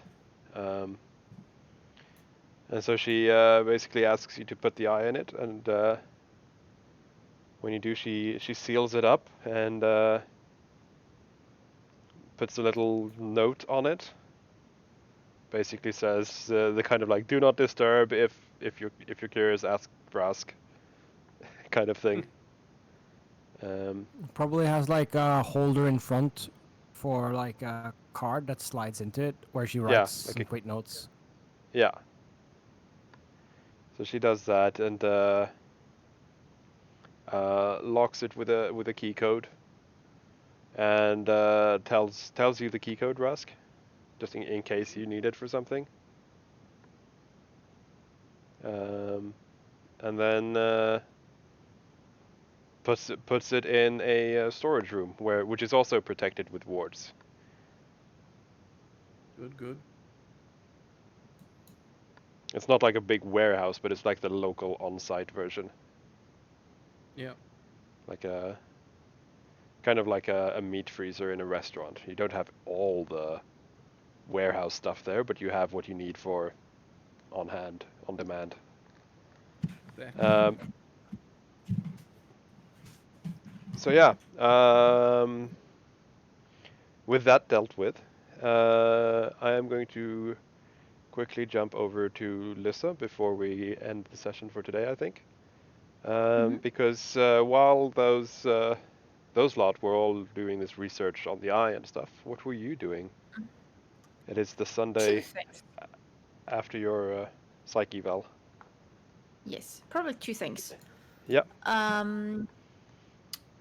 Well, I can do the first one is I'm probably gonna check with Squirp whenever I can try and ask more about Yeah. the thingy. I know Projection. he's going to be busy, but if he has time, I want to do that. Yeah. He does. You do know that, like, because you do see him. You're like paying a bit of attention, and yes, he is very busy with Dr. Martin. But you do see that Yeah. he is very strict on his. Once every hour, he needs a 10-minute tea break, so he goes to the cantina to boil up some tea. So you do manage to hook a hold of him there if you have some questions. Yeah, probably gonna ask him a bit about how, like, explain, like, okay, I kind of moved, but it was really weird, and there were these strands. What do they mean? And also there was this black rift that So didn't seem natural. so he basically he does explain the basics to you, like astral projection. You send your spirit out of your body to explore what is commonly known as the astral plane or astral realm. He says that he himself is an astral explorer, or he used to be,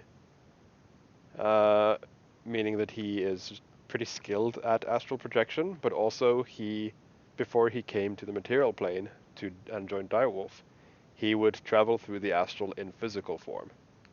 That is what he did. He was an explorer. So he explains that he has a lot of knowledge on this, and he explains the basics, as I said, that you pull your spirit out of your body, and that what you were seeing were the different planes of existence, and that these strands were probably connections between, like prayer strands, where people pray to gods and they receive power in return. He also, because he doesn't have that much time, because he's just on a tea break, Yeah. but he does say that after dinner he could probably give you an hour or two to meditate Yep. together and help train you. I take him up on the offer. Hmm. So between now and then,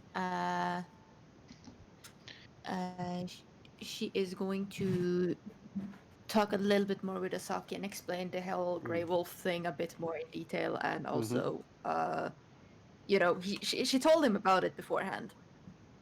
And she's also going to get him a phone and explain how it works and give her his number. Yeah. When you start talking with him, he has received a letter as well, an envelope, and he says that he understands the words, but he doesn't quite catch the meaning. Also, he would like to know where he can find a quill. And as you look at it, it's a Grey Wolf form that he needs to fill out. And there are pens in his room, but he doesn't know what a pen is, so he was asking for a quill and ink. I take a pen, a ballpoint pen, and this is a pen. It has ink inside it, and I click on the thing on the top. Yeah. And yeah, he is holding back his amazement by now because it's like everything is amazing for him. So he's just like you can notice that he's seen so much amazing stuff now that he's stopped saying, "Whoa, that's cool. How does that work?" kind of thing. He's just like, another one. Yeah, okay. But yeah, no, Liz is gonna be there for him explaining things that Yeah. he needs to, like, he could have ask questions about. And she Yeah. also tells him that she has a thing she really needs to go and fix tomorrow. Probably tomorrow. Not sure. Which is, he knows part of this stuff that she has to finish up. So that Yeah. is not a surprise. But You also do notice that Grey Wolf has at least been like smart enough because you remember your own form for this, which you had to fill in when you started at the Grey Wolf Academy. And you remember yours looking very differently because yours was like you had to put in person like contact persons, your home address, where you were born, your passport number, that kind of stuff. But this one you can clearly tell is a form specifically for people coming from the Feywild.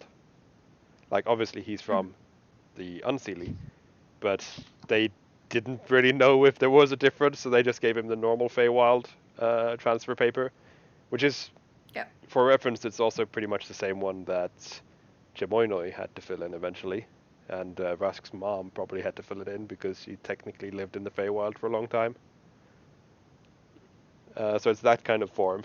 So there's no such thing as like, there's no address. It's like any relevant locations from your home plane kind of thing, instead of which country are you from, because that doesn't exist over there. So it is a specific form for people coming from the Feywild. So it's not completely awkward to fill in. Yeah. But I still help him with that. Give him at least some crash courses in some technology. Yeah. He's probably never even encountered this type of bureaucracy. Or would No, they exactly. have that in the Yeah. so? No, they probably wouldn't. Like he probably signed some kind of document to say that he is a hunter, and that's like, yeah, I'm a registered hunter in Skyde Wayham. Just sign, that's it, right? But that's probably about it. Because I did have some bureaucracy there, because Naz's thrall was that person who handled the paperwork.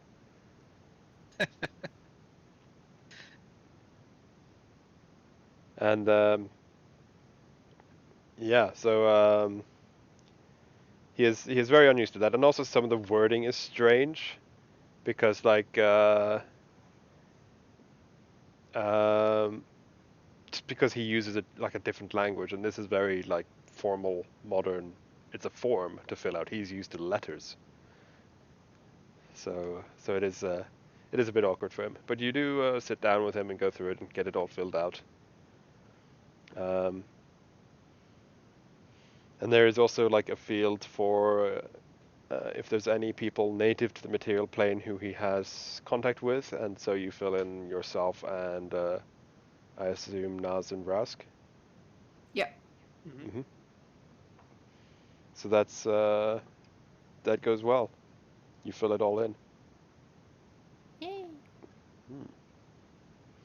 I imagine after this experimentation on the eye, that Yep. at some point Bakar would be with a photocopy machine, copying all his spells in the spellbook.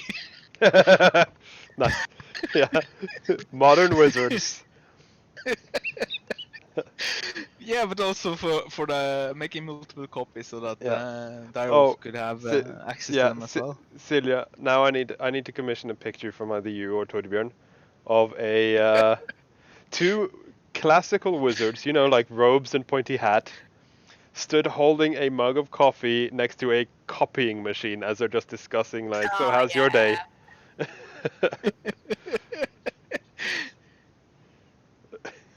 With, Literally like, a great, copy. big, complicated tome lying on top of the machine.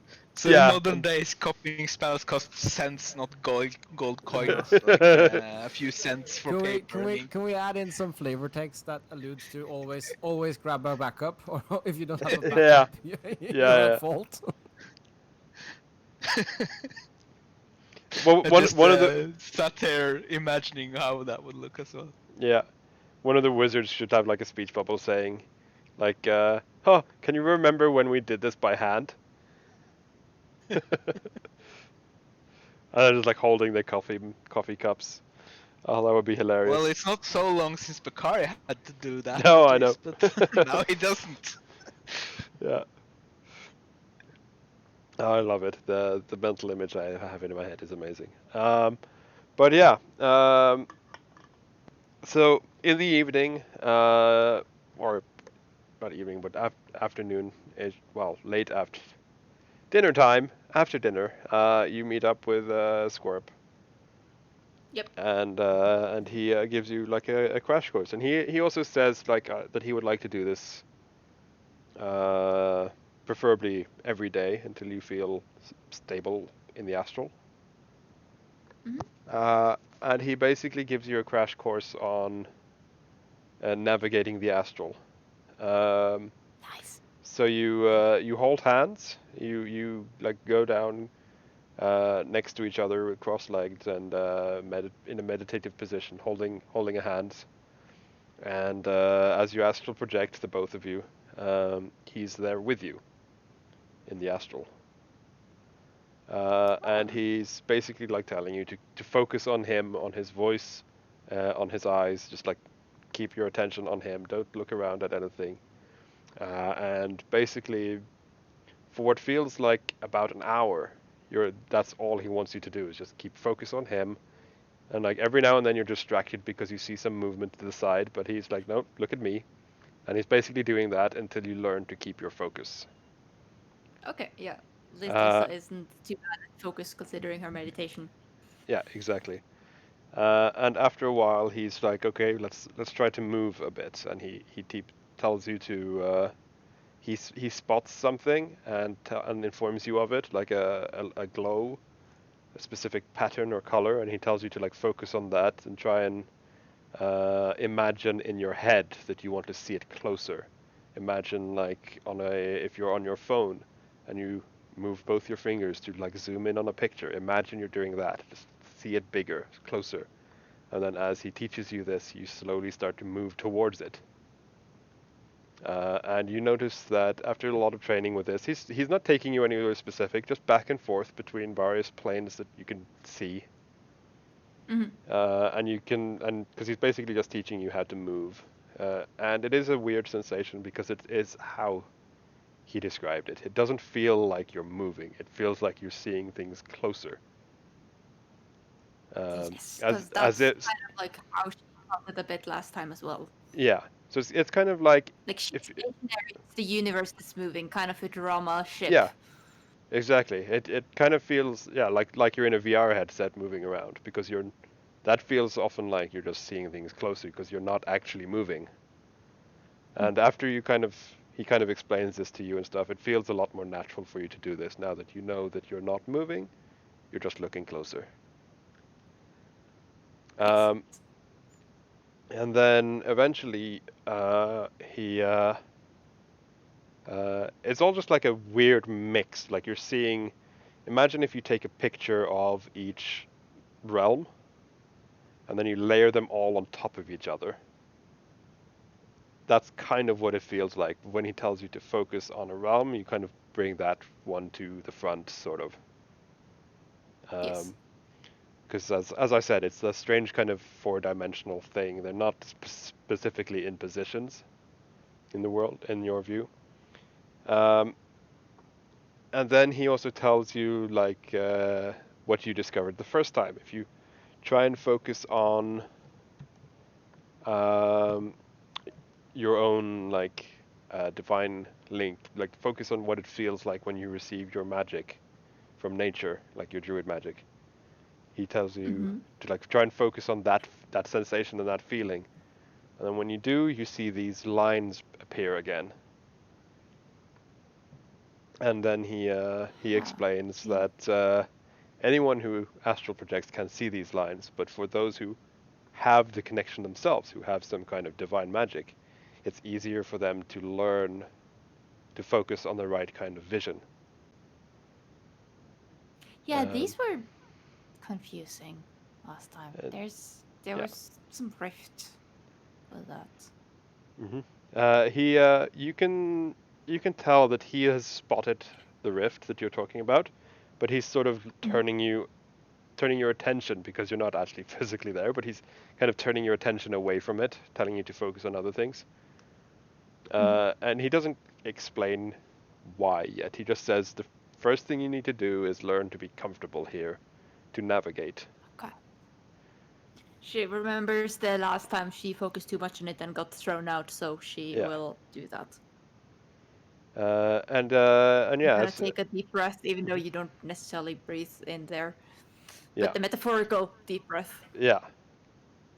And that's pretty much all he does teach you this day is just to like learn how to move around and not lose your attention. And then he says the last thing he does is tell you to try and clear your mind, unfocus on things, and think only of your body back at Direwolf.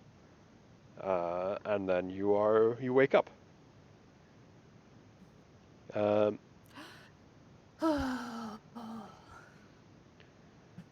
And he takes a deep breath. Yeah. So he explains some warnings as well to you, saying that like if you get too focused on something, and if you stay in the astral too long, you may forget your where you're currently sat in the real world, which means that you will slowly lose your connection to it, and it will be harder to get home. So never stay in the astral too long. And keeping track in there is really hard, though, of time. I mean, yes, there are mental exercises for that. The easiest, like for me, he says, for me, who has astral projected a long time, you will eventually learn to manage to keep track of time while you're there. But for beginners, the easiest way to learn this is to think of a song that you know and sing it in your head. When you've finished with the song, you go home. And then once you're more comfortable, you can sing the song twice and then go home. And then by the time you reach singing the song 3 times, you'll probably have learned to keep track of time on your own.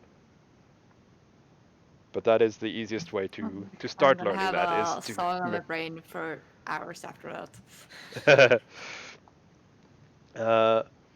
He he says that he wants to continue the same training, just navigating every day for at least a week, most likely longer, if time permits. Yes. And he As long says as we that are in HQ, considering missions. But yeah, and he says that if you are out and about and you want to still practice, make sure that one of your companions is by your side when you astral project, but does not join you in, because they can wake you up after an hour if you have not returned by yourself. yeah, that's good to know. I am still unsure of my ability to do this, so on my own. He also says that assuming you learn the navigation quickly, he can teach you as well how to focus more on the specific realms and see things in those realms instead of just floating between them. That is so useful. Holy shit, that is useful. Mm-hmm. And then Yes, he that would be helpful. he gets up and starts to leave, and he says, "Oh, and one more thing. Whatever you do, if you notice that rift again, focus your attention somewhere else. At Is least that until you've dangerous? learned. At least until you've learned to control yourself there. I will see if I can find out what it is." Okay. She kind of says after a little bit. She's not as sure as she has been in the other questions he's asked.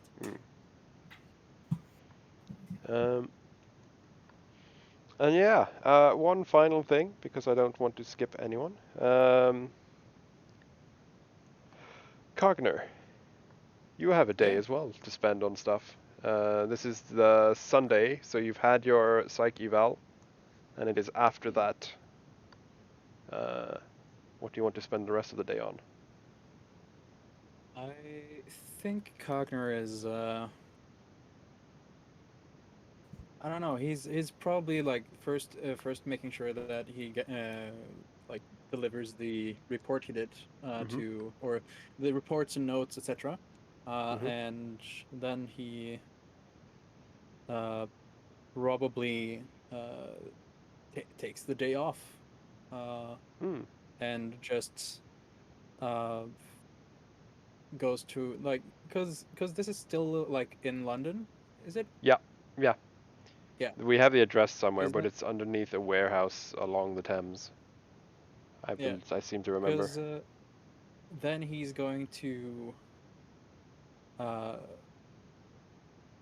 just yeah he's gonna go hang out with some friends and like outside of Direwolf and like decompress a bit uh and just you know be somewhere where there's life and light and sound and parties and considering we know how what the future holds for the setting. Uh, he's just gonna go out and party with friends. Yeah. Um,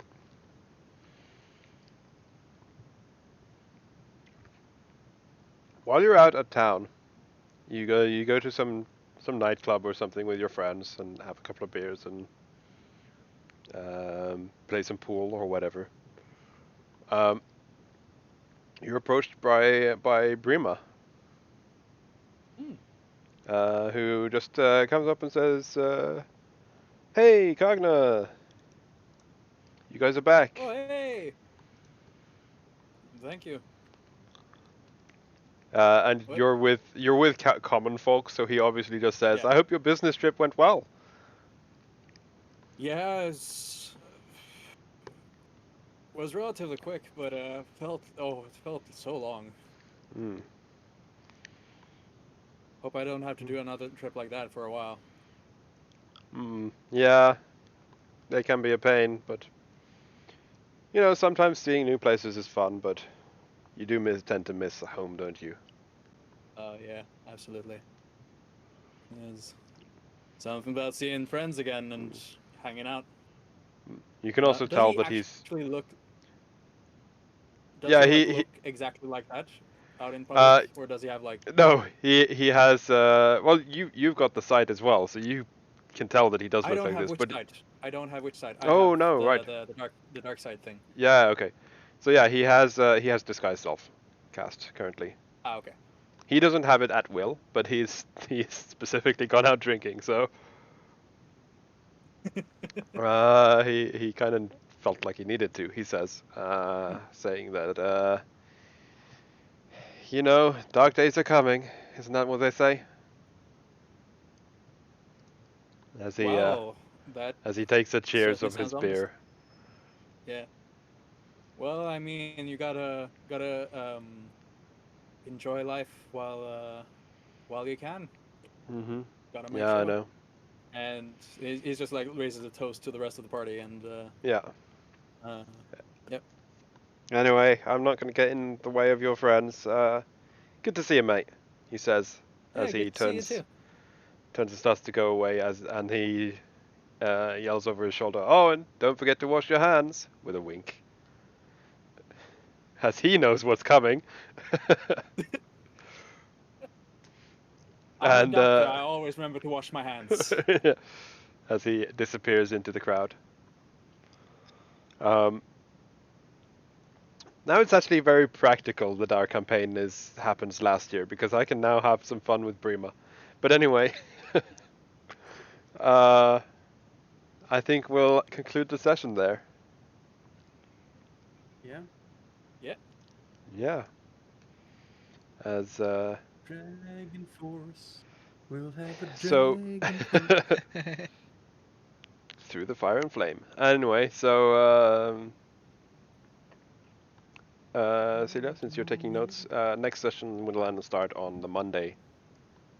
Not real world Monday, of Okay. course. It's Sunday in 2 weeks, Yeah, but yeah. in game time, yeah, will be the Monday Yeah, when that's Azaki needs to go to school, and the rest of you can start your mission again. Oh, a slice of life just following Asaki's awkwardness in school. Yeah. It will probably he won't be as long in school as Mina, for example, was. Yeah. Because she But- was a mundane person who had suddenly seen the supernatural, while he is the opposite. So he can basically, he knows of the supernatural. He just needs to be indoctrinated into the veil and the laws. Yeah. Because he can't, go out in public either, because he's a drow. So, Yeah, If So, you like- want help with that, we could address the power issue. he's gonna have like main character syndrome the entire time. yeah. So yeah, he's What's main character syndrome?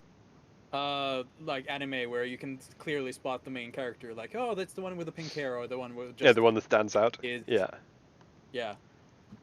Okay, cool. Yeah, I've seen one that specifically addressed this. It was pretty funny. But yeah, so he probably won't be there as long, which means, mechanics-wise, gameplay terms, speaking a bit meta here, he may still be able to join you in, the final fight. But, for the... Nice. So he can for die the- dramatically for dramatic effect. for the first upcoming mission and stuff, he will have to be at the school. Hey, as maybe he gets for- better stats. I don't know. Yeah. As for everything else, it's the only thing I can think of that needs mentioning is that I will be upgrading Mao a bit again, because he has now come out of the Shadowfell. So he will get a slight upgrade. Oh yeah, the as- group of people of Direwolf HQ probably a bit surprised that it grew that fast. Yeah. For them, he's It's supposed to been... be longer, but not that long. Yeah. Didn't we decide that he didn't grow as much? He aged because he kind of got Yeah. like a stunted growth. It did become visibly bigger, but not as big as if he had grown naturally. Yeah. Ah, Yeah, he did grow a bit, but yeah, he does look like he's had a stunted growth, as you said, but he is still bigger than he used to be. Yeah, because he used to be like a big house cat.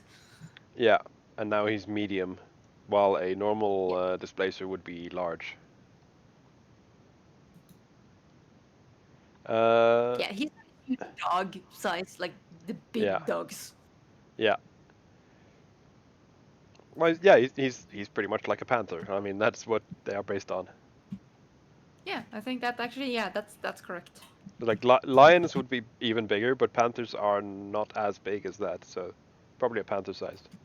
Anyway, we will be ending the stream here as usual. I will do XP off stream with you guys, and yeah, it was a fun session. It's fun to finally get back into the game again. Extra fun to finally be out of the Shadowfell.